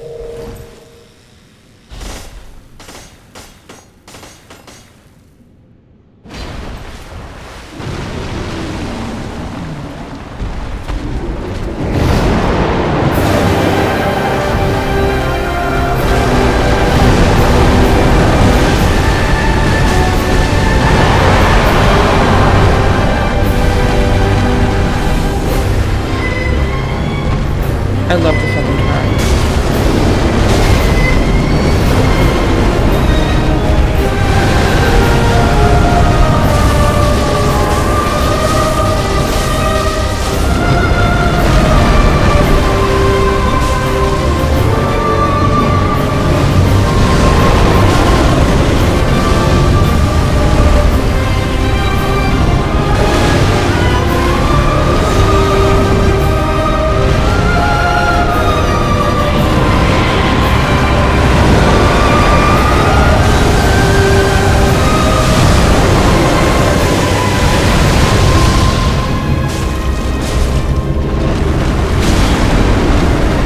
Should have spun faster, or should have just rolled faster.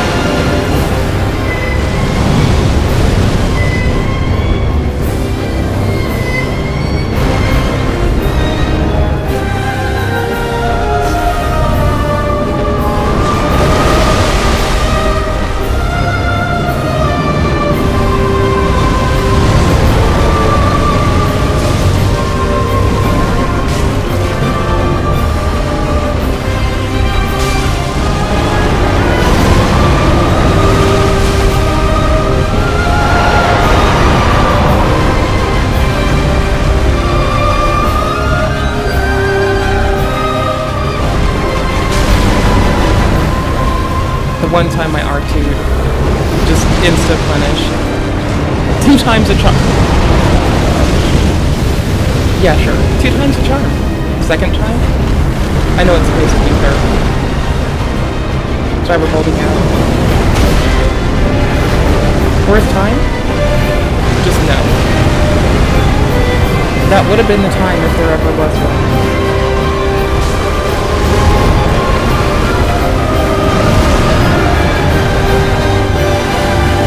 I know I was rolling a lot, but I thought I came between that. Oh well.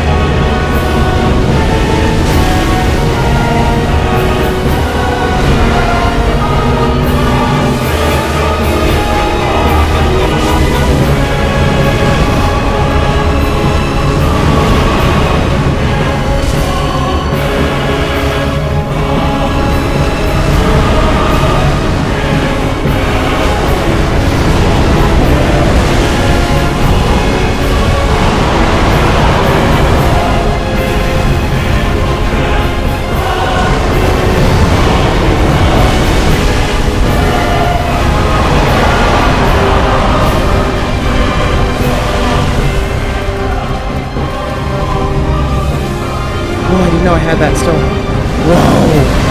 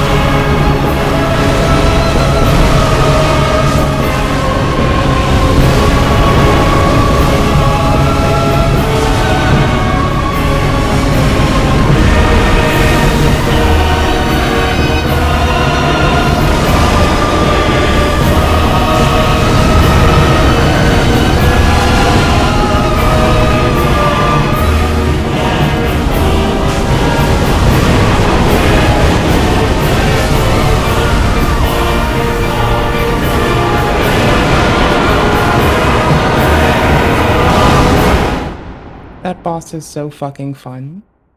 God damn, that boss is fun. Hey, you. Did I mention that boss is really fucking fun? God damn. Okay, I want to try this. Can I roll this? Is this like DS2? Can I roll weird things to get through shortcuts? No. I want to roll this like a shortcut. No. I refuse. No. I want to roll it like a shortcut. Like a fucking doobie. I want to roll it like a fucking doobie shortcut. Oh, it's clearly this way because I have a thing there. Okay. Ooh. No. Too shallow. Ooh. Too weird. Too eccentric. No, quite honestly, that roll was like just... We're going back. We're going fucking back. And Shorzy said, if I go to the wall, are you coming with me? To which I would say, Shorzy buddy, anything for you, bud. It's a W? Well, we getting W's for the boys. So yeah, bro. It's dubs for the boys. We gotta get it. Gotta get it. We gots to get it. I can't believe I forgot I had heals. Okay. We got this.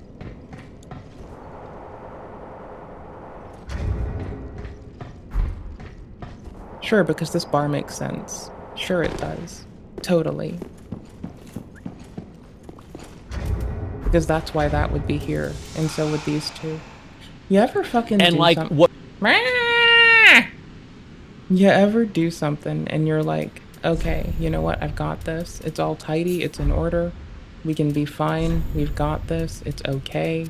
And then the next thing you do is like, holy shit, this is not tidy. This is not in order.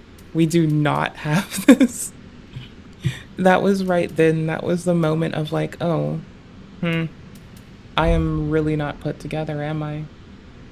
And it hit so fast. All right, let's go. Let's go.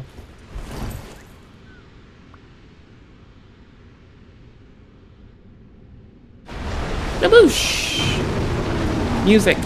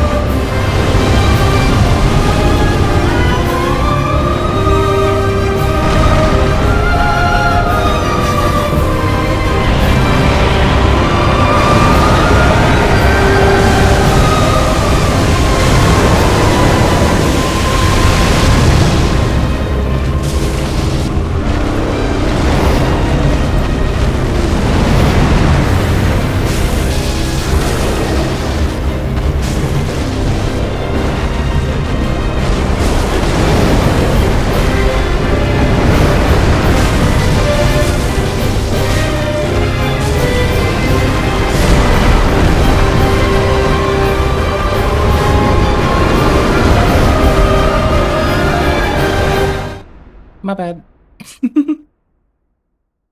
I'm gonna go back to farming in Elden soon. When is soon? Maybe like 30 minutes at most. This way? This way. I haven't played this in a while. I miss this game. I'm not gonna like peck away at the boss much, because then I'll like get frustrated at myself. What I want to do... Ooh, I guess I kind of want to do invasions.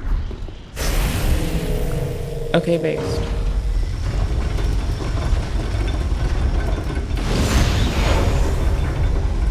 But in case we get done first. Did I just... Arena's at least active here, but I really just want to do invasions. Like, there's no helpful blue shit sucking me away like there was in our current level set in Elden. So I don't know, man. Waiting for a connection to another player. Just looking for a connection. Just looking for fucking love. Looking for fucking the love of combat. Please. Combat me up, bro. God damn it. We missed the opportunity. I think. I'm pretty sure it'll cancel out in here. Yes, it does. Yeesh! Hello. Hello, beautiful. How you doing?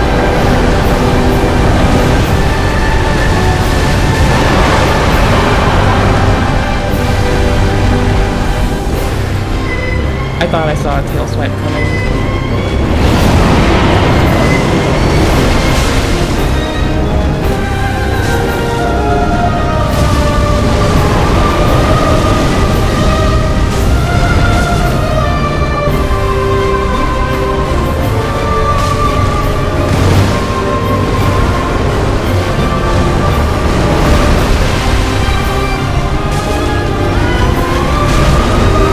Like, there it clearly was.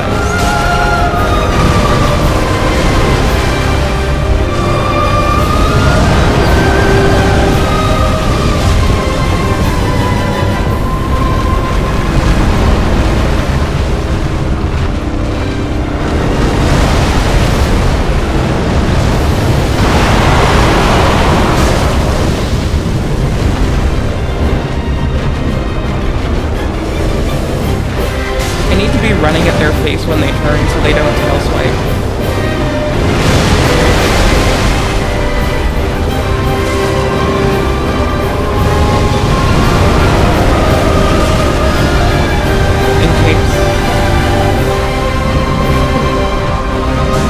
When that turn happens, I need my run going.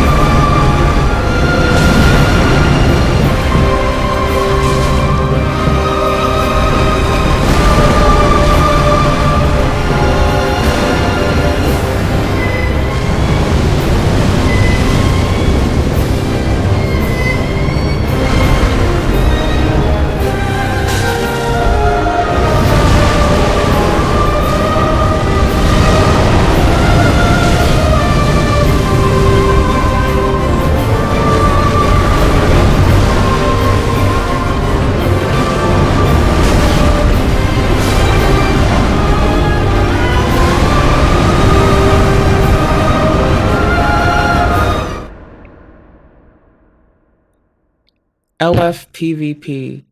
Hold on. Was it really reading the Master's attire? I don't have it on me. We can go Fashion Souls. It'll die faster, but we can Fashion Souls it up. Don't you love the flowingness? I love the flowingness. It matches our other set kinda well. Like, it flows. It flows like so fucking much.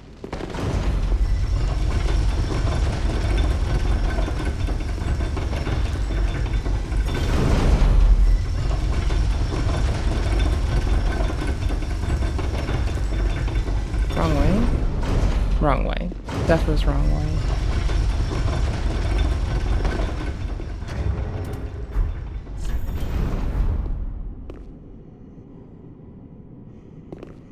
Flowingness.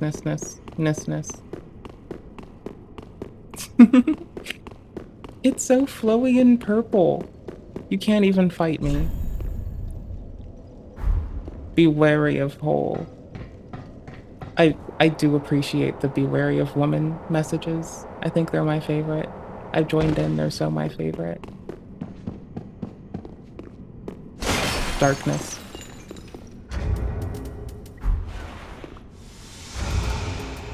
People will give you souls and embers if you just PvP with their asses.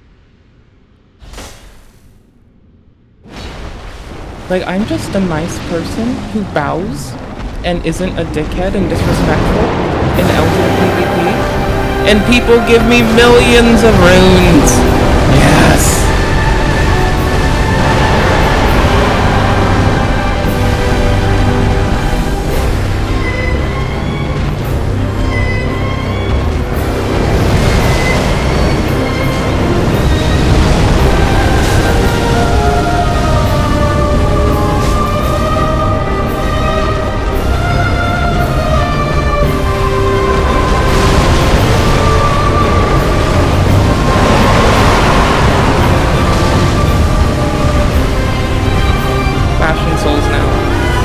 Now we're just winning with fashion souls. I don't give a fuck.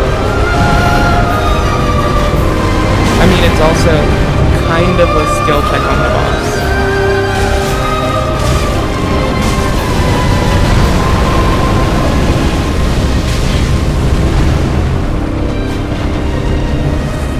Vest?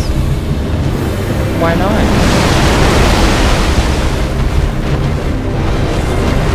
You're gonna distract me. This better be funny.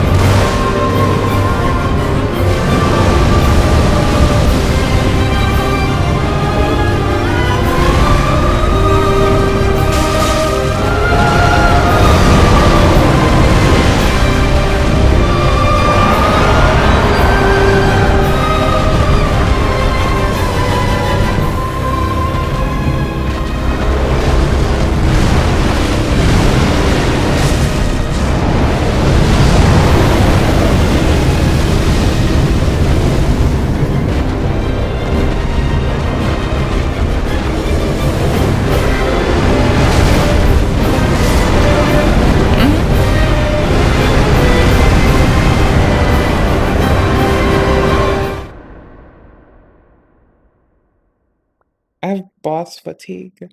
I'm gonna switch to Elden in a minute. I wanna just try something. I'm getting used to, like, this setup again.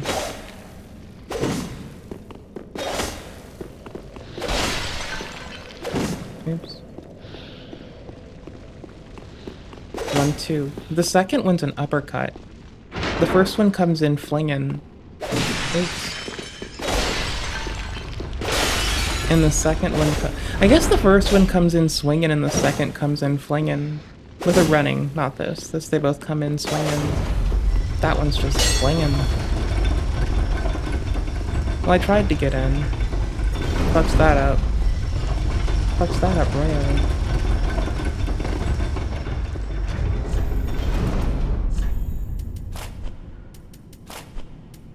You'll notice for some reason I'm wearing basically the same outfit on both games. Like this in Elden and... yeah. You'll notice the only difference is DS2, where I still don't know how to give a fuck. Well, I forgot how to give a fuck. I guess that's the thing, is I've forgotten how to give a fuck, so my armor's kinda catty-wonkus, just Bastion Souls, just that all the time, no real change. But whatever. Patty waffles, titty fuck, let's go!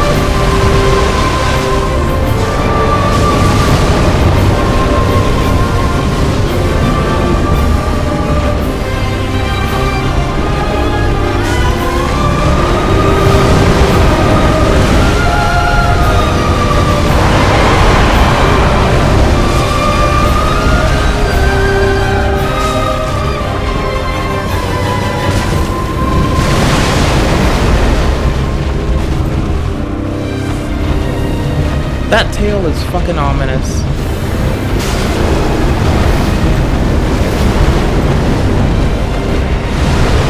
That's tail none of chat wants to catch.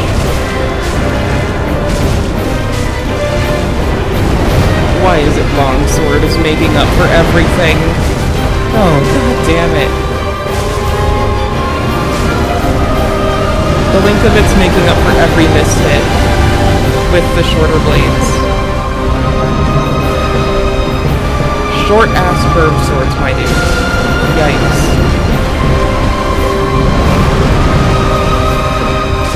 I guess I'm used to the timing on it. Yikes. Not to that. I saw it coming, I just didn't do shit about it.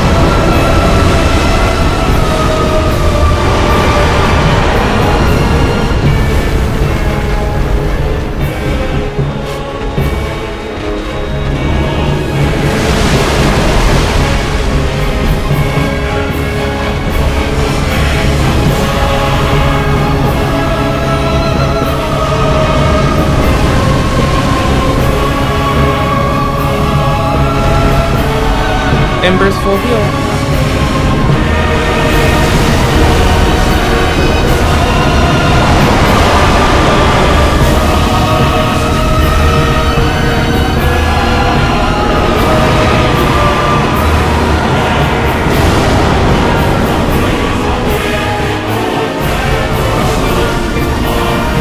Not healing! I'm mobbed. Yay. That is not a double. Nor is what I'm doing here.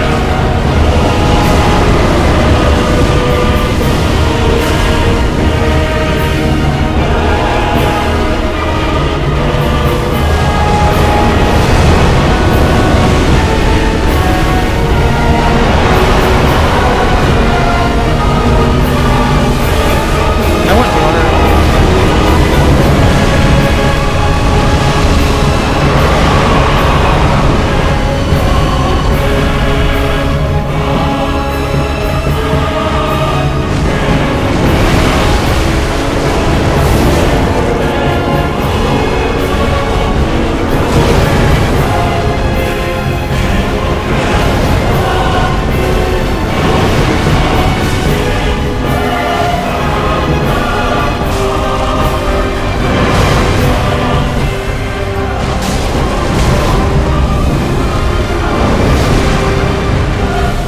It was super late.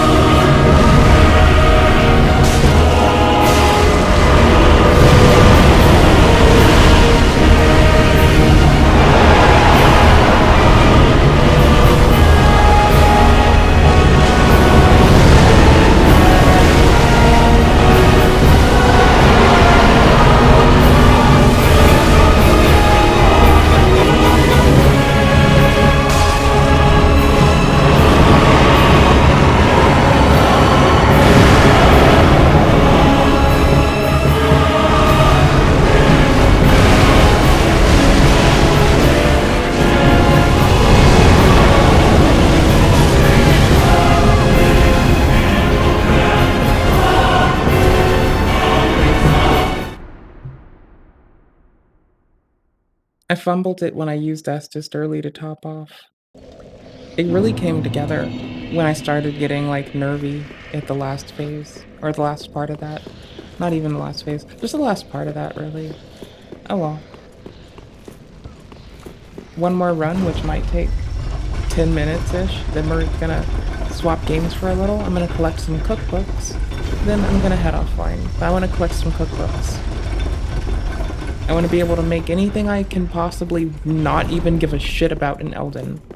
If we're gonna make a new, I want to do everything character before NGP. And before the end of the base game and DLC, because then I'll get hella bored. We gotta collect all the things. Then we got a new game plus it. We've gotta do it. Then there's no debuff in like certain arenas, and we're just chilling. Chilling like it's 12-12. No, the year 1212, dudes. Like ancient times. Boosh! With no flickery light things. Walk the fuck in.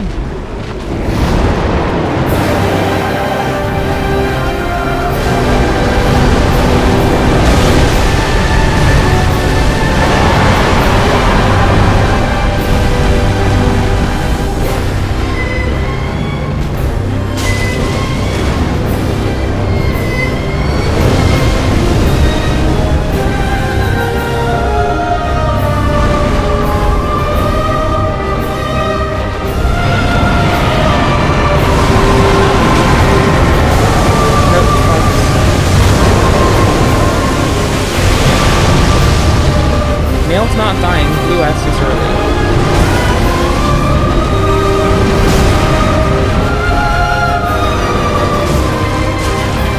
Lost lightning.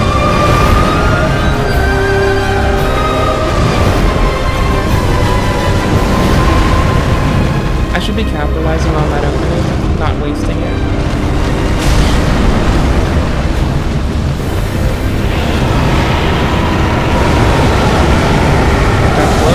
Blow it.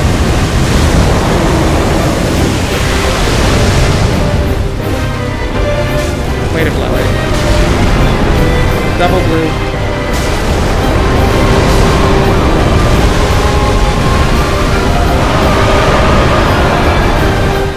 We're going to Elden because I'm gonna get fatigued with how I'm handling the boss in kind of short the fuck order. Y'all were seeing it fall apart anyway, actually. So not like just in, ooh, fuck me. I have to alt tab like this.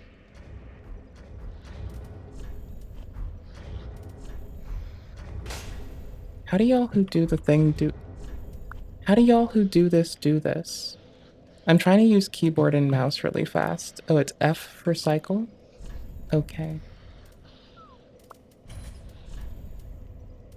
Objects, woman, I jest.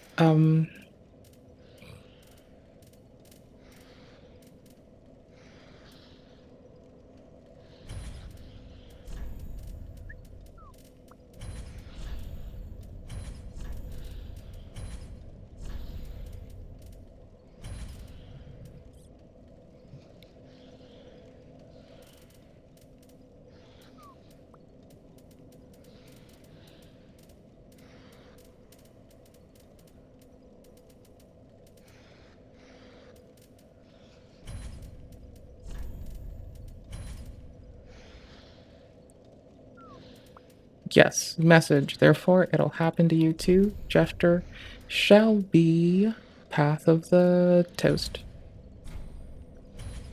First time keyboard and mousing this. Weird experience. Don't know how I feel. Wait, I've done it before in Elden briefly. Okay, my mouse sensitivity's a little high for this, but I like it. I'm not liking it. I'm not liking it, okay? Ooh, I'm not liking this.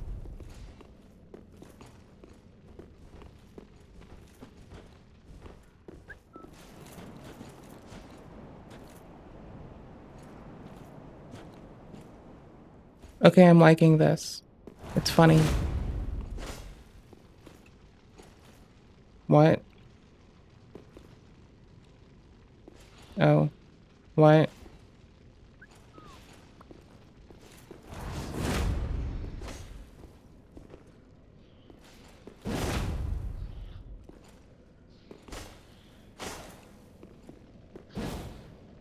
Okay, how do you heavy attack?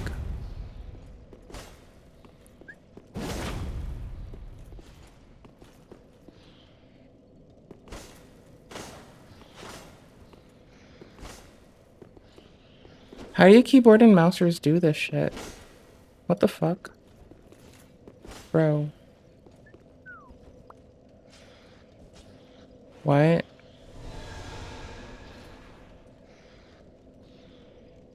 Well, not to waste.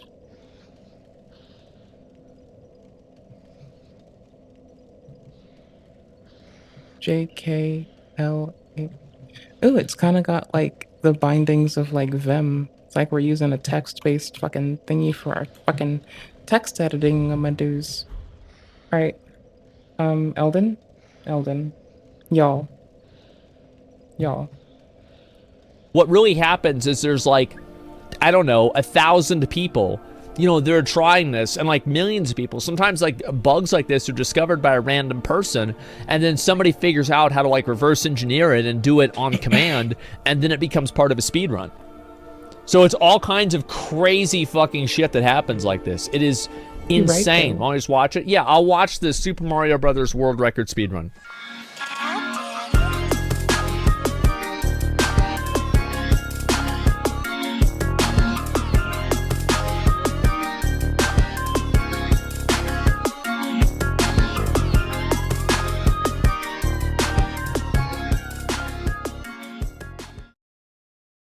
His happy face is gonna kill me. Right. It's wicked fitting. Curse you, Bale! Oh, well, hello there. It's me. I'm nobody. Finding glitches in Elden Ring is getting harder than ever, and the formulas used to perform these glitches is not easy to say the least. And it seems like every time we find a good glitch, Miyazaki throws a big fat patch right on its forehead. And it does work. We are unable to use those glitches now. But some, not for the lack of Miyazaki's team trying to patch these glitches, have survived to this day. It just needs one or two little extra steps to pull them off. And that's what we're going to be doing today. We're going to be exploring the glitches that still work in Elden Ring today, no matter how diabolical they may be. And some are really diabolical, really nasty trash business. But hey, we're here to spread awareness for science, because science always matters. So if that sounds like fun to you, well, join me, my dudes. Don't worry, I'll make sure to put all the good ones first and save all the weird stuff for last. And if you just want to know about a specific one, then click on the description for the timestamps. But if you watch the whole video, you might learn something you don't already know. And if you do know them, well, congratulations, you've been playing Elden Ring as much as I have. It's an obsession, I know. But anyways, let's go do that. Oh yeah, don't forget to like and subscribe. Or don't, because you know people are gonna do what people are gonna do. Let's go do some glitch business. Okay, bye.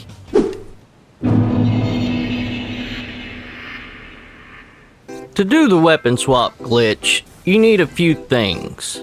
Like any buffable weapon in your left hand, and a weapon that's not supposed to be buffed in your right hand. Now there's a bunch of combinations you can use, it all depends on you. But the most devious and downright dirty buff to use is Deathblight. You can use boluses, although there are other methods, but I find boluses is easier. There are only a few good weapons to use Deathblight with, like Lita's sword and the magma blades, which pretty much causes insta-Deathblight, as long as they're standing in the magma. With Lita's swords, it takes about 3 hits from the special attack for it to proc Deathblight on your opponents, which I do not condone. It's kind of a low-down practice, but there are interesting combinations you can use without Deathblight, like Dragon Lightning, for example, which looks really cool on the God Slayer Greatsword. Is that how you say it? I'm not sure. But to do this glitch, you need your boluses, the buffable weapon of choice in your left hand, and the weapon of choice in your right hand.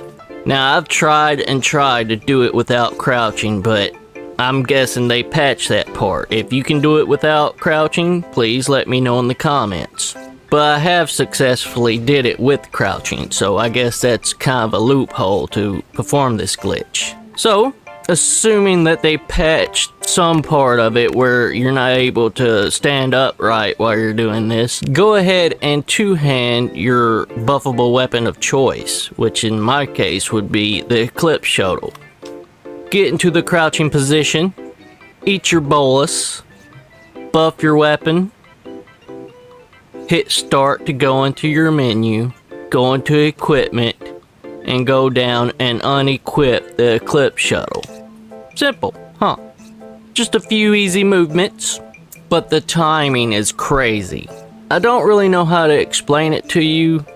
The simplest way I can is do not do it too fast and do not do it too slow. So get in the crouch, wait until your hand touches your mouth when you eat your bolus. And then quickly but slowly perform the weapon art, go into your menu and unequip your buffable weapon of choice. But after you get the timing just right, the buff will apply to your right hand weapon. But like I said, there's a lot of combinations you can use. It's so funny. Like you can put Deathblight on Vike's War Spear if you choose, or you can use the Dragon's Halberd to put Dragon Lightning on it to give it a little frost damage. The combinations is totally up to you. You have to try it out and see what works. But like I said, you can use the Dragon's Halberd to buff the Godslayer Greatsword, or the Zweihander, or whatever else you choose. Or if you wanted to, you can slap a little Deathblight on it. It's totally up to you. The timing is very tricky. I still have a hard time getting the glitch to work. But if you practice enough, you might be able to do it on command. I have yet to gain that ability. It is super hard. Until you accidentally do it. But you can't tell me that doesn't look cool. Dragon Frost Lightning on Lita's sword. I think it's a really cool looking buff, to tell you the truth, but it's such a headache to do. Unfortunately, the buff doesn't last very long. It only lasts as long as the buff lasts. And after it wears off, you have to perform the glitch all over again. Although they patched the Consort Radon glitch where you could basically use invisibility spells to bypass his AI, but yeah, they patched the hell out of that. But what they did not patch is the Moog glitch. If you're unsure how to do this, don't worry, I will take you step by step. I will lead the way to the glory land. But yeah, after Vars gives you this little Pure Blood Knight's medal, you can come here to... No, it's funny because it's literally a hole you have to go into, and it's the Glory Land hole. Oh, hush up, you'll see. Ogwen Palace. And when you reach the Dynasty Mausoleum midpoint, and after you've stolen the candies, you can then ride this very unnecessary elevator up to the boss fight. It is unnecessary. And it's very annoying. I mean, the elevator is necessary, but they could have put stairs instead of making it easier for everybody. But anyways, right here is Mog's boss arena. You want to simply just go in and trigger it. And after Mog crawls out of that pool of blood and does his creepy monologue, we all know he's innocent. He's charmed by that dearest Mikola. But anyways, after that, you simply quit out of the game. And as you can see, we spawn back in just outside of the boss arena. Now you're going to need an incantation that you can hold for long periods of time, so I'd suggest using the heal incantation. You can just hold this all day long if you wanted to. But this is what we need to make the glitch actually work. So now we're going to go back down the elevator. Once we reach the bottom, we're going to head back toward the Grace, but do not sit at the Grace. Instead, you're going to run to this little ledge over here. And we're going to very carefully drop down. And now we're going to simply jump forward. We're not going to run and jump, we're just going to do a little jump. And hopefully land on this edge without dying. And here we're going to jump in the air and hold down our run button. And we're going to run forward and hopefully land on the edge up there. That was close. Too close. But now that we made it, we're just going to run this way and jump down here. And jump on these suspicious looking rocks. Don't be suspicious. And jump down there to those suspicious looking Don't rocks. be suspicious. There's so much blood. Now eventually you're going to be able to call Torrent again. Just go ahead and call him. And then we're going to jump over there. I've seen this done maidenless too. I do believe. Now we're going to try to very carefully make our way up these rocks here. The bloody rocks. Not suspicious at all, rocks. Once up here, we're just going to jump over to these rocks. There's a lot of rock jumping. Yeah. We're going to be able to call Torrent again. And we're gonna jump over here to the left. Eventually we'll come up on the gap. The gap is where we want to be. The gap. Which is right here. It's a big hole.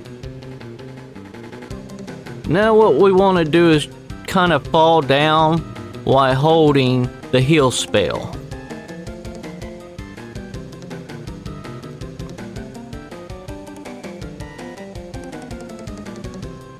Wasted. If you don't succeed the first time, feel free to try again. You need to save before you try it. And once you drop, just keep holding the heal spell. You might I'm have to pretty wait sure a few post-cutscene minutes, you but fuck it, but I eventually could you'll be start wrong. collecting ruins. Map unloads. Everyone starts to fall.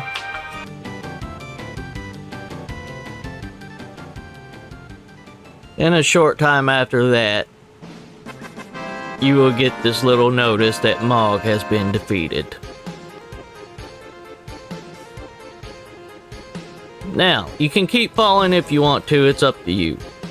But if We're you're a fast branch. enough, you can go to the Grace without actually dying. Which I was not. But as you can see, Lord of Mog is Mogging. defeated, the Grace is there, Letta. and you can now access the DLC Shadow of the Erd Tree. That's if you fought Radon, not the Consort. The Consort's the main boss of this area. I mean Star Scourge Radon. You have to defeat him too. But after that, you can explore the Shadowland however you see fit. Now you're wearing Letta's armor. Wait, what? Have you ever wanted an easy way to get to the Frenzy Flame? Oh, the You know parry that one. place where it has a big I couldn't pit do where you that. have to I do a failed. bunch of parkour to make it to the bottom, but usually and always gravity always wins and you end up falling to We're on your a doom. cookbook hunt. Let's go. Well, I have an interesting and easy skip for that.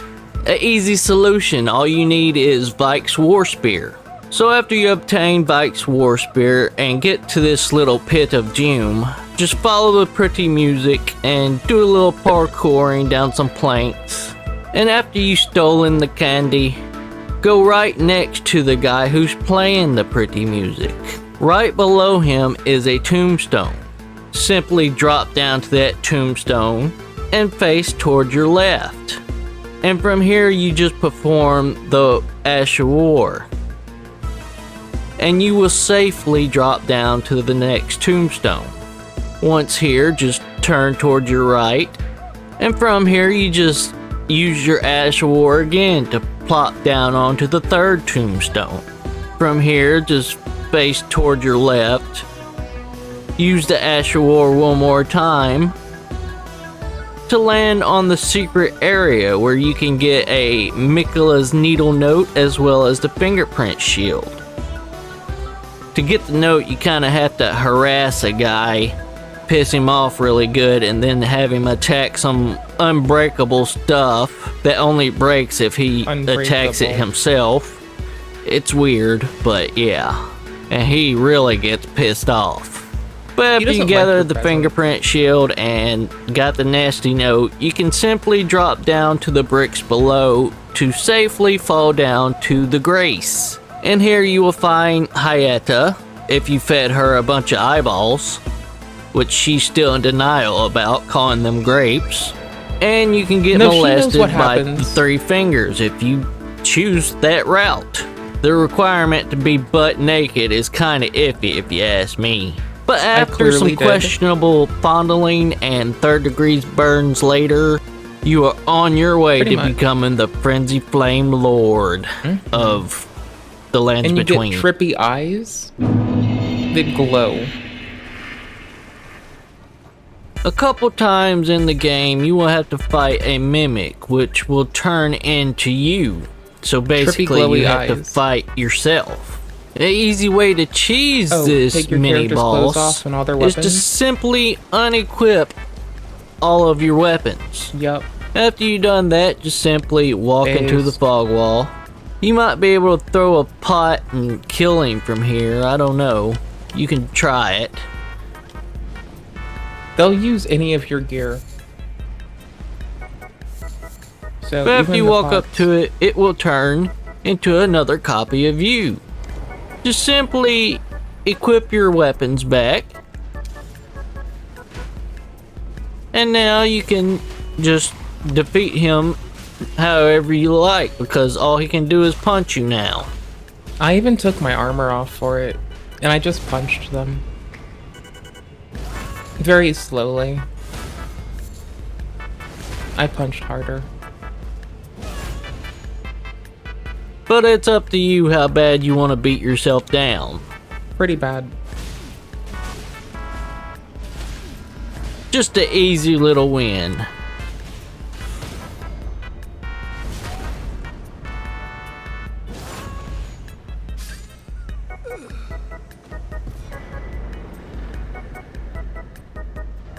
It's just an easy way to bypass its AI and deal next to no damage.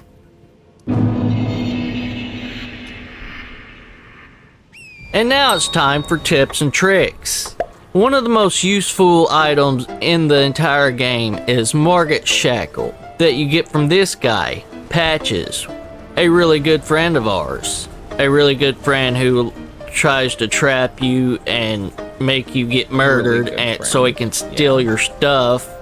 But yeah, that's besides the point. He's No, still a it's really not. good friend. It's critical Anyways, information. for a You should good be amount aware. of ruins, he He's will a sell shithead you amidst Margit 3 Shackle fucking that is Dark primarily Souls and one used to Elden lay the game. smackdown on Margit's candy ass. But other than that, 2 it Dark has a lot more nifty One uses. If you explore the dungeons and the lands between, you will notice a lot of fire and ice traps. With Margit Shackle, you can simply use this item at the beginning of the dungeon to deactivate the fire Yes. or ice traps. Or you can use them to activate them at will. It's up to you. Mhm.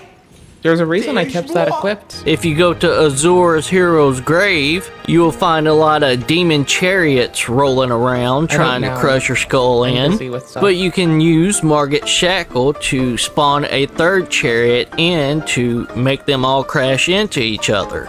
And after doing that, you will get the entire Tricentennial set It as is a goated way to play so-called the game. reward. Other than that, It is Margit pretty sick. Shackle can be used to reveal hidden walls. So if you're in a dungeon or a castle that you're unsure if they have invisible walls or not, you can use Margit Shackle to reveal them. And since Margit Shackle's hitbox is so huge, you don't even have to be near the trap or invisible wall in order to activate them. Or in the invisible wall's case, reveal them. Which is a quite nifty little tool to have when you're rolling around in the lands between. Not only is it very useful in the base game, it's very useful in the DLC as well. So when you get to the Shadowland, you will find a bunch of locked spirit Y'all saw me do springs that yesterday. that you have to play a weird game of hide and seek with a stack of stones and break these stones in order to be able to activate the spirit springs. But with Margit Shackle, all you gotta do is pop that bad boy to automatically unlock them. And then you can ride them to wherever they may take you. It's a lot better than trying to hunt those stones down, I tell you that much. And I still do not know where all of them are today. I guess Pop the cheat shackle? by using Margit Shackle. I do have it in my bar Other a than lot, I that, just you will don't right now. find 6 or 7 little hidden pots around the map. I have a guide I will link in the description below if you're interested in that. But these little pots contain bell bearings. Bell bearings that you can give to the Twin Maiden Husk to allow you access mushroom to one's buy great. certain crafting materials. And we all know how hard farming crafting mushrooms. materials can be, so this is a very useful bell bearing to find. So after you They're dead. spot one of these little pots, all you have to do is use Margit Shackle to instantly break them, and they will fall to the ground and you can just pick them up. This one is just the silliest of glitches, but I just had to add it. When you obtain both halves of the secret medallions and you arrive in this little ghost town, if you go around and toward the back where the stairs leading up to the Halleck tree is. Underneath it, you'll find a Black Knife Assassin, and you will get the Black Knife Assassin armor set. Strange thing is, when you equip this set, mainly just the torso, which causes you not to make any sound whatsoever, if you happen to use the Mimic's Veil while wearing this set, what? You will kind of, not be inconspicuous and blending in with the environment, to say the least. This isn't what it looks like. I swear. Just riding a deer from the back, I guess. That is the most Dave thing to say. And yes, it works with any other object you might turn into as well. So if you're gonna be wearing this set, I would suggest staying away from the Mimic's Veil, because it really doesn't work to your advantage. That is the most Dave-ass shit I've heard all fucking day. And last but certainly not least, it's not really a trick, it's more of an easy way to complete a quest line. Raise your hand if you came to the Shadowland and you failed Moore's quest line once or twice. Yeah, I'm one of them. But this made me obsessed with never failing it again. But an easy way to complete his quest line, which is to find a bunch of little bug people and get some cookbooks. To get the final 7th cookbook, all you need is to find one bug person, which is a little dude who's pretty badly beaten down and sickly. Look at him twitch. I feel so sorry for him. All you gotta do is throw down a little warming stone, and a few seconds later, this guy is as good as new, back to foraging whatever he's foraging for. And after you reload the area, he will give you a cookbook. After you get this cookbook, return back to Moore, and he should give you the 7th and final cookbook without even talking to the other Forager Brood first. So now you won't have to worry about missing that final 7th cookbook. And you can go find the other Forager Brood people and get their cookbooks whenever you want it. Which I would suggest doing as early as possible, just to make sure they won't disappear halfway through the game. I know they look like those same kind of bug peoples that like to clap your cheeks, but do not attack them. If you accidentally kill more than one of these bug peoples, Moore will invade you and try to plow you with his shield. Upon defeating him, he will reward you with his whole armor set and that shield he tried to bash your face in with. But you don't need to do that in order to get his armor set. All you gotta do is simply break Mikola's seal and go back to him and tell him to stay sad forever, and you will find his corpse right beside that little bug thing that you need to put the warming stone on. And you will be able to gather his armor set there. Or you can tell him the good option, which you will have a good battle royale at the end of the game and still get his armor set. So it's just up to you. How early you want his armor set, I guess. Well, that's about it. If this video has helped you, please like and subscribe. It really helps me out. And until next time, have fun, my dudes. Peace out, my dude. Bye. Bye, Did you enjoy this video? Don't forget to like and subscribe if you want to see more content like this. And if you get but hurt, always remember that this is mostly jokes with a little seriousness sprinkled in between. Remember to have Like your fun mommy's and subscribe cheeks. now to join the Nobody Army. I promise you will not be disappointed. Thank you for watching, my Tarnished, and we will see you next time.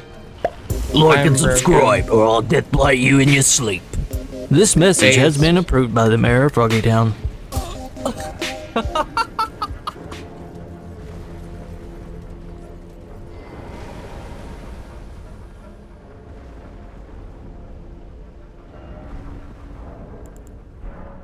I don't want to get pulled off of this. This is too sick.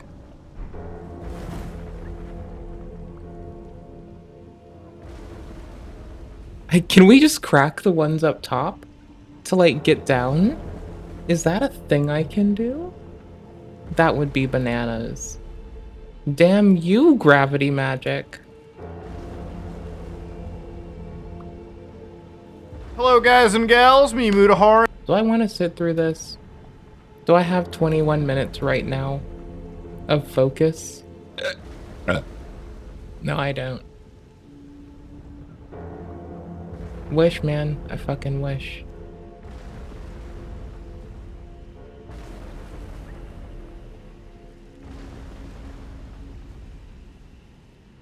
Hold on.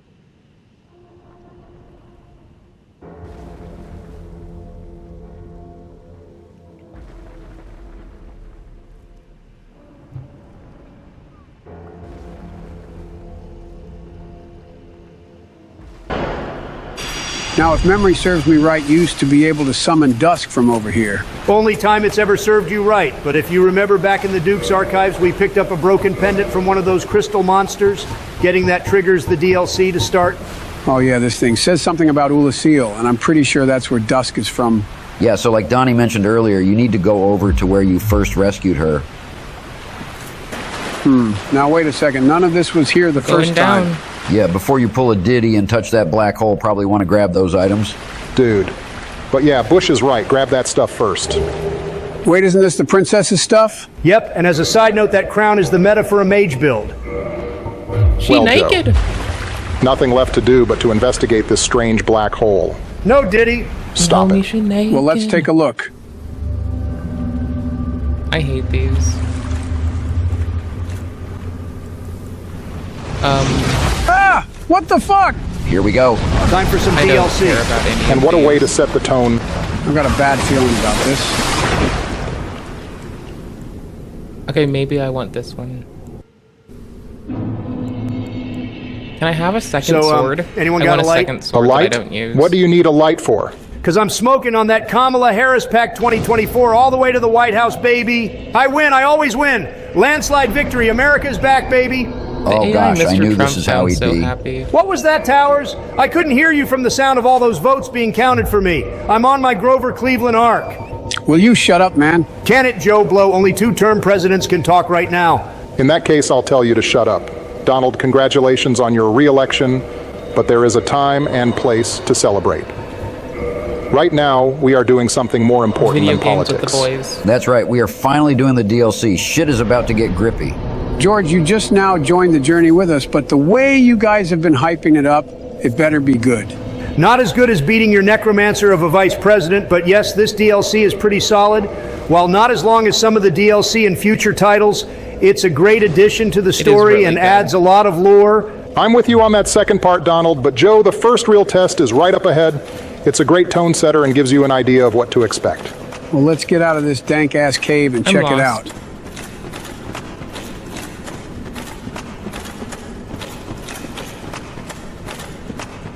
I really like that we might get a remastered Dark Souls 3. I'm so Sanctuary fucking excited. Guardian, what is this thing? It better One of have those Steam Gryffindors? Cloud saves. Close. That's Harry Potter. But this thing is akin to a manticore I'm from going to Persian mythology. FromSoft HQ, my goddamn self, and I'm crying. Watch out for its I'm lightning fucking breath. shedding It covers tears. a lot of ground, I will and if shed you're not tears quick on in your their feet, parking it'll lot. send you back to the bonfire in no time. Stick to its sides when it swoops down, and try not to get greedy. 1 or 2 hits. Being then greedy, get out I of already there. did this. Now, Joe, one thing to Already remember died is that greedy there. tail. It's got a nasty swing to it, and if you can manage to cut it off, you'll get a neat little weapon. But don't focus on it too much. Priority 1 is survival. All right, so it's like one of those big cats back in Scranton. Fast, mean, and a little too confident. Got it. Just keep your Estus ready, Joe. You're going to need it. This thing's a bruiser. One last thing, remember to dodge toward it, not away. Keeps you in the fight. All right, Joe, go show that oversized house cat You're who's right. boss. You don't want to give Man, him since distance, Donnie and you saw mentioned me the die tail, when I that's did kind with of the all I deer. want to get now. This one can be pretty annoying to attempt to get. Dude just doesn't stand still. I mean, not as bad as another boss fight yet to come, but still. Oh, don't get me started on that shit. Fight is already tough enough, but that is the icing on the shit sandwich. Damn it! Just stand still. Sometimes you just gotta keep the pattern up. Oh, what the fuck? The tail poisoned me. The shit is Be that? calm. Dude can and fly, Do the pattern. shoot lightning, and poison. Bro is just all about what can be annoying as hell and just take it to an 11. I don't Yeah, know, but man. bro's a The boss badass. isn't that bad. With it being the first thing you run into at the start, it lets the player know that this place is for real. And if they can't get past this guy, then you ain't ready yet. Which, of course, is why the item needed to start the DLC is behind a golden fog wall. Because you need the Lord Vessel. Could you imagine if you got stuck in the It's not DLC with as no way funny to as get back to John the main Cena. game? We dying yet? Oh, no. Holy shit, finally, give me that shit. Congrats, Joe. You got a completely trash item, but hey, whatever makes you feel good. Since your VP lost to me, boom. Oh my god. Are you going to be like this for the whole session? Not the whole session, just when I need a quick dunk or until I get sworn in again. Speaking of dunking, I'm about to dunk on this ugly-ass cat from hell. And walking away like a badass, not gonna lie. Only time you can use badass to describe Joe, but yeah, man, first try, good job. Yeah, that Black Knight Great Axe is pretty damn tough. But looks like you picked up his soul and, of course, his tail weapon. Might be worth taking a look at before we continue. Before you do, I want to remind you that you are in fact poisoned right now. Might want to take care of that first. Good call, Donald. Get ahead of the dementia. Both of you can fuck off. I knew I was still poisoned. Okay, here's that weapon. Let's see what we're dealing with. Oh, so it's like a scorpion tail that acts like a whip. That's pretty neat. And just like the boss itself that builds a slight poison on whatever you're hitting. Kind of mid, but hey, cool to have. Yeah, funny little gimmick weapon. Let's look at that boss soul. Soul here, of I the remember white-winged now. lion sanctuary watchkeeper who dreaded the spread of the abyss. This The is, Guardian I think, exhibited loot traits of direction. several animals other than lions, suggesting that it was no ordinary beast, but rather closer to the beings known as demons. So this thing is like a demon from Lost Izalith? For the most part, its origins are pretty unclear. Not sure if it's a product of the witch attempting to recreate the first flame, or if it's what a demon was before the concept of demons as we know them existed. Either way, this guy was making sure nothing got in or out, and if he was on guard duty, shit be seriously messed up right now. Pretty good insight, Georgie boy. Like I said earlier, real tone setter. Well, let's see what's up ahead. The Ulasil Sanctuary, what an odd yet peaceful place. I'm going to go ahead and tell you right now, Sleepy. Go ahead and max out that bonfire. You're going to need all the Estus you can get. Guess we'll level up and then pop some humanity. Whoa, hold the phone. Is that one of those giant mushrooms that Molly whooped me? What's it doing here? Molly If they are next to a bonfire, then odds are they are peaceful. Why don't you go talk to them? It's worth bucking around or finding out by a fucking bonfire. It's like, what, you have like the walk back Well, is look at this negligible. one. From what faraway age hast thou come? Thy scent is very human indeed, but not intolerable. Ah, Princess Dusk's savior. Thine aura is precisely as she described. I thank thee deeply for rescuing Her Highness. But Princess Dusk is here no longer, snatched away by that horrifying primeval human. And so I must ask, couldst thou once more play the savior? Did she say I have aura? Isn't that what all the kids say these days? Yeah, the aura of an elder pet that's blind and deaf. Thank you. I am Elizabeth, guardian of this sanctuary. Something of a godmother to Princess Dusk. I shall assist thee to my utmost, for I am one with the sorceries of Urasil. Okay, looks like she sells stuff. Seems to be spells, may check that out later. Thou shalt see further on, an abyss was begat of the ancient beast, and threatens to swallow the whole of Urasil. Knight Artorius came to stop this. But such a hero has nary a murmur of dark. Without doubt he will be swallowed by the abyss, overcome by its utter blackness. Indeed, the abyss may be unstoppable. Still, I have faith that Princess Dusk may be rescued yet. Okay, so she just said a lot of stuff that I don't understand. Something about a primeval man. What is that? I'm surprised you never heard that word before. That's a word that one would associate with you. Primeval usually refers to something the first of its kind. So whoever took her was one of the first humans, perhaps even the first. See what I mean? Sounds just like you, Sleepy Joe. Also talked about Artorius. Isn't that the guy whose grave I tried to rob, then killed his dog? Yeah, and if you remember, he died defeating the Abyss a long time ago. This confirms that you are in the past. Yeah, that's the story they told me, but she just said he couldn't survive the utter blackness. Sounds like me when I saw black.com for the first time. Yeah, let's just push past that and keep moving, please. Royal Wood. Something about this place seems pretty familiar. That's not unintentional. I'm sure if you keep looking around, it will start coming to you. Kind of a big task for someone like Sleepy who can't even remember what he had for breakfast. Nah, man, ever since I dropped out of the race, they stopped giving me this special ice cream. And now some things are starting to come back to me. Sounds like there was a lot more than chocolate chips in that chocolate chip ice cream. Yeah, see, like right now, this looks just like the path that you take to go fight Grey Wolf Sif. So does that mean that the sanctuary is where the grave of Artorias will be in the future? Which would also mean that this is the Darkroot Basin. Pretty good deduction, Joe. So you're basically going backwards in the past. Kind of on the nose, if you ask me. Whoa, holy shit. Gotta watch out for that one. There is a follow-up attack that he'll do that will rock your shit. Haha, as if you spoke it into existence, Donnie.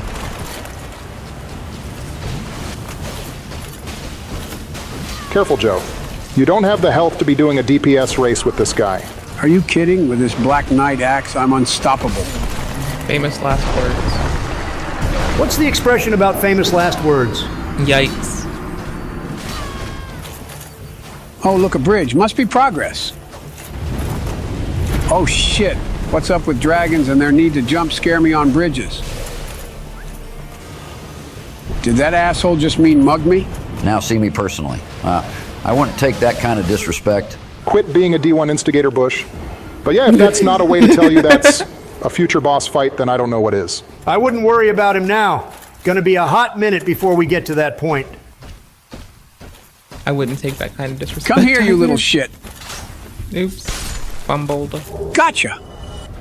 If they can But lead, whoa, is that blackness that Elizabeth was talking about? Correct, but it's not just blackness, it's the abyss. It's slowly seeping out of that crater. It's literally seeping out because you can see it physically leaking all over the ground, like some horror aftermath scene of a Diddy party. Will y'all stop it with the Diddy jokes, man? Oil. Why? Is it hitting too close to home? We all know you and him were close. You are such an asshole, Mr. Epstein flight list. Okay, but why is it seeping out like this? This isn't anything like the way the Abyss is when I went down there in New Londo. The abyss isn't a single uniform place, but rather a twisted realm that can take on different forms based on its source of corruption. The abyss spreads through the ruins of New Londo and takes the form of a void-like expanse, more stark and empty, almost like a black ocean of nothingness. New Londo's abyss was sealed away with the deliberate flooding of the city, giving it a more haunting and drowned look. Here in Ulasil, it spreads like a poison, twisting the land and its creatures with a darkness that is more alive. It has an organic, almost pulsating feel, as if the abyss itself is feeding off the suffering and fear of Ulasil's inhabitants. More than likely, it has something to do with what Elizabeth mentioned about the primeval human. Wow, Bush. I'm really impressed. I've never heard such a deep understanding of Dark Souls lore from someone. Yeah, man, that actually changed my own perspective on it. Just utterly fucked. Did you get all that there, Sleepy? What? Sorry, I mentally checked out after he said Abyss. Oh, fuck you, Joe.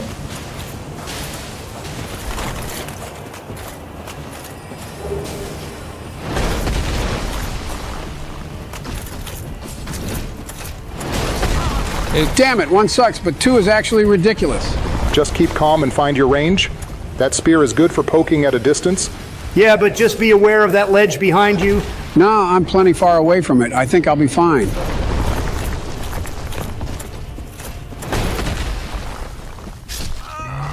Damn fell faster than the stock market in 07. Yeah, thanks again for that, Bush. I'm shy on focus. Well, if this game has taught me anything, Sorry, that should be the boss right there. So let's check what's over here first. Best idea you've had in the last 4 years. I love this guy, simply because right after this game, Miyazaki made Bloodborne, so you can tell he was already being influenced. I'm going to be playing Drova offline tonight. I want to play it again. We started a new save and I just haven't touched it. I might play that or Sekiro. Probably You have no Drova, idea though. the kind of day I've had so far. Yes, It's of very course. Metroidvania, Exactly Soulsy. what happened to me. It's pretty We much are a both W. strangers in this strange land. No, it's not Metroidvania. At I'm just least being a now there are goofball. two of us. Okay, bro is another vendor.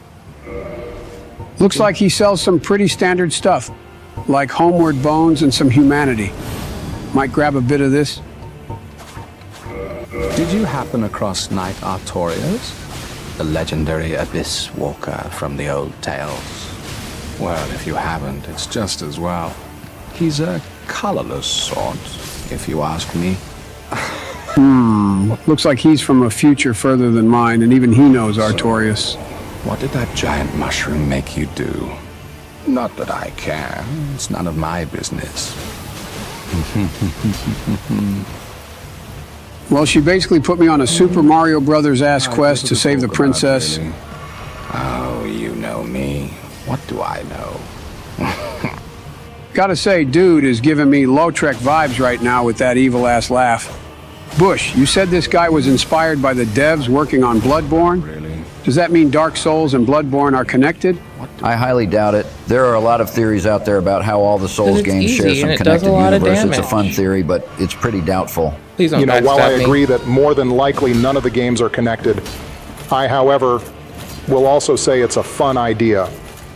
Thinking about how through small connections people can create theories about how the flow of time and the in-universe rules like people coming back from death can evolve over time, changing the world around them, meaning every Souls game is some type of sequel. Oh wow, look at this shortcut. That should save me a lot of time. But I wonder how many people think about the games being one big universe. Oh, you can spend all day connecting Dark Souls to Bloodborne, Bloodborne to Sekiro, or Sekiro to Elden Ring. A lot of possibilities. Might be a fun question for the viewers. Leave a comment if you have a favorite theory about how all the games could be connected, and if you subscribe to the idea or just enjoy trying. My favorite is a roving band of actors whom Man, is this the place that I fought that through first Hydra just without all generations the water? There is a good chance try of to that. You should tell look around, tons this of a loot here. story or moral weight about man, look at all not those goodies. Hope it's coveting ice cream. immortality at the cost of others that gets told in Wait a second. Sekiro, in Dark is Souls, that? in Elden, fuck, in Armored Core. I like it. I'm a big Damn fan. you, Donald, and damn you, Bush and Barry. I really You two like knew it. that would happen too, didn't you? I'm guessing this happens a lot, doesn't it? Oh, you have no idea, George. But Joe, if you fall for Georgie, Donald's antics at this point, it's Georgie. your own fault. But I would advise coming back here later. We are going to need some help to deal with this guy. Guess that means it's boss The battle gang time. squad is a little bit. Okay, I'm guessing this has got to be the boss. I am so hyped for this shit. Think that feeling is universal right now.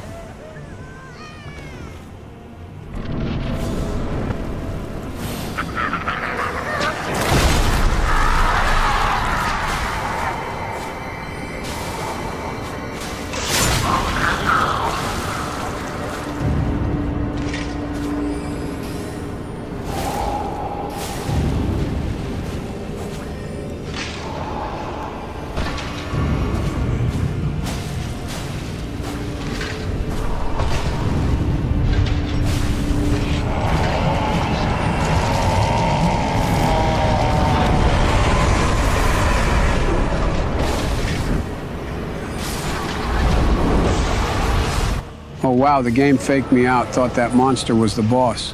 But wait, Knight Artorias? I thought he was a hero. Why is he attacking me? Remember what Elizabeth said? If someone like Artorias merely has a murmur of dark, well, unfortunately, the Abyss has corrupted the Great Knight and he has lost all sense. He's a creature of the Abyss now. I don't understand. I thought he conquered the Abyss. Like the legend says, I guess that tells you the legends may just be that, a legend. Joe, you need to be Straight up, careful. Gank Crew, He may be let's a go. mindless creature now, but Artorias is still a huge badass. He likes to keep the pressure on. Yeah, you're lucky you can tank a lot of these hits, but Harry, keep your my guard up and guy. strike only when an opening presents itself, which is a very tight window in this fight. whoa, whoa, whoa, what's going on? He's channeling the power of the Abyss. He's buffing himself. You need to try to stop it. Or that will happen. So now he deals more damage. Fuck!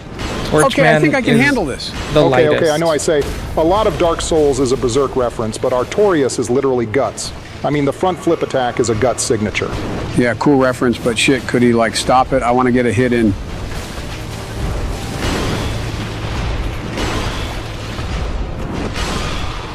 I guess you can get a hit in next time.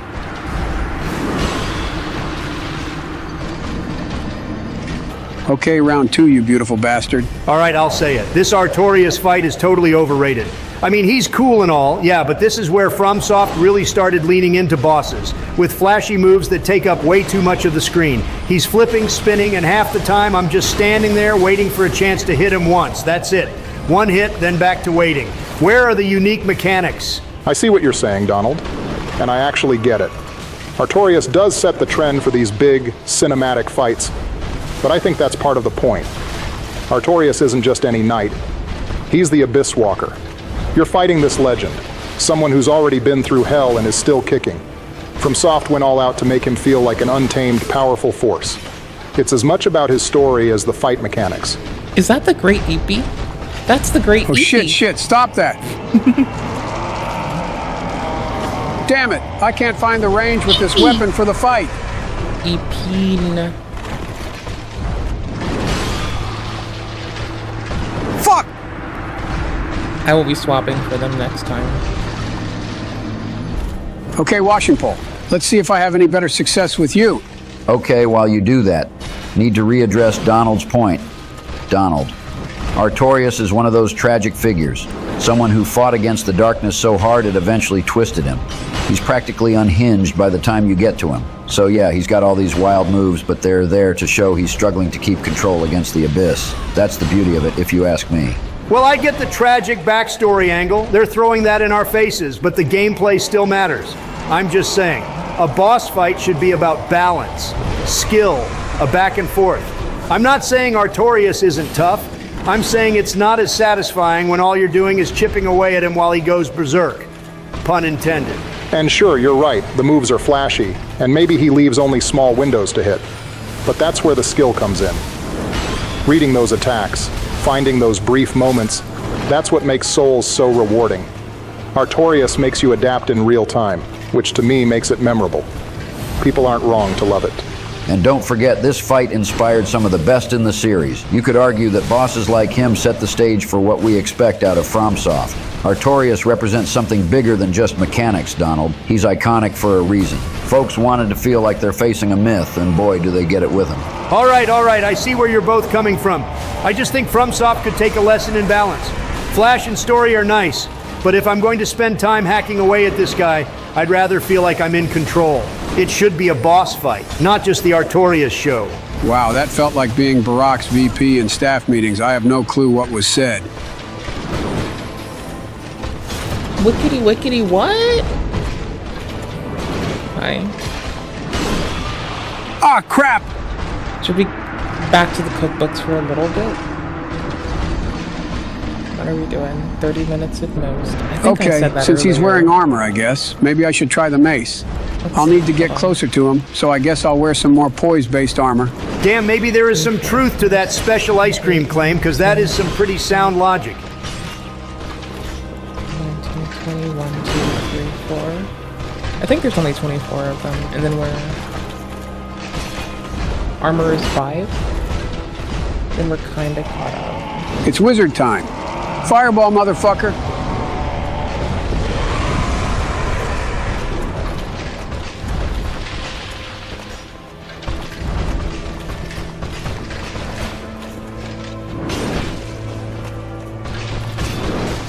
Gotta watch out for that double spin attack. Well, hindsight is 20/20, Bush.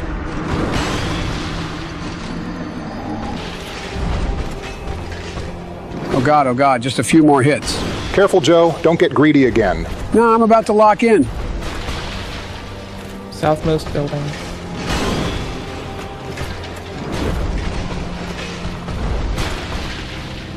This is our do everything again character. I will level them better soon. Damn you, damn you! Damn, like the gaping dragon all over again? What happened with the gaping dragon? Oh, you don't even want to know.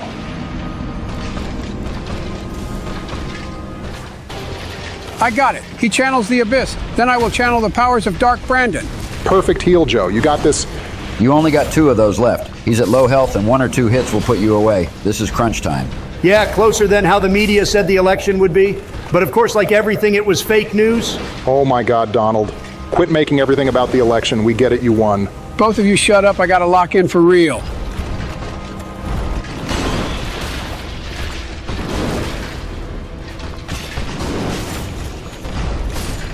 This Last is my heal, favorite make it parry count. dagger right now. There it is. Now's your chance. South move? Got him. Let's fucking go. The Abyss is no match for Dark Brandon. Very good, Sleepy. You have defeated Artorias and preserved his honor. Yeah, I'm gonna need a minute. I'm sweatier than Donald watching the vote count in Pennsylvania. Ah, yes, Pennsylvania. Shout out to my Amish homies. Oh, motherfucker, I need a break. Call me back when Trump shuts up. Don't worry, I'll go get him. Be right back. Oh, it's not a dagger. So, hey, Joe, while we are alone, thanks for rigging that shit against Kamala to help me win. Total, bro, move there. Oh yeah, no problem, Donnie. Those assholes thought they could just take the election from me. That will teach them. Guess we'll pick this back up when Barry gets back. Can't wait to see what's next. Okay, let's read this here item description. Might as well as we wait for Bush to come back with Crybaby Obama.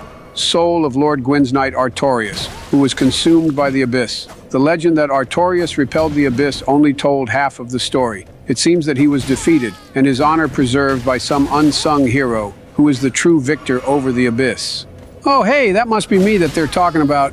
Yeah, so like we talked about, the legend of Artorias is nothing but a lie to hide the truth. Artorias was corrupted by the Abyss, and we not only stopped his mindless rampage, but looks like we are going to have to finish the job he started, like Elizabeth said. What's this place here? This is Battle of Stoicism Gazebo. Basically your gateway to some PvP action. Here's the deal. From here, you can pick your arena and the match type. You've got 3 options for every arena. 1-on-1 duels, 2-on-2 team battles, or a chaotic 4-player free-for-all deathmatch, or well, it used to be. Since the OG servers got shut down. I'm sorry, what was that? Kinda zoned out there. Christ, George and Barry better get back soon, man.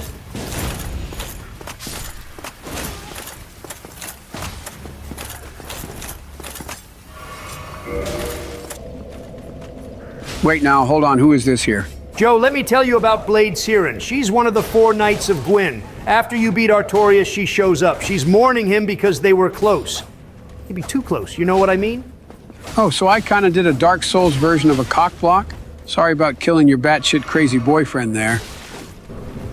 You, is that not the soul of the man who fell on the spot? He was a dear friend. I wish to pay proper respect. It was very to that nasty. soul.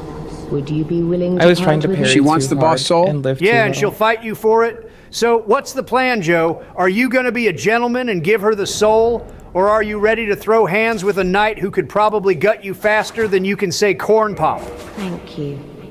You are very kind. Please take this. I no longer need it.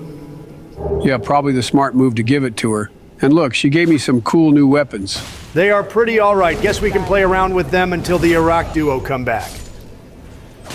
May the Lord guide thee. 720. May the Lord... 10 extra Holy shit. runes per hit. What is taking them so long? It's so silly. Like I want to keep playing, but don't want to keep going forward without them. Yeah, need to keep Southerners. your mind busy or otherwise you might just fall asleep. So I got an idea. Why don't we head back to Firelink real quick? Fuck it. Might as well. Okay, let's go talk to our old friend Domnall over here. Oh yeah, hey buddy, how's it going? Hi, Shemai. I didn't expect to meet anybody here. I suppose grateful. Now let's see here. Oh look, it's Artorias' armor. Yeah, it's definitely one of the cooler armor sets in the game. I say get it. I think I will, because if you think about it, would be kind of thematic, like in order to protect the timeline. I pretend to be Artorias himself. Cool. Guess we can grab this and then head back.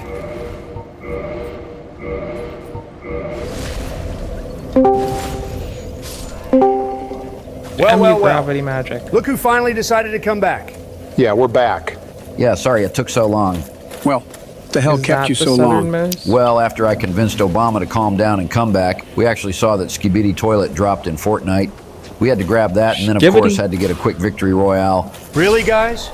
You are actually into that brain rot? Shut up, Donald.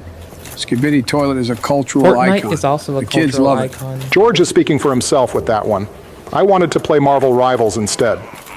And besides, I'm saving my V-Bucks for the Samurai Star Wars collab. Oh, Marvel Rivals? That Overwatch 2 clone? Donald, Marvel Rivals isn't just an Overwatch 2 clone, all right? Sure, it's team-based with heroes, but this has Spider-Man swinging around, not some random guy yelling it's high noon. It's like comparing a gourmet burger to a drive-through special. Both good, but one's got that extra flair. So maybe try it before you tweet about it being mid or whatever. Well, I just like it because Jeff, the land shark, is cute.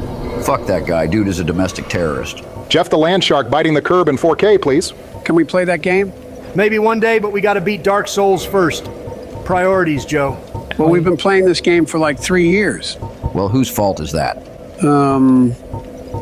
I don't know his name, but he's pretty lame because it takes him forever to edit these videos. Joe? Who the fuck are you talking about? Might need to check the last time he took his medication.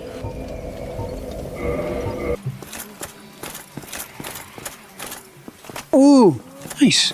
Let's see what we got here. Ah, fuck me. You gotta remember to check those chains, my guy. But I got the symbol of avarice. Thought that meant all the mimics were gone. Well, in the base game, yes, but this is the DLC. So most of the rules of the base game can be kind of thrown out of the window. Oh, well, now you tell me. All right, well, let's see what he dropped here. Very good carving. What's this all about? Well, you know the drill. Read that item description. This should be it, right? Head carved of arch trees by Goff in his imprisonment. Goff imparts an emotion to each and every completed carving, which helps him achieve personal enlightenment. When a head is disturbed, it speaks, reflecting the emotion conferred to it. This head says, "Very good. Have another look." Does it not appear quite jovial? Jovial? Like me. Southern. But what does any of that mean? Just gonna save some time and just tell you to use the item. Very good. Oh my goodness, that's amazing. Very good. Very good. Very good. But who is this Goff guy? I wouldn't worry about that right now. We will get the answer to that question soon enough. Whoa, whoa, whoa. We got an invasion on our hands. Marvelous Chester is his name, and fucking up your day is his game. There he is, already attempting said rhyme. Ricky. When I catch you, Ricky. Just keep your shield up and keep moving. Homeboy seems kind of familiar. Probably what you said about Obama from 2008 to 2016. Oh, fuck off, Donald. But yes, Joe, you have in fact seen this character before. Well, the mortician will be seeing him too. Once my meds start kicking in, I'm sure I'll remember. You know, I gotta say something. If I could say something here. You look familiar. Donnie, look at this guy's mug. Oh, it only goes up to 180, by the way. You have quite some nerve. It only goes up 6. Or are you just thick? That's not Fine, bad. then. What is it that you need? Does he look familiar, Joe? Yeah, you know, I could have it sworn still I've goes seen up this guy before. between I gotta the- tell you, I never forget a face. It's like looking at 20 versus You're really 26. good with the faces and such. Did you really slay bananas. Knight Artorias? I'd heard the Abyss found him first, but even still, that's absolutely treacherous. Yes, magnificently so. I gotta remember, it's gonna kill me. Hold on. Believe it or not, Ulysses has brought the Abyss upon itself, fooled by that toothy serpent. They upturned the grave of primeval man and incited his ornery wrath. What could they have been thinking? But to you and I, it's all ancient history. You have to ask yourself, does it really matter? It's the longest dagger and it does the most crit No, I don't damage. know. It's kind of I thought I knew. Damn it, Joe. It's Marvelous Chester, the guy who just invaded you. Oh shit. Fucker, you're a damn law trick 2.0. What was that about a toothy wanted that serpent sword. telling the people of Olasil to dig up some grave? Well, who have been the I don't only want this characters who sword. fit It's that just description? cute. I like this Again one with the 'cause it's names and cute. faces. You gotta give me something here, because this is redonkulous. Holy moly, I he's don't talking like it about the 'cause it's primordial good. serpents, Quite Joe. Frampt and Khan. Oh yeah, the talking trouser snakes with teeth. Which one did that? And why? Well, let's think about it for more than 6 seconds. One is all about the Age of Fire, and the other is about the Age of Dark. Clearly one fits the MO more than the other. By awakening Manus, he unleashed the I have Abyss, to new which game plus corrupted for a everything. second broadsword. Kauth thrives on that darkness, trying to spread it And so he can longsword. manipulate people into siding with him. It's all part of his long con to push the Age of Longsword Dark. shit. So in does dude have a contrast to quest Lord line like Sworn. Law Trick? Not really. If He's you- really less just long here than so you this. can buy items without So I needing don't to really leave the have any place in my DLC. heart for All it. I needed to hear. What now? You think this is all my fault? How very, very petty of you. Very petty indeed. You find out who they really are when they're dying. You should still get lied You to win. first. Please. Oh, please. Have mercy. We got our Bitch, book. thanks for the free shit. Wow, that was kind of brutal, Joe. Dude died like al-Baghdadi, crying like a baby bitch. Speaking of the people of Olasil, where the hell are they? That's who you're fighting here, Joe. Wait, what? The people of Olasil were transformed into those twisted monsters because of the Abyss. See, when they dug up Manus and disturbed his grave, his rage and sorrow spilled out like a tidal It's wave my of longest darkness. greatsword. The Abyss doesn't just corrupt, it consumes. It takes everything human and warps it into something grotesque and unrecognizable. They weren't just victims of bad luck. They were overwhelmed by pure, unrelenting despair and chaos. How would the Abyss be able to do that to people? Like Artorias was a monster mentally, but not physically. Because of humans linked to the Dark We Soul, gotta upgrade our new the sword. Abyss and the put this Dark in Soul are storage 'cause tied it's together kinda because the trash. Dark Soul is And basically this, the source of humanity's and power and its curse. When the this. furtive pygmy split the Dark Soul, And it created possibly humanity. this 'cause it takes That too means much. every single human has a fragment of the Dark Soul inside them. The Abyss, on the other hand, is what happens when that dark essence goes unchecked, like Manus in Ulasil. It's raw, primal, and it corrupts everything it touches. So, yeah, every human's put got a this piece up. of the Dark Soul, but the Abyss, that's the dark side of it taken to the extreme. Shit. So becoming the Dark Lord would result in this? Not necessarily. Darkness next is just the absence of light, but this is a corruption of that. Koth is looking for a pure age of dark, so what that would actually look like is still up in the air. To quote Billy Ray Cyrus, much to think about.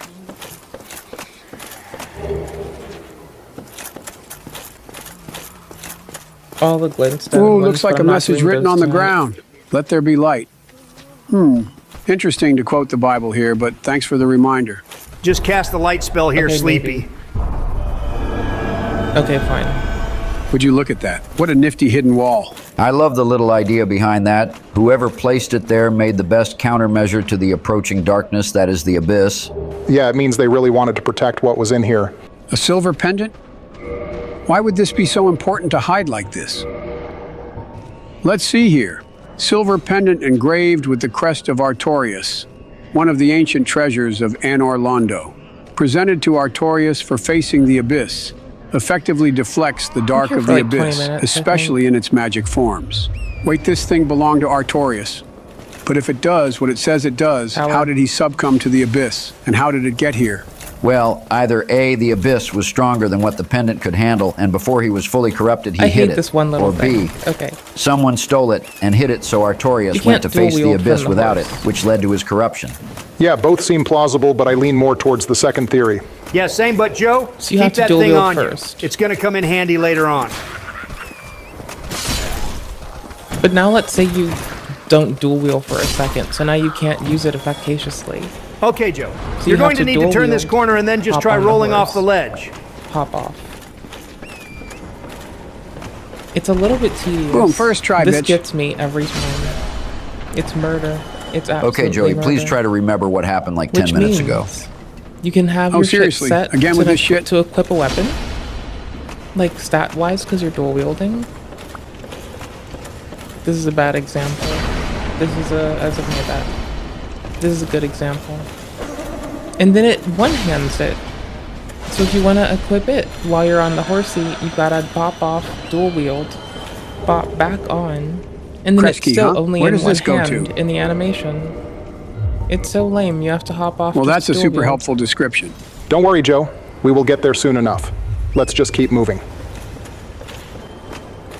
Well, Joe, you got two options. Either that doorway or that super ominous pathway ahead. Yeah, I choose door number 1 here. Yeah, good call there, Sleepy. I think so as well. Usually an elevator is a good sign. Visions of items indeed, brother. Oh, sweet. Takes me right back to the beginning of the zone. Well, since we are here.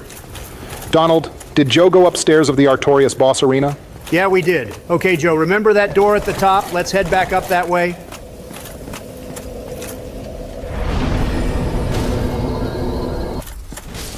Bye, nerd. Hey, Deuces, okay. So bitch. that's where the crest key went to? Fucking nerd. Time to see what secrets it holds. Nerd ass bitch. Bitch ass nerd. Oh, that's a huge bitch. Don't worry, Joe. This guy is super chill. Probably the chillest guy in the whole game.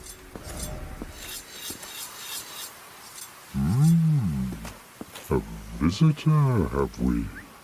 Thou must be the one who freed Artorias. That old friend he was. Thanks to thee, he left this world with honor intact. We're book collecting. Here I am, retired, Book club time. It's book club time in Academy Gate Town. Wait, who is this guy here? Kind of reminds me of the giant blacksmith. Well, as you can see, he sells more of those goo carvings, and he is actively making more right in front of you. What should that tell you? Is that, Ornstein? No, wait, he's the dragon guy. Or maybe it's Smaug. No, Smaug's the chunky one with the hammer. Oh, is it Sif? Wait, no, Sif's a dog. Does this guy even have a name? Joe, for the love of the first flame, it's Hawkeye Guff. Dragons shall never be forgotten. We knights fought valiantly, but for every one of them, we lost 70 of our own. Exhilaration, pride, hatred, rage. The dragons teased out our dearest emotions. Thou will understand one day. At that twilight, cold thoughts return, and great waves of nostalgia. There's very little to be said. What good is a dog with no hairs to hunt? But I'm lucky to be alive, I suppose. This is the fourth and final night of Gwyn. He's a blind archer. And I mean, look at the size of his bow. It's as big as a U-Haul. What I find interesting is he states he is blind, which being a blind archer is baller, but what's a weird twist is, if you get his helmet, its description implies that the helmet is what makes him blind. So he does have sight. He's just been gaslit into thinking he's disabled. A bubbling idiot that just accepts what he's told at face value? Sleepy pumped. would have made a great knight, it sounds like. Actually sounds like he could go band for band with any of your supporters. Joe, the election is over. Don't chastise the American people and their choice. Thank you, Mr. Yeah, that's probably how I won in the first place. Look at this place. It's so cool, man. I don't have 5. Okay, cool. Wait a second. What the hell is that? Ah, what the fuck? It's so ugly. This guy is actually a completely unique enemy. No other enemy is like him. Actually, more Red Phantom versions of him spawn in if the area is infected by a Gravelord servant, but I think the point still stands. Well, what the hell is it? He's on a spike and covered in chains. More than likely, he is a prisoner in this dungeon who got corrupted by the Abyss since he's right at the entrance. I've been Not much lore on him, just speculation. It's worth noting that he has a 20% chance to drop a piece of the chainmail armor set. That's not much to go on. Well, I'll give him this. He's tough as shit. Yeah, he is certainly a weird fuck, but will rock your shit. Yeah, just like that. Well, he's dead now. Yeah, we have eyes, dummy. But like Obama said, the entrance to the abyss is just ahead, so let's just keep moving.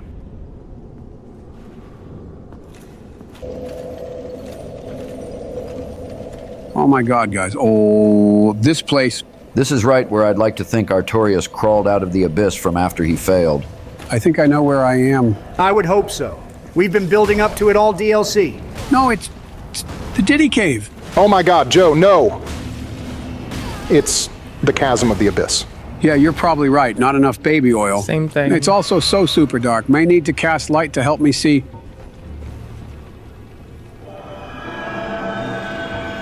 Well, that didn't fucking help. I don't think you're getting it. The abyss, it's not just your standard, can't see your hand in front of your face kind of darkness. No, this is a whole different beast. It's a darkness that's alive, consuming, I'm tougher. like it's got a mind of its own. It's the kind of darkness that I'm comes from braver. humanity itself, like deep down in the soul. It's not about shadows or nightfall. It's this metaphysical stuff, the kind of darkness that exists beyond what you can see. It corrupts, it spreads, and it's tied to the dark soul. You know, the thing that makes humans, well, human. This isn't just turning the lights off, Joe. This is an all-consuming void that takes over everything it touches. Big difference. I see. So this must be where Donald hires all his lawyers. Yeah, the same place your son Hunter ran off to after you pardoned his dumbass. Yeah, Joe, what the hell, man? Doesn't that seem like an unethical use of your power? What can I say, man? I'm on that employee who just put in his 2-week notice energy. Like, what are you going to do? Fire me? I'm quitting. Understandable, I suppose. What the hell are these things? They look so familiar. I'm going to help you out and say go to your inventory and look at the humanity you have. Oh my gosh, they look just like the humanity I've been using. Oh geez, they are going to be pissed when they find out I've been burning their babies in bonfires. It's actually kind of poetic in a creepy way. That little humanity sprite you used to kindle bonfires? Yeah, imagine that thing out of control. They're like the difference between a friendly dog and a rabid wolf. It's the same species, but one's gone off the rails. The Abyss takes what's supposed to be good and warps it into something lower. terrifying. Oh shit, what the fuck? It's okay, Sleepy, just a fake floor. This is actually a good thing. I already let What the hell, is that Garfield?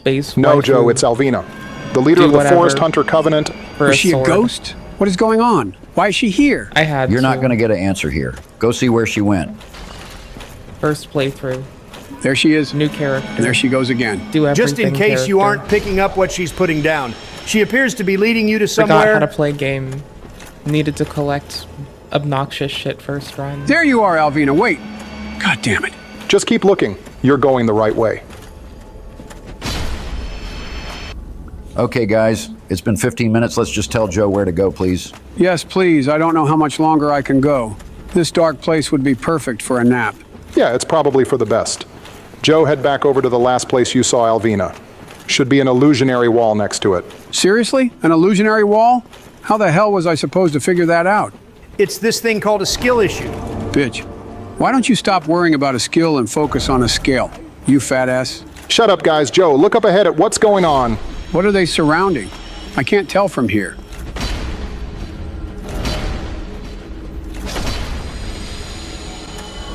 Just being sure. What is that? Looks like it has some type of magical barrier around it. Keep clearing them out and you should get a better look. Is this what Alvina was leading me to? Damn, they do so much damage just by touching you. Just find the range and you'll be okay. Oh shit, it's a dog. Don't worry, puppy. Uncle Joey is coming to save you. Just kill this last humanity monster and that should do it.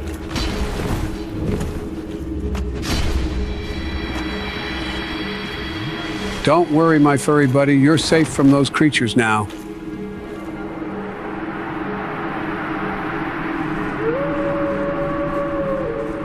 Oh wow, they just teleported. What did they leave behind? The cleansing great shield? Beating Donnie to the punch. We're going to want to read that item description. Asshole. It's his only The joy steel is great getting shield to say used that by now. Knight Artorias, who succumbed to the Abyss. Artorias, deeply scarred by the Abyss, used this to form a barrier to protect his compatriot Sif. Although this drained the shield, its magic defense remains high. Whoa, hold the fucking horn here. That was Sif? She's a lot more compact than the last time I saw her. Yeah, that was the great Grey Wolf Sif. She's probably a lot smaller because since this is in the past, she's closer to a puppy than the fully grown wolf we saw when we first encountered her. And based on that shield's description, I'm guessing it's a safe bet that was what was protecting her? Correcto mundo, Joe. I don't know if you remember, but when we fought Artorias back up top, his left arm was broken, so that means when he lost his fight to the Abyss, he was so injured that he could not carry both the shield and his sword. Knowing he would be corrupted by the Abyss, he still chose to give up his shield in order to protect his dear companion from the darkness. Thankfully, his sacrifice was successful because with the help of Alvina, he was able to buy enough time for us to find her and rescue her. Wow. Artorias. What a noble sacrifice. He truly was a huge badass. You don't even know the half of it, Sleepy. Remember what George was saying about his arm being broken? His left arm? Well, fun fact. Artorias is left-handed. Wait, what? So that means... Yep. It means that when he fights you, he's fighting you with his offhand. Holy crap, but he was so crazy in that fight. He really was. It really makes you wonder if you would have even been able to defeat him if he still had his good arm. You should also be thanking Artorias for leaving behind all these glowstones. It makes navigating this place a lot easier. Oh shit, looks like a fog wall. Guess this means I'm nearing the boss of the area. Game face on, Joe. It's time to rescue Princess Dusk and avenge Artorias. He'd be that kind of guy. Let's do this shit.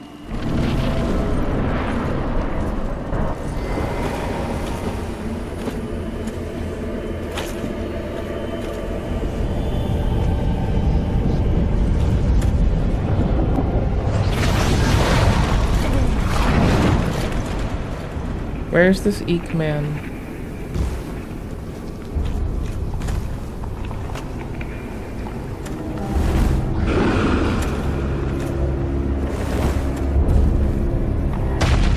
Oh. God damn it, it's this one. I forgot. This would have been emergent. What in the orangutan fuck is that? Giant ape! What is King Kong doing here? No, it's not an ape, Sleepy. It's Manus, the father of the Abyss. This is who Artorias fought and then subsequently got his ass beat by... Yeah, you see that giant club? I'd put money on that's what broke his arm in the first place. Just need to be careful, Joe. Manus is hyper-aggressive and his attacks can be kind of intimidating looking. Just keep your distance gravity magic, and only move though. in when an opening presents itself. So the same advice for every single boss in Dark Souls ever? Yes. Got it. Do you always have to be such a dick? Yes. My point is that Sleepy has a good shield for this fight, providing he actually attempts to block an attack. Manus's big thing is his hits do a bunch of stamina damage, so using a high poise shield like this is critical.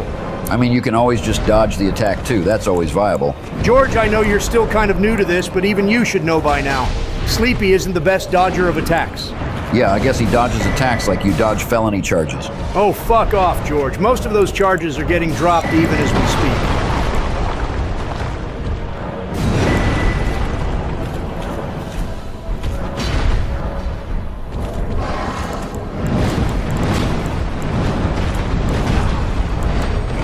Gotta watch out for the combo attack. That's one of his most dangerous moves. Yeah, I see that. Even the last part of that attack flings me 10 feet in the damn air.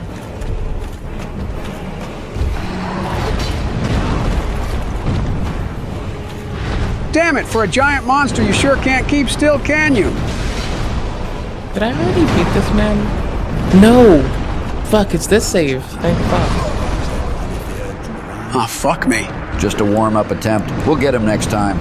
Which one gives me the thing?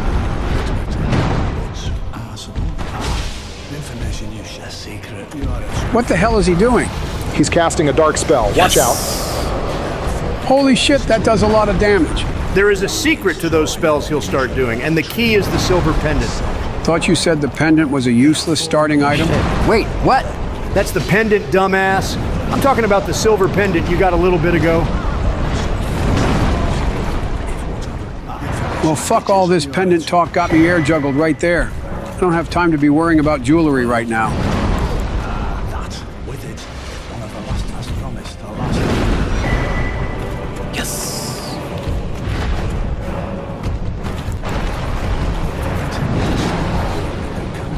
I get such a kick out of the destructible environment in the boss fight. Such a cool detail. Where the hell even is this boss fight at? The cutscene showed me getting grabbed again, which I'm only now just remembering was the same arm that dragged me into the DLC in the first place. Good callback, Joe. Yeah, it was Manus who reached out and stole you to the DLC. And if you beat this boss, you'll find out why.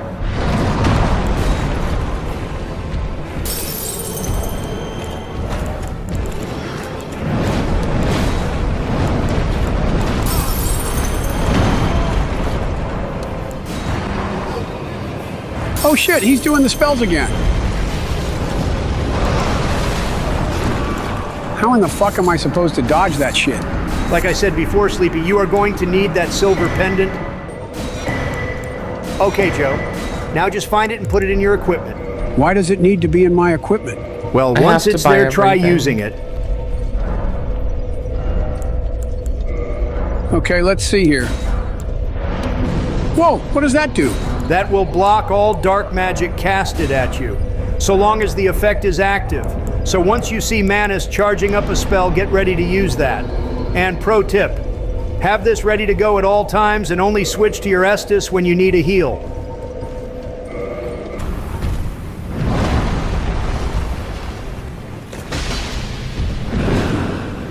I wanted a dupe of that sword that I don't and can't use. Because Okay, I here will it put comes, points Sleepy. into stuff at Here some goes point. nothing. Wait, where'd I...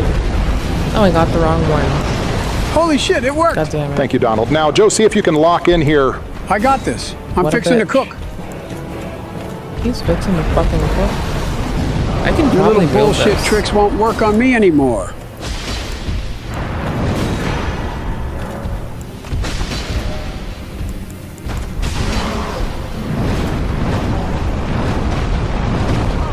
Oop, I should be getting off in a sec. Okay. Let me finish this shit up, though. Whoops, I meant to heal.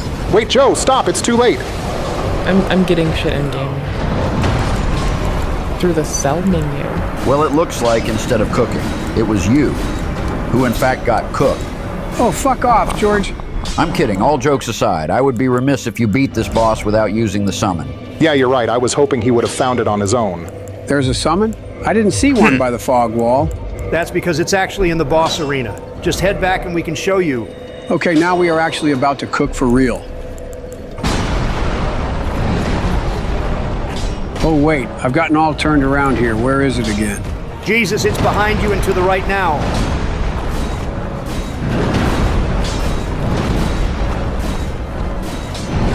Oh, thank goodness. It just automatically does it. But who did I summon? I didn't see... Just give it a minute. Let's fucking go. Am I seriously about to get to team up with Sif? That's right, Joe. This is probably the best summon in the whole game for the thematics alone. Oh my gosh, there she is. Go get him, Sif. Sick him. Be careful, Joe. Though Sif is cool, she can still die. Make sure you stay in the fight. Are you kidding? Never in my life have I seen something I've always wanted but never knew until it was shown right in front of me. You know, Joe, you're lucky to have Sif in this fight. She's putting in work. Just look at her, slicing and dicing like it's her job. Absolutely. Sif's loyalty to Artorias, and now to you, is remarkable. She's a symbol of unyielding courage, a literal lone wolf fighting the abyss by your side. It's poetic, really. Yeah, she's like a guardian angel, but with fur and a giant sword in her mouth. Can't get more badass than that, folks.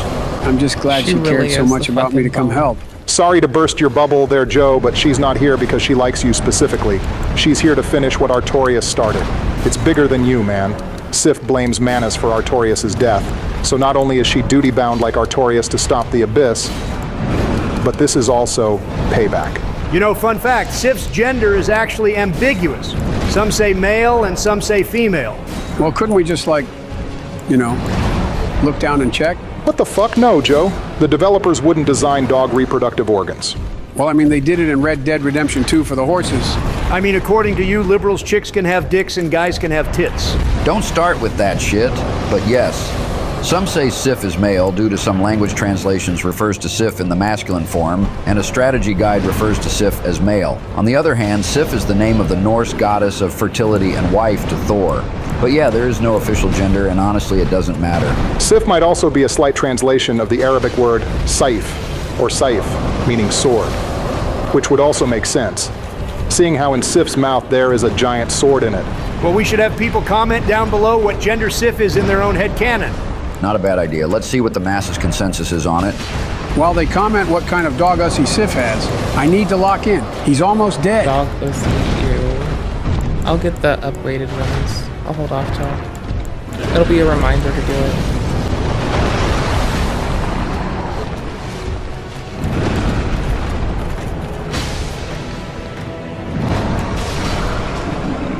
Got him! That was for Artorias, you son of a bitch! And thank you for being by my side, Sif. I hope you find solace in avenging your master. Congrats, Joe. You defeated Manus, the father of the abyss. So, fun fact, depending on what order you do things. If you do the DLC before fighting Sif, the cutscene changes to where Sif will recognize you before the boss fight begins, showing Grief that she must stop you too, who was once an ally. For real, why didn't we do that? Because in order to do the DLC, you have to place the Lord Vessel down. And if you do that before fighting the Four Kings, you miss out on talking to Koth, who I think is more important to see in this playthrough. I suppose that makes sense. But let's look at this boss soul.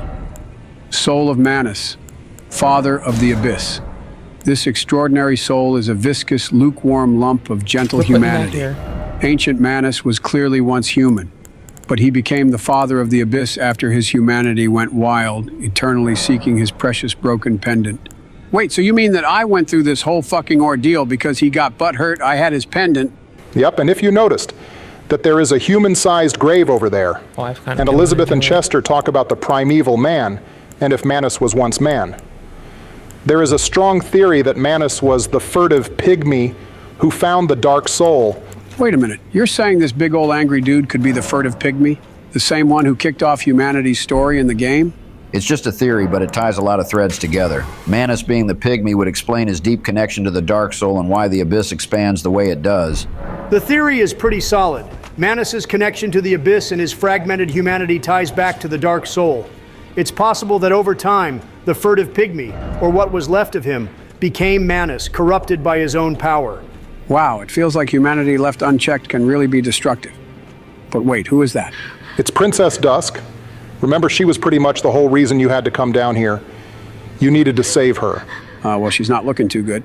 She gonna be all right? Well, she was just released from the grasp of the very essence of darkness itself. So she should be okay, but she may just need a minute. Yeah, let's just go tell Elizabeth that Dusk has been saved. Well, before I go, since no one's around. Joe? What are you doing? Oh my fucking God, are you trying to look up her dress? Well, I mean, the last princess I saw, I gotta see some knockers. Might as well see what I can get from this one. Obama, please have one of his aides stop him. Relax, guys. It didn't even work. So I guess I'll see if the mushroom lady will give me some sloppy toppy at least. I bet when this guy plays GTA, he spends all his time in the vanilla unicorn and with the hookers. I've been waiting so long for GTA 6 that I better get a lap dance IRL. Can we please just leave before this conversation gets any weirder? No. Okay. Yo, Elizabeth. The princess is saved from the Diddy party. I have awaited good thee. job. I Thou am hast too rescued Princess demanding Dusk, of myself rid us of and that want these terrible fucking primeval cookbooks. hue. And every Even time I halting think the of spread cookbook, the abyss, I'm like, I salute Coach the Greg, grandeur is that of thine you? enterprise. Why are you saying what the Please cookbook, allow me Coach to Greg? express my gratitude. Coach Greg, why are you thank saying thee what the cookbook? is What doing all. happened? Are you having a kerfluffle? Wait, all I get from her is 3 pieces of her bush? Are your titties kind of a persnickety? mid-reward? They at least going to build a statue of me for saving the town? Yes. I will remember thee, fucking goober. but I will keep thy story to myself. This is the best way, for thou art come from a time More far hard rooms, ahead. let's go. No one will sing thy Rich. praises. Rich as fuck. But yet thy greatness shall live on, for it shall be my purpose to remember all thou hast done to us. It's for the best, Joe. While the flow of time in Lordran is convoluted, in your timeline, Artorias is the hero, and in order to preserve that history, your actions must be kept hidden from the world. You've got to understand, Joe. It's about branding. Artorias is the big hero of Ulasil. His name strikes fear into the abyss. Just another If she spirit starts animal. blabbing about you, some unremarkable undead guy, it fades in dilutes and the out. legend. No They're one's just going to chilling. rally behind, oh yeah, that one dude with the shield and sword showed up. It's all about marketing. The people of Ulasil need a symbol, and Artorias is that symbol, even if the truth is a little more complicated. You have to be the unsung hero, but Elizabeth, the Knights of Gwyn, and even the 3 of us will know what you did. That's got to count for something. Well, I suppose so. I guess we can leave. Isn't this I think I done came with into one the of these? DLC this way. Oh, what the fuck, man?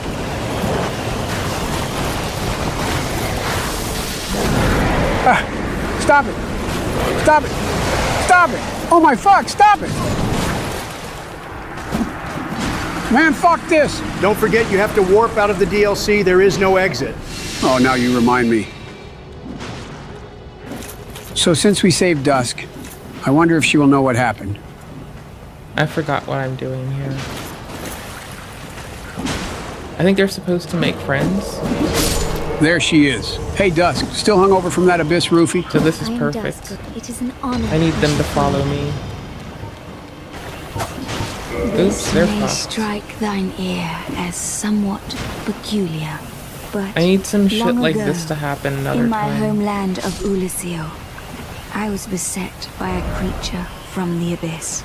I would have perished then, were it not for the great knight Artorius. In Oh, I truth, need them to fight. I saw little of what transpired, Under for mine so many senses were different already auspices. fled.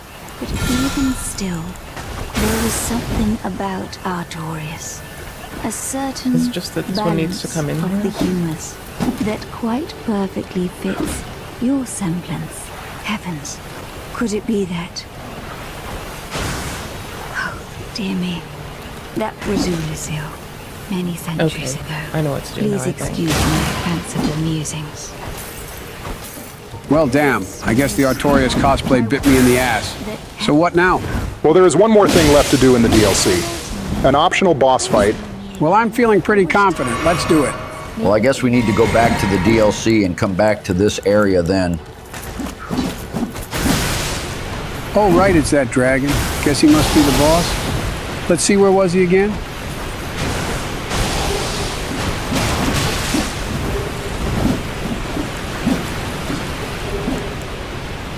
Oh, fuck, there he is with that damn fire breath.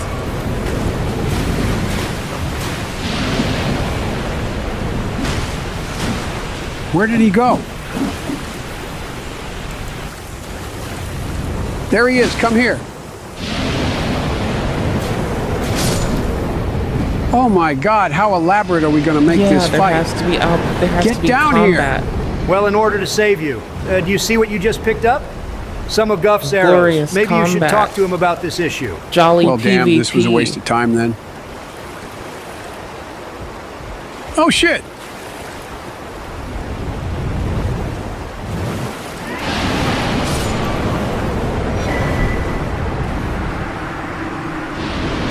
So yeah, where was Goff again?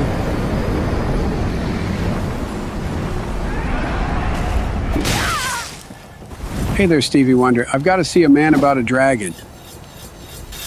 Tomorrow, Black Dragon Tazini Jira. Yeah, he is. Can you help me? Yes, I thought as much. Old Calamite, ferocious dragon indeed. Even mighty Anna Londa dared not provoke his ire. I see little good coming from this, but my intent is to persevere to the bitter end. I have no clue what you said, but if that means you'll help me, then yes. Good, good. What is bravery without a dash of recklessness? I've taken a liking to thee, and I owe thee much for thy service to Artorius. Now, watch, and see how Goth hunts dragons. Cookbook. Coach Greg, what the cookbook?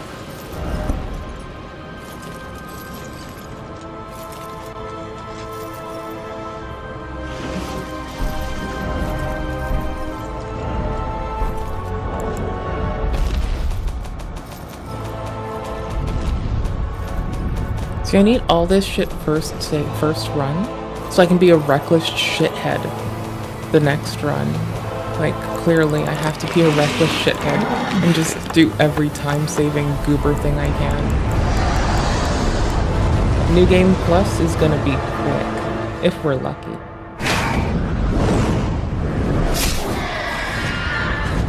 I'm pretty sure I have Ancient Apostles run. Holy shit! He took him down harder than a United Healthcare CEO. And don't forget, he can't see shit. Yes.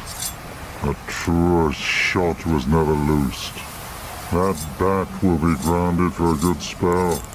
The rest is in thine hands. One rather. I await good tidings. Ah. Dragon slaying. Knighthood's highest calling. All right, Joe. That should keep Calamite on the ground, making this a fair fight. It's time to take the fight to that punny named Dragon. Okay, Calamite, where you at? Calamite these nuts. There he is. Oh, whoa, he's a lot bigger than I realized. All right, Joe. Focus up. Calamite is no joke. He's fast, hits like a freight train, and has that nasty grab attack. First things first, watch for his telegraphed moves. He'll rear back before that fire breath, so stay mobile and dodge to the sides. Joe, ignore that. Listen to me. This fight is about confidence, okay? You have to show Calamite who's boss. Dodge? Sure. But don't spend the whole fight running like a coward. Get in there, smack him on the legs, and when he flies up, that's your cue to reposition and punish his landing. It's basic predator-prey psychology. You've got to be the predator. Wait, hang on. Predator-prey psychology? What am I? A lion now. Donald, don't confuse Joe. Calamite is one of the more challenging bosses of the game. He needs to play it smart. Plus, this is the only true ancient dragon boss fight in the entire game. There's the wanna do gaping this dragon, for but that is more monster than actually a dragon. And of course, there's Seath too, but he is a weird, crippled, I've never scaleless fucked sex with that. pervert. I wanna So do I don't this think for he fun. counts either. Stay away from his front legs. If you're too close, he'll stomp you into the ground. Stick to his sides or behind him. Well, not directly behind him because of that tail swipe. You know what I mean? So what you're saying is, don't be near his legs, tail, or head. What am I supposed to hit? His wings? Just stay mobile, Joe. His moves are powerful but predictable if you're patient. Dodge, wait for your openings, and land a couple of hits. Then back off before he counters. Patience is important, sure, but don't be a turtle, Joe. If you spend the whole fight hiding behind your shield, you're gonna run out of stamina and get crushed. Aggression wins battles. All right, I'll be aggressive but patient, or patient but aggressive. I don't know. You guys are giving me mixed signals. Don't overthink it, Joe. Just remember, dodge, hit, and repeat. Oh, and I just remembered. If you're feeling brave, you can try to chop off his tail, you know, for that obsidian greatsword. But only if you're feeling really confident. Otherwise, just stick to his sides and whack away. Watch his tail swipes, though. They'll send you flying. Wait, he has a tail weapon? Good call, Bush. Yeah, I completely forgot about that tail weapon. I almost never get it because it's such a pain in the ass. Well, how do I get it? And why is it so hard? Because Calamite only has a few attack openings that actually make it even attemptable to attack his tail in the right place. Plus, you have to have the right weapon to even reach it even when you have a chance. It took me 3 hours to get it the very first time. Yeah, it's not for the faint of heart. Only people who really want it ever get it. Well, shoot, I can't be the only guy here who doesn't get it. Let's give it a shot. I guess you can try on the next attempt.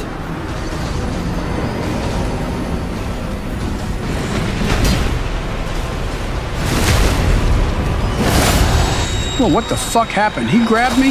This is that grab I warned you about. If he hits you with it, you receive double damage until the effect wears off. Okay, so as long as I don't get hit, I'll be okay.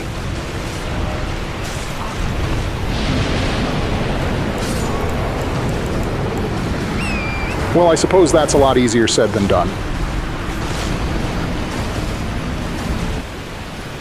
Okay, Joe. I think this will be the best way to get the sword. A light equip load, faster stamina regen, and this weapon swing should be just right to hit the tail. I hope so. Because I'm starting to see why you guys said this might be a challenge. Come on, Calamite. We aren't done till I say we're done. Sick.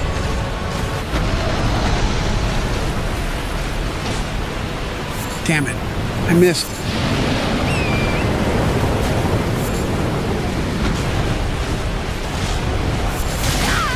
Whoops, missed again. There's no drop immediately inside. Whoops, missed again. If there were, I would be like going Whoops, for missed them again. constantly. Whoops, missed again. Whoops, missed again. Look, Sleepy, I know it's hard, but holy shit, dude. Look, Whoops, man, I'm missed trying. again. I've never done this boss before or used this weapon. I'm just trying to find my range here. Whoops, missed again.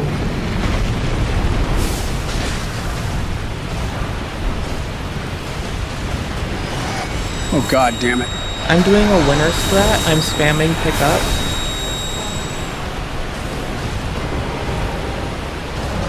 Which is like how you win the game, basically. It's not about who can kill Stop the moving, elden you beast giant chicken. fastest. Jeez, I'm getting dizzy from watching this. It's about who can spam the Y pickup Oh, key come on, man! fastest. Damn it, Bush. If you didn't tell me about this tail weapon, I could have been done with See? this boss forever ago. When Oh, fucking hell. Thanks, George. Me? How is any of this my fault? I actually might be on Sleepy's side on this one. Yeah, same here. You too, Barry? What the fuck, guys? Oh, geez, at this rate, he's going to die before I get that weapon. Should I just quit out and retry? It's really up to you, Joe. I don't think any of us will think any less of you if you just want to take the dub and move on. I probably will. Ah, fuck! Well, I guess never mind on that. I really fucked up the path. Oh my fuck! If he hits me with this stupid grab again, I'm really about to crash out. Only crashing you do is on that bicycle of yours. Trump, I still got the nuclear launch codes for another month. You really want to test me right now? I've been at this for over an hour at this point. I apologize for my outburst. Calm down, Joe. I know it's frustrating, but we can keep at this for as long as you'd like. Of course, I'd like to reiterate that you have our collective blessing to just skip out on the weapon. Yeah, I think at this point, it's a matter of global security to keep you from losing your shit right now. Nah, fuck that. At this point, it's a matter of principle. I'm gonna get this damn thing.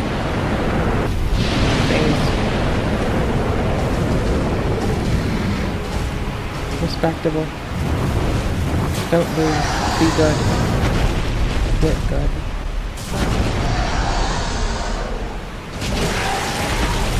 Holy fucking shit, let's go! I got it. It's about damn time. Oh, thank goodness.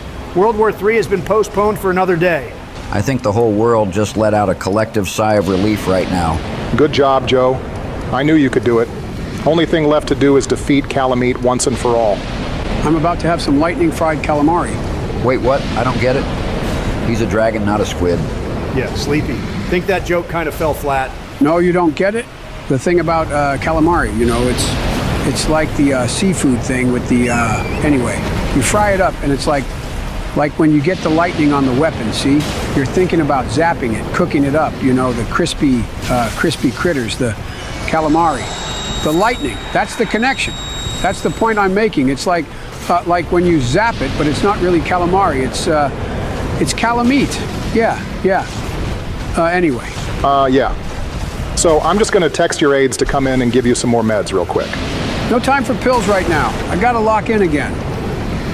Yes. I think I died en route to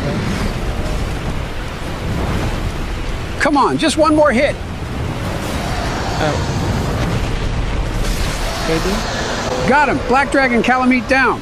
Holy crap, it's about time. Fantastic work, Joe. Yeah, I was starting to worry you wouldn't do it. Looks like Calamite met a different kind of dragon. Me Dragon dragging D's D's nuts across his chin. Oh, come on, Joe. But I don't know if you saw, but you got a ring. Yeah, I think I saw something like that. Must be my across your reward. chin. Let's take a look. Here in a second. Because I got to see this damn sword I had to get. My least favorite kind of dragon, but damn, is it a good dragon. Okay, Obsidian Greatsword. This great axe, one of the rare dragon weapons, is formed by the tail of the one-eyed black dragon Calamite, Not even Spyro's the last my of the favorite ancient dragon, dragons. though, The mystical power of its obsidian blade will be released Madeira when is held right with now. both hands. Weird that it's called a great sword, but in the description it says it's an axe. Yeah, it may just be a mistranslation. So this sword is great for many reasons. It has low strength and dex requirements, can be buffed. And try out the heavy R2 attack. Oh, god damn it. Holy not shit, this that's again. awesome. Yeah, it's definitely one of the coolest weapons in the game. Just about makes the heart ache to get it almost worth it. How did I Wow, get if this sword is this cool, I bet the ring is baller too. Calamity ring? Oh, I get it because of Calamite. Ring enchanted by the orange eye of Calamite, the bringer of calamity. Doubles damage received by its wearer. Didn't we, I think A we did useless this. ring befitting of no I finger. can check quickly. Best left unknown, or at least well hidden. Wait, are you fucking serious? So if you didn't get the tail, all you get for beating the boss is a ring that gives you double damage? What the fuck? Yeah, it is definitely a troll item the devs put in. But the ring does have some merit.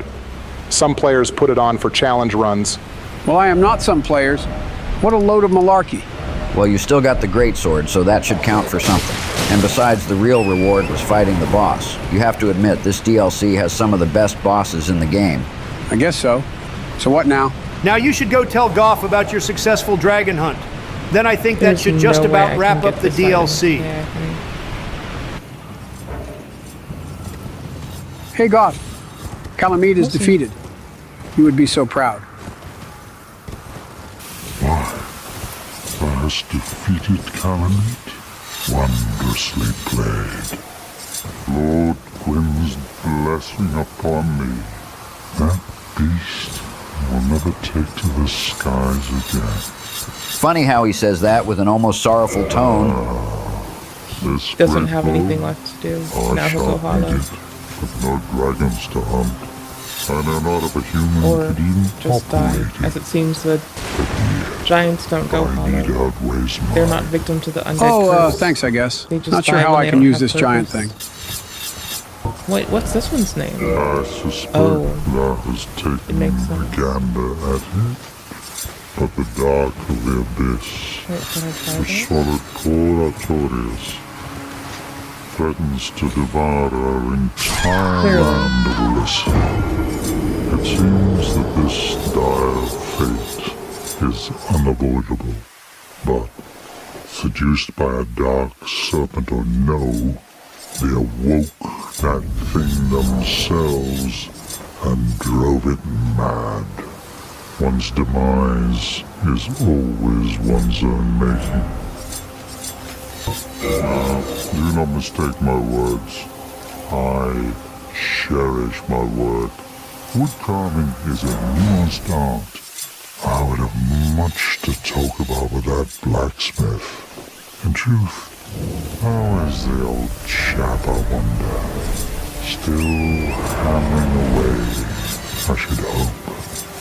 Is he talking about the blacksmith in Anorlando? Yep, and behind the blacksmith there is a chest that holds Goff's ring. So these two are most certainly buddies. In the biblical sense. Question mark? Love Well, thank you, area Goff. buff check. And with that, I guess we can put the DLC in the history books, huh? Yeah, I think it's safe to say that just about wraps things up. Well, Bush, I know you were mainly interested in watching Joe play the DLC, but you want to see the rest of this thing through to the end? You kidding? At this point, I just have to... The end is so close I can taste it. Well, my friends, it's been a long time coming. And after what feels like a lifetime, I think it's time we finally bring this journey to an end. Yeah, there is really not that much left to do besides the final zone. It's been a heck of a journey, but yeah, the only thing left to do is to place the final Lord Soul in the Lord Vessel and get to the first flame.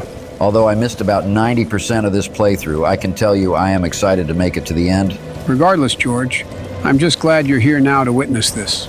So I guess I should go down to the Firelink altar? Yeah, I mean, you just can warp to it from here. No, I want to walk to it from here. There is a lot on my mind right now, and I want to take it all in as I reminisce. When I first had the idea to play Dark Souls all that time ago, I had no idea what fantastical people, stories, and places I would see. Through my time in Lordran, I have learned to owe you, motherfucker. You're still here. Oh yeah, I totally forgot about Griggs. Looks like you guys didn't complete his quest line. Oh my God, you're still on about Logan? Dude has been dead for a while now, bro. Well, anyways, let's go to the altar. Nah, if I'm going to succeed Gwyn and become the new king, I will not have this dork standing around here. If it's really that important to you, Sleepy, let's head back to Sen's fortress. I guess one last detour. Okay, he should be right over here.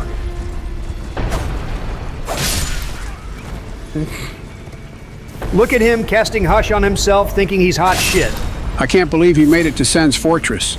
The only thing this dude did was get locked in a closet and stand next to Logan. He honestly shouldn't have made it past the rat in the aqueduct. Don't you care about the story of what happened to him? Not really. It's pretty obvious. He went looking for Logan but got fucked up by Sen's fortress. I feel nothing for this character. Yeah, I'm just gonna let him get a few hits in. Might be good for his hollowed out self-esteem.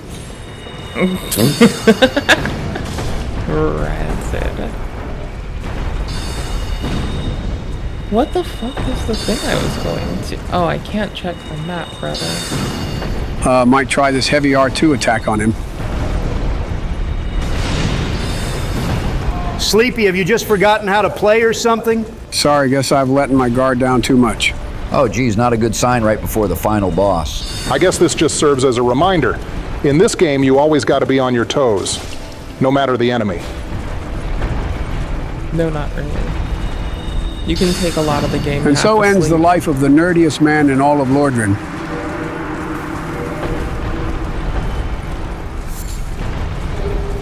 And you got some humanity and some useless items for this late in the game. Now, can we go to the final area? All right, here we go. And for this final part of my quest, I shall wear the armor of the man who gave it to me. Oswald of Arizona.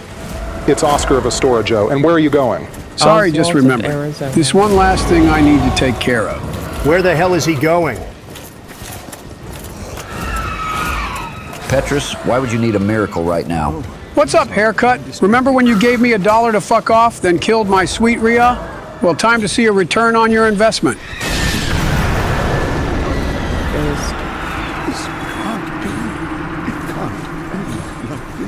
Whoops. Looks like he got hit by the unrealized gains tax. You know what? That was completely understandable.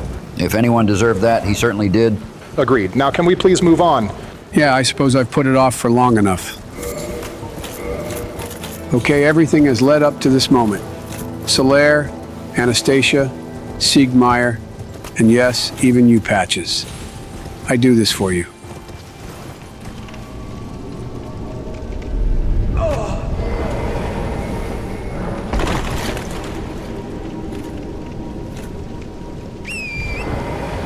All right, Joe. Just got to do what we've done a few times now. Just place the final Lord Soul down, and that should open up the final area. One run, okay, here goes nothing. This exists.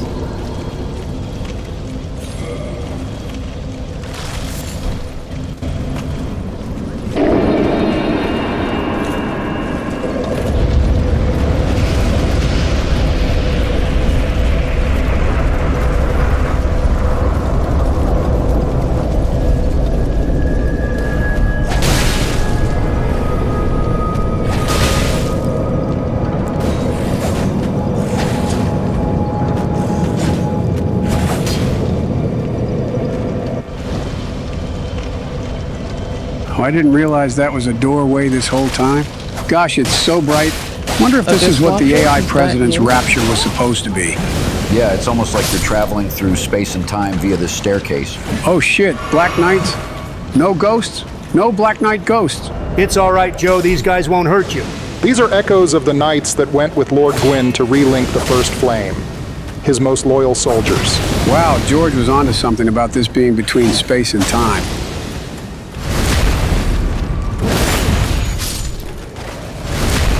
Abyss Watchers, is that you?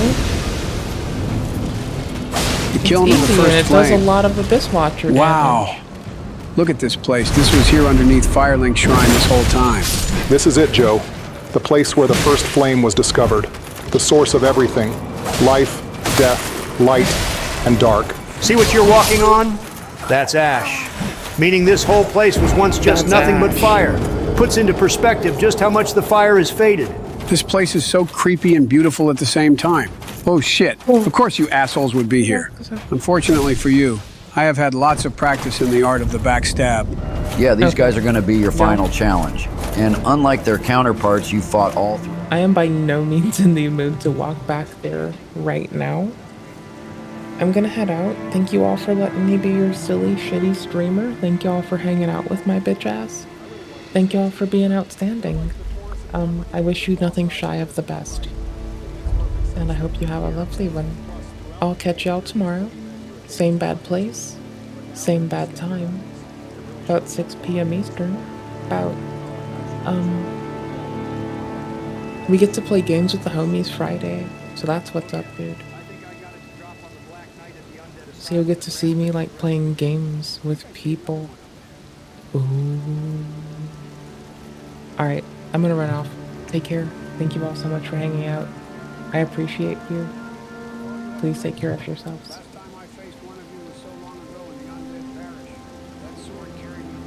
Boop. Ooh, timestamp. Wait, before I forget. Before I fuck it up. Because they're not, like, ideal anyway. Let me get ahead on this bullshit.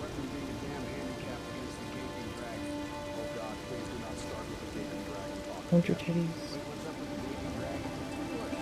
Okay, sick. Getting them. Got them. Hold on.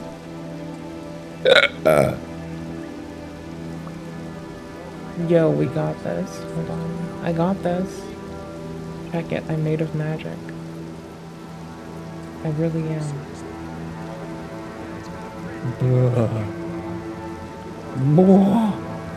Bobby. What the fuck? Ricky Bobby. I'll be around the computer for a bit if y'all want to, like, do games via Discord or some shit like that. That could be very fun for me. I'll be on the Dark Souls or the Elden possibly. If y'all want timestamps for anything we did tonight, it's in the VOD there. Yeah, peace out. Thank you all for your time. I appreciate you. Bye-bye. I'll catch y'all tomorrow. Where the fuck is OBS? OBS! There you are.